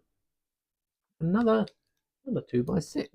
Oh, I believe on the side here with the snot bricks, if my memory serves me correctly, that there should be a plate, maybe this 2x8, which would go the whole length of it with some slopes on it, and that will just fill in the little gap. I can't see later enough. There is another snot brick that goes there, so we'll see exactly how tall it is, but I'm pretty sure that that is where the plate and slopes go, because that's what holds the whole thing together. Be interesting to see just how right or wrong I was one way or the other. It'll happen. Oh, I guess not, but it doesn't seem like we use this plate so far, so you never know, maybe in a step's time pop up. Another, why do they go this? Oh, because of the next. Why not use, oh yeah, because of the next bricks. Oh, not going to question Lego on that one.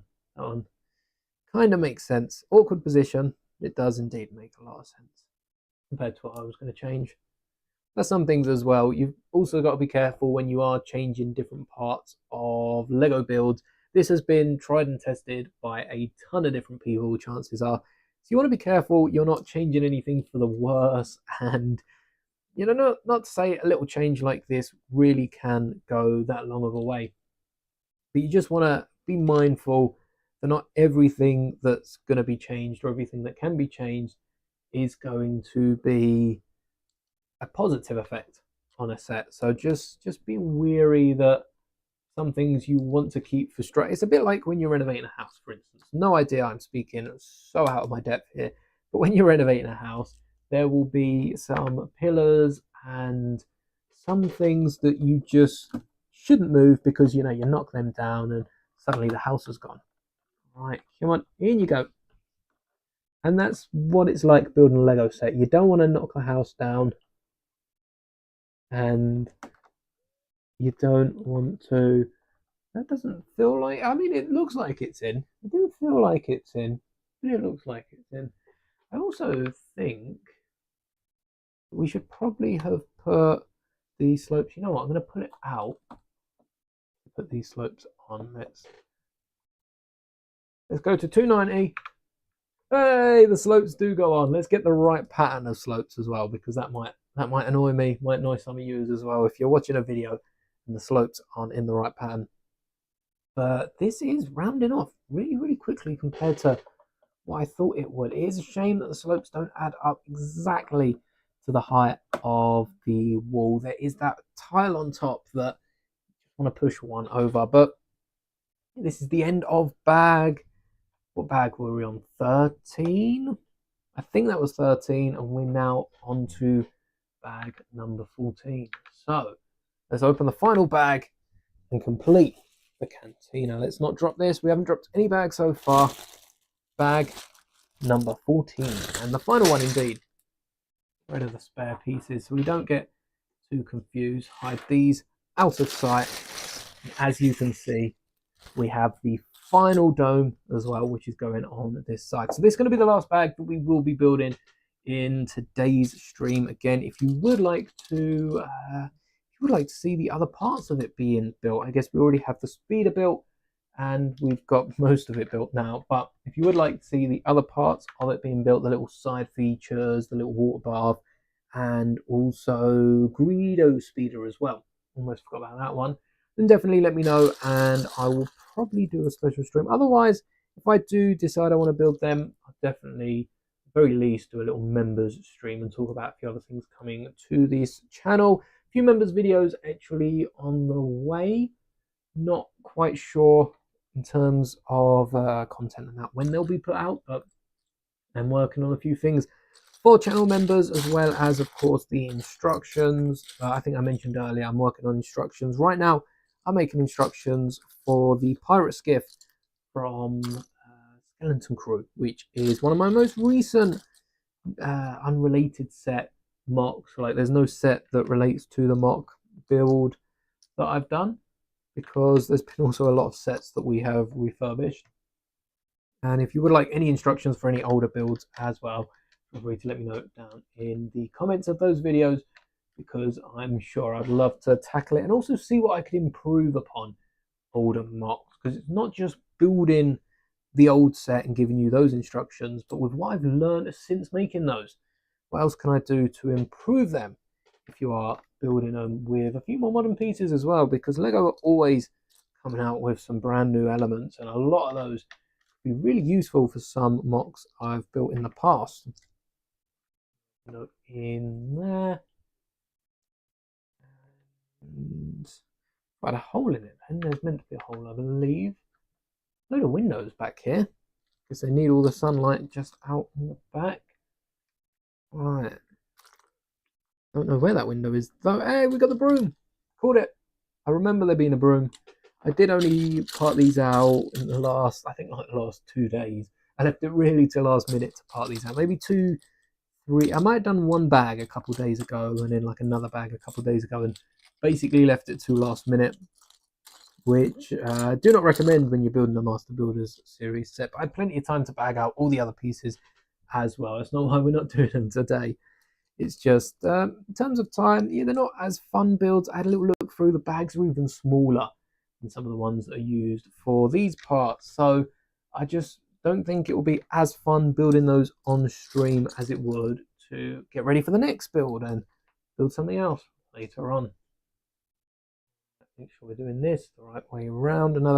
This is an odd little brick because this uses just the square tiles, none of the round tiles.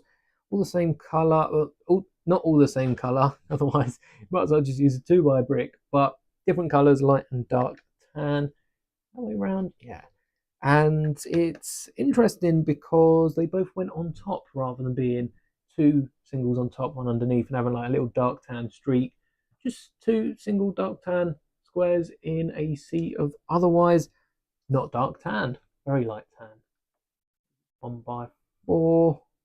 Just slots in there. Let me spin this so you can see as we approach the end, so you can join me as we complete the cantina. There we go. Have it right front center of the screen, and hopefully, there you go. The window comes to us. Don't even need to find it when it comes to us.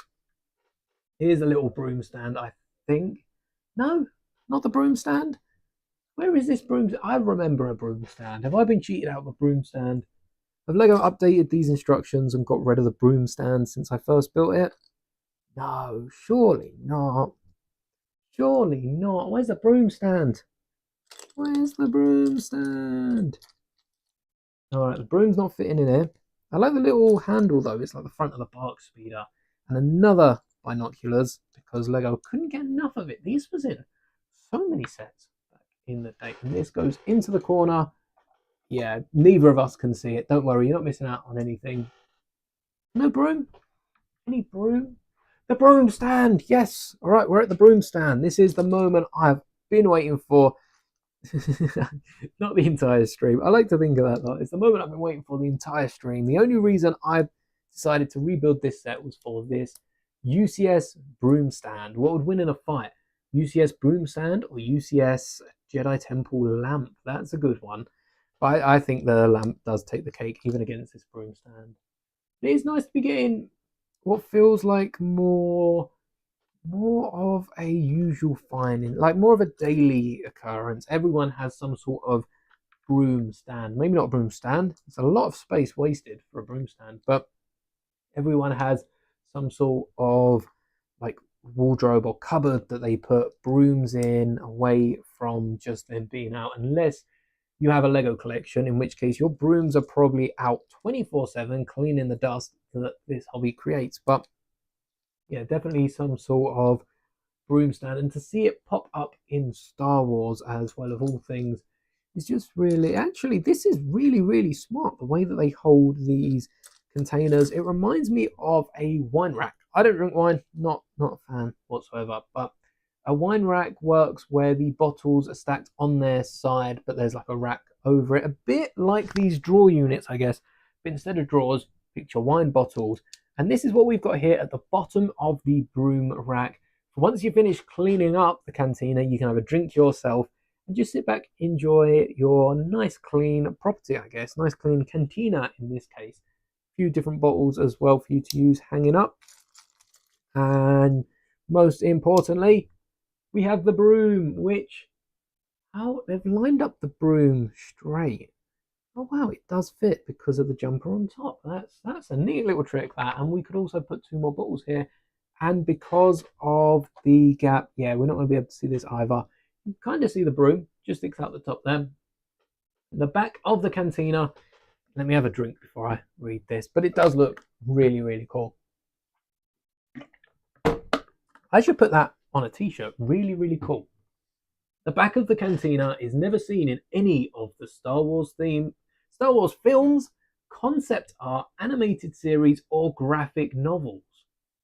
The Lego designers were granted creative liberties to complete the model. Shout out to the designer of the UCS, the Master Builder Series Cantina, for the awesome broom rack. Really good job.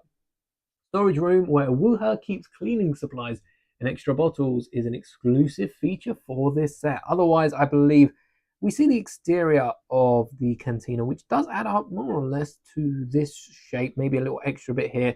And I believe that's where the stairs are to go downstairs, and probably where Chowman resides as well. Sort of like a Mr. Krabs office, but with Chowman just sat there, who again is a Wookiee, owner of the cantina. Right. Now we're on to the final stretch. We've got a nice little brick, which is composed of a round stud, a flat stud, and a round stud. But we have another flat stud. I have no idea where this is going. Where is the flat stud? Because, again, not just the monitor, but the building is so big. Oh, we've got 3 flat studs, actually. So that would be probably with the 1x1 with the clip. Yeah, that is its own brick. Okey dokes. That makes sense. Because the cantina itself is so big on the screen that when it is any distance away, that doesn't feel, I mean, it's right. It doesn't feel right, but it's telling me it's right. It still don't make it feel any better. We've done it all 222. Yep. But oh no, we've missed a bottle. Where's the bottle? Right, there is another bottle here. There we go. And that clips just above. Oh, a little bottle on the wall. Maybe that's some sort of trophy. Who knows? Who might have won a bottle contest.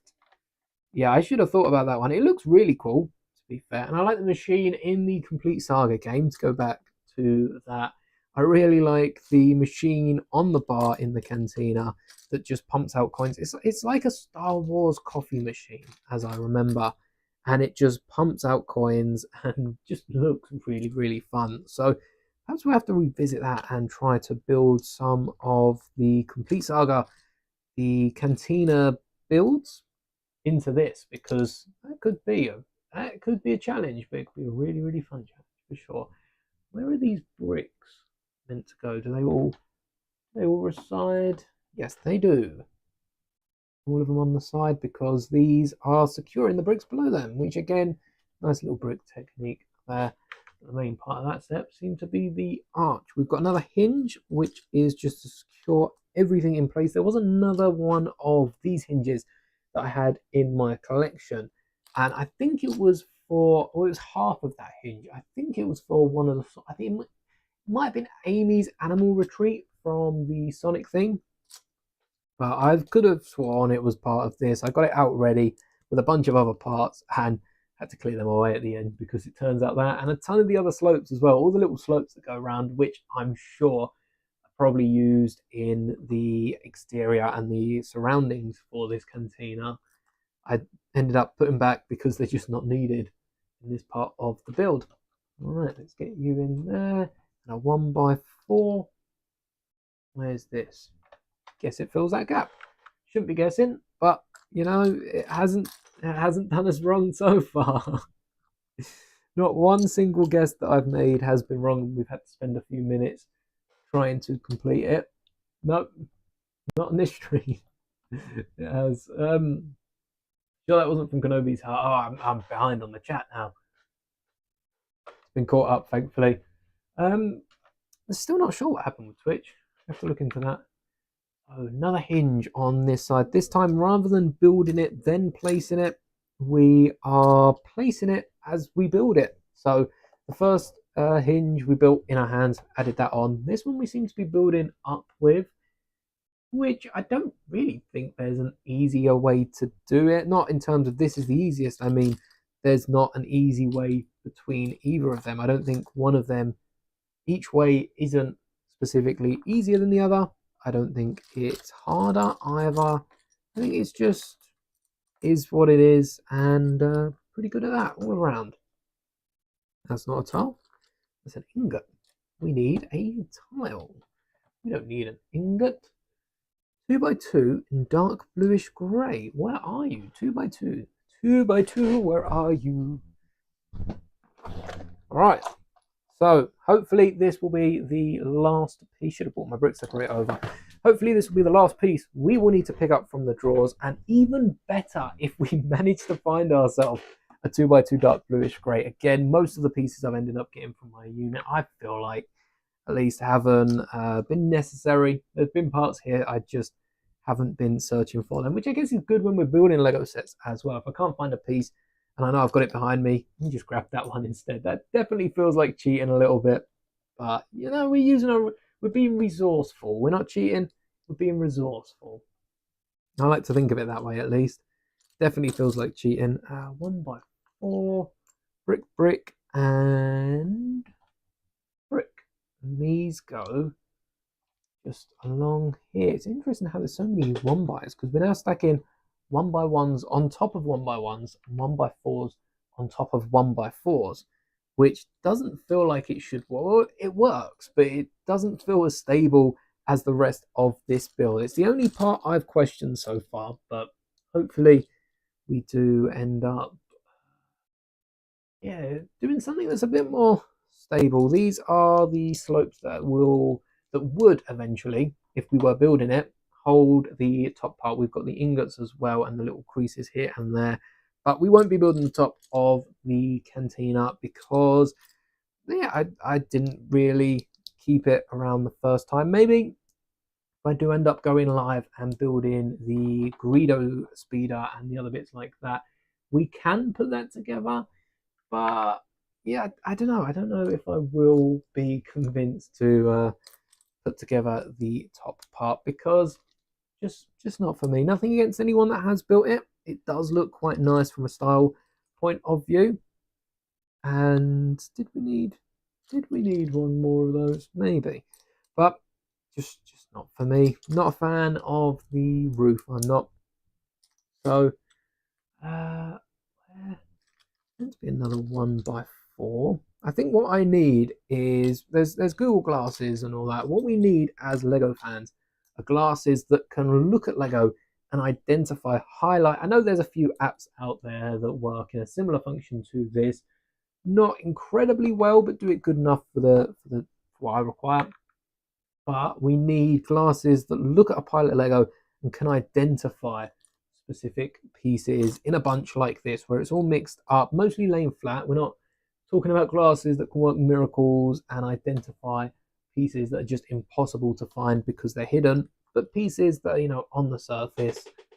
Again, that's it's not too one by one. They are slightly aligned, but yeah, pieces that glasses even, unless there's a Lego piece that can do it, that's next level. But glasses that can identify certain Lego pieces in your collection. I guess this is called eyes in it. I should use my eyes, but it would be nice if there were glasses that did everything for me. Make it easy to make it quite. I wonder if that would take the joy out of building if you had glasses that found pieces, because then I could build this. If I laid out all the pieces ready and tried to build this quickly, definitely 2 hours is pretty straightforward for the entire set, not just what we're building here today, which, kind of, we're building the entire Cantina, not the entire set, but at least the entire Cantina. So I think we could definitely, I think most of us could definitely build this in under 2 hours with the right conditions. It's just getting those right conditions. Amazon, 2 to 3 hours. Definitely want to look into that and see if there was just a time-lapse video of them speed building it. But that does seem a bit, so it also seems rushed. We've had a lovely conversation here. Let me steal that, please. We've had a lovely conversation about many great different things.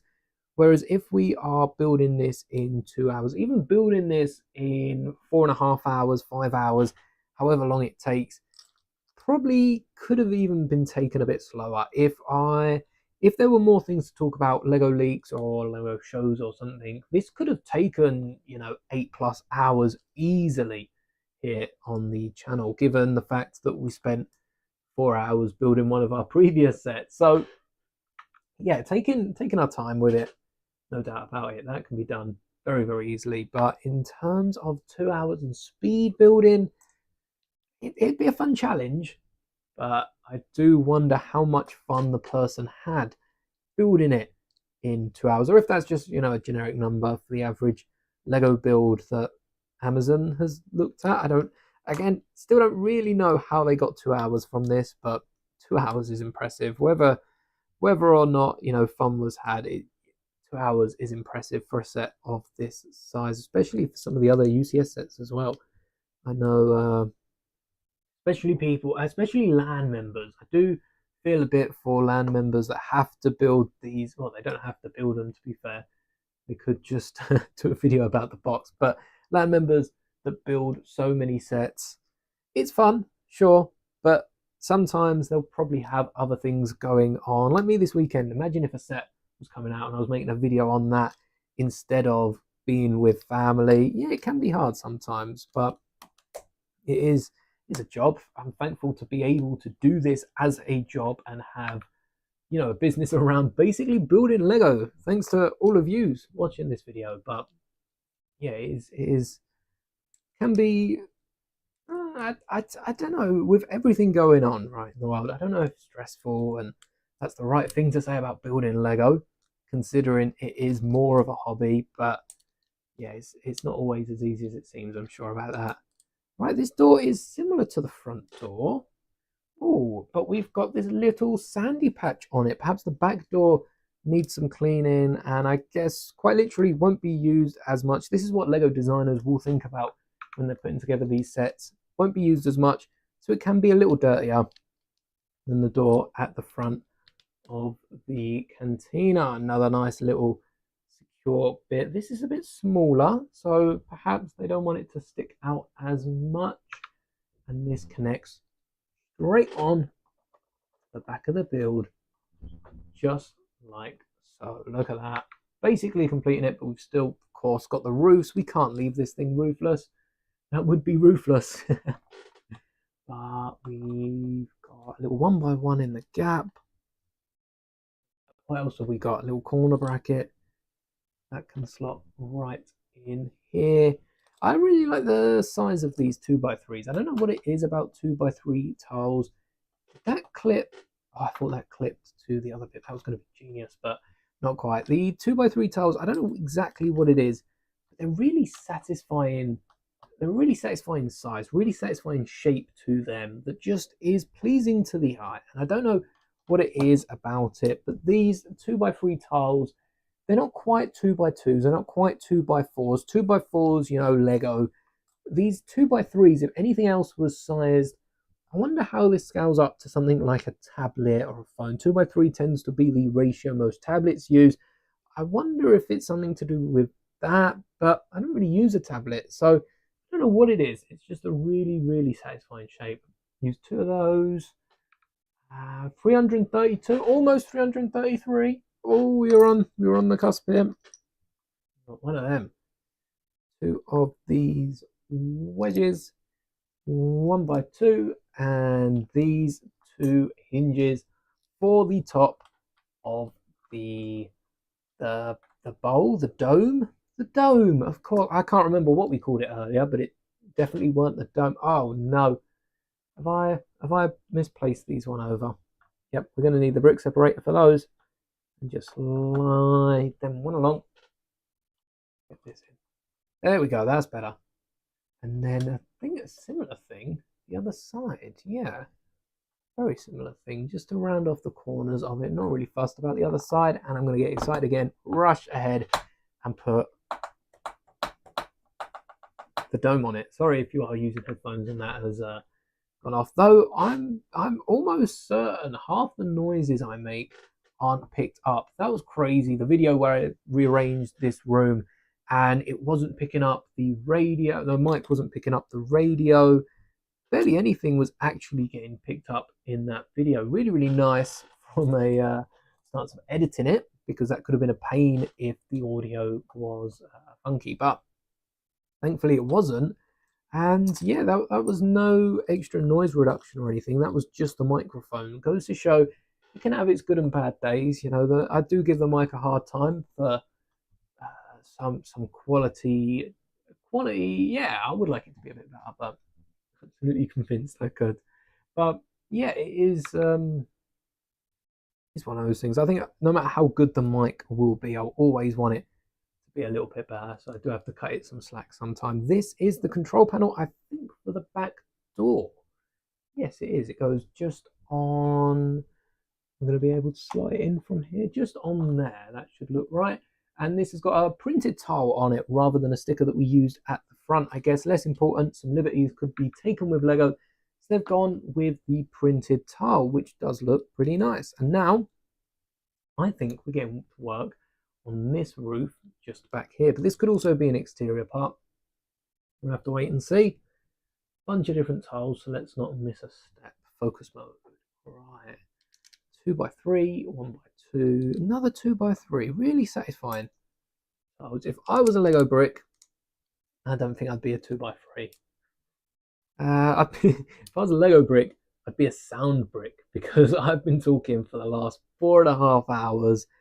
And I feel like Lego bricks, the sound bricks, especially the one in the sorting hat, definitely has enough different lines and different voice lines to go for 4.5 hours straight without repeating, and then it will loop. I feel like I'd definitely be a sound brick. Oh. 1, 2. All right.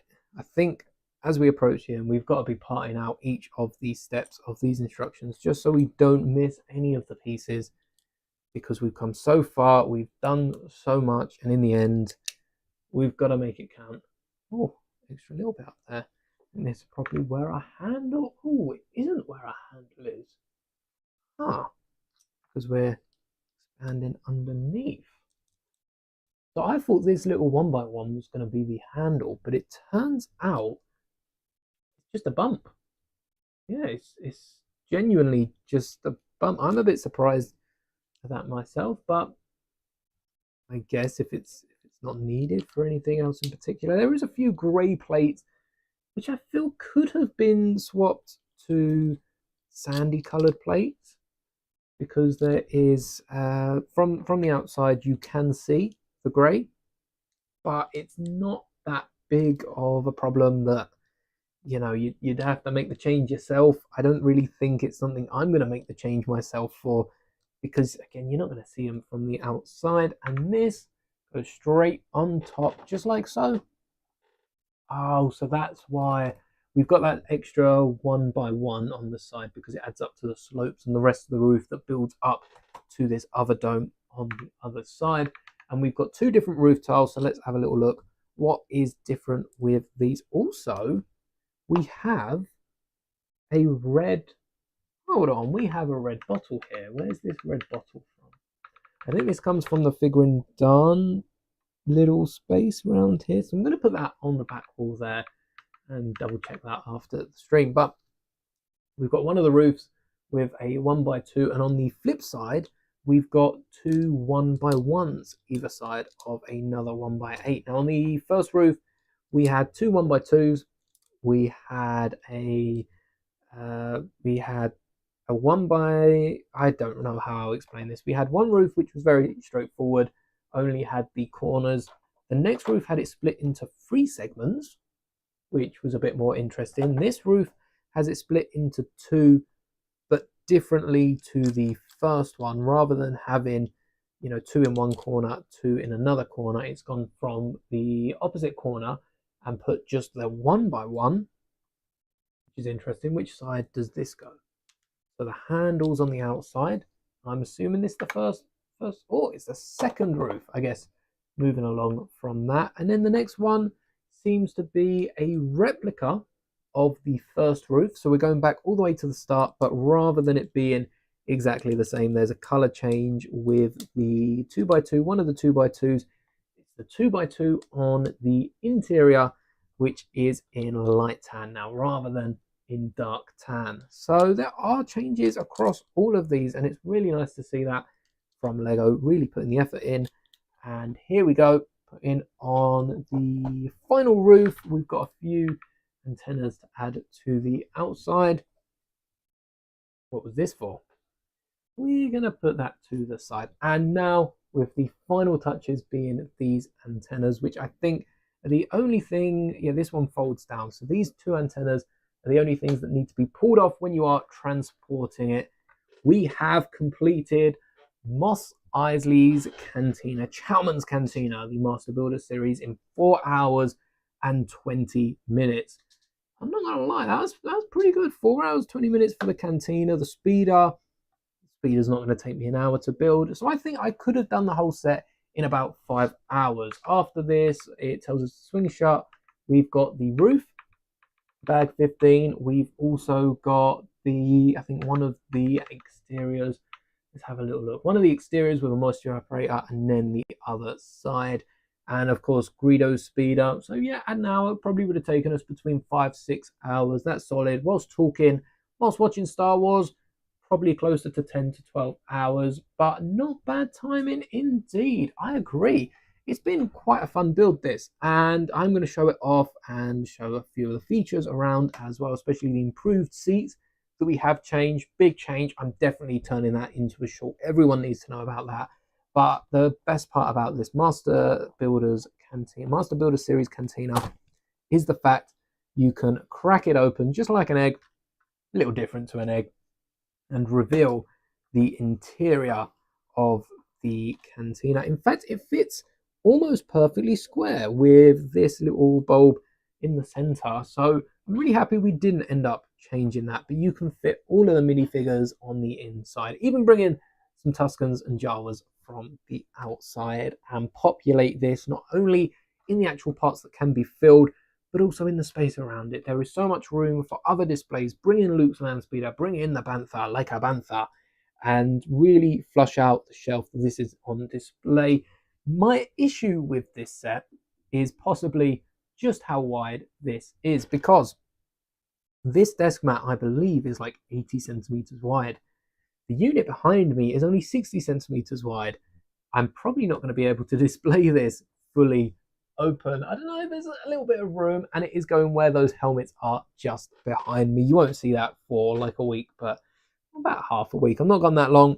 There will be videos up. I'm sure I won't be able to hold back on making some videos, but I really enjoyed making this set. We've got the seats that flick here. Let's grab a Tuscan and show you just how fun this play feature is. Again, not sure how you'll be able to see it from as far away as you are. But maybe at some point we can set up a dual camera. lids come off the lids. The roof come off of each of these sections, and then we, okay, it didn't jump up too high, but I'm sure with enough force, if you were to remove, especially if you were to remove the bracket on the outside, I feel like you could definitely flick that thing so it comes out the roof, maybe even donks the roof if you didn't want to remove it. But I'm so happy that I've rebuilt this. There are going to be probably a few videos with this feature. Let's push that off for now, because this is just a really good set. And the minifigure lineup, let's go over the minifigures, because the set's really cool, but the minifigures do count for something. We've got Greedo, we've got Ponda Baba, Wuha, we've got Dr. Everson. I tell you what, adding Chowman to the minifigure lineup would have been really, really cool. Another Wookiee. I think I would have taken the Wookiee over the second Sand Trooper. I mean, okay, with the pauldrons, maybe the second Sand Trooper is really cool. But maybe we can get rid of the Jawa. The Jawa does have a shop just outside, and I think there's another little hut as well. Not sure if that's connected to the Jawa shop. Pretty sure it's just another little hideout for some of our scum and villainy over here. But these will be on the minifigure display. Keep an eye out for that video coming very, very soon. And I am starving, so I am ready for dinner. I'm going to be wrapping up this stream very, very shortly. If you do come back at any point and continue watching, I know a few of you have left throughout this stream. Thank you for making it to the end. What's your favorite thing about the Master Builder Series Cantina? Let me know in the comments of this video when it becomes a VOD. And thank you to everyone who has hung around in the chat and watched this whilst it was live. One more shot. Look at that. It even looks really, really cool, even though we don't have all the exterior bits and there are clearly some holes where there are other bits to connect. It still looks really, really cool from the exterior, and especially from the top down. Without that case, I know there's a few loose bits in here, but without that case, looking down into the cantina, it does look really, really nice. Hopefully we haven't dislodged any parts, but that's been all for today's stream. We managed to build the Master Builders Cantina in 4 hours and 20 minutes.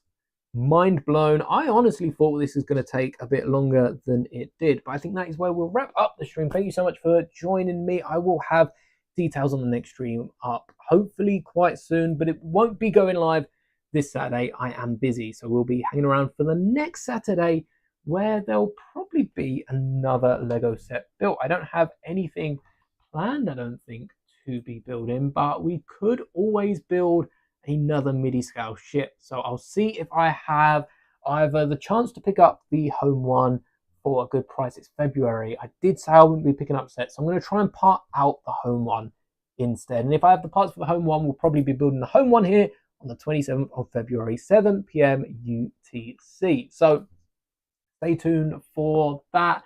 After that, it's March. March the 1st is the next Saturday. I will be revealing live on the channel every Lego set I picked up in March, and you'll want to stay tuned because there's a few good ones I've got my eyes on. But that is all for today's video. I hope you enjoyed, and as always, may the bricks be with you.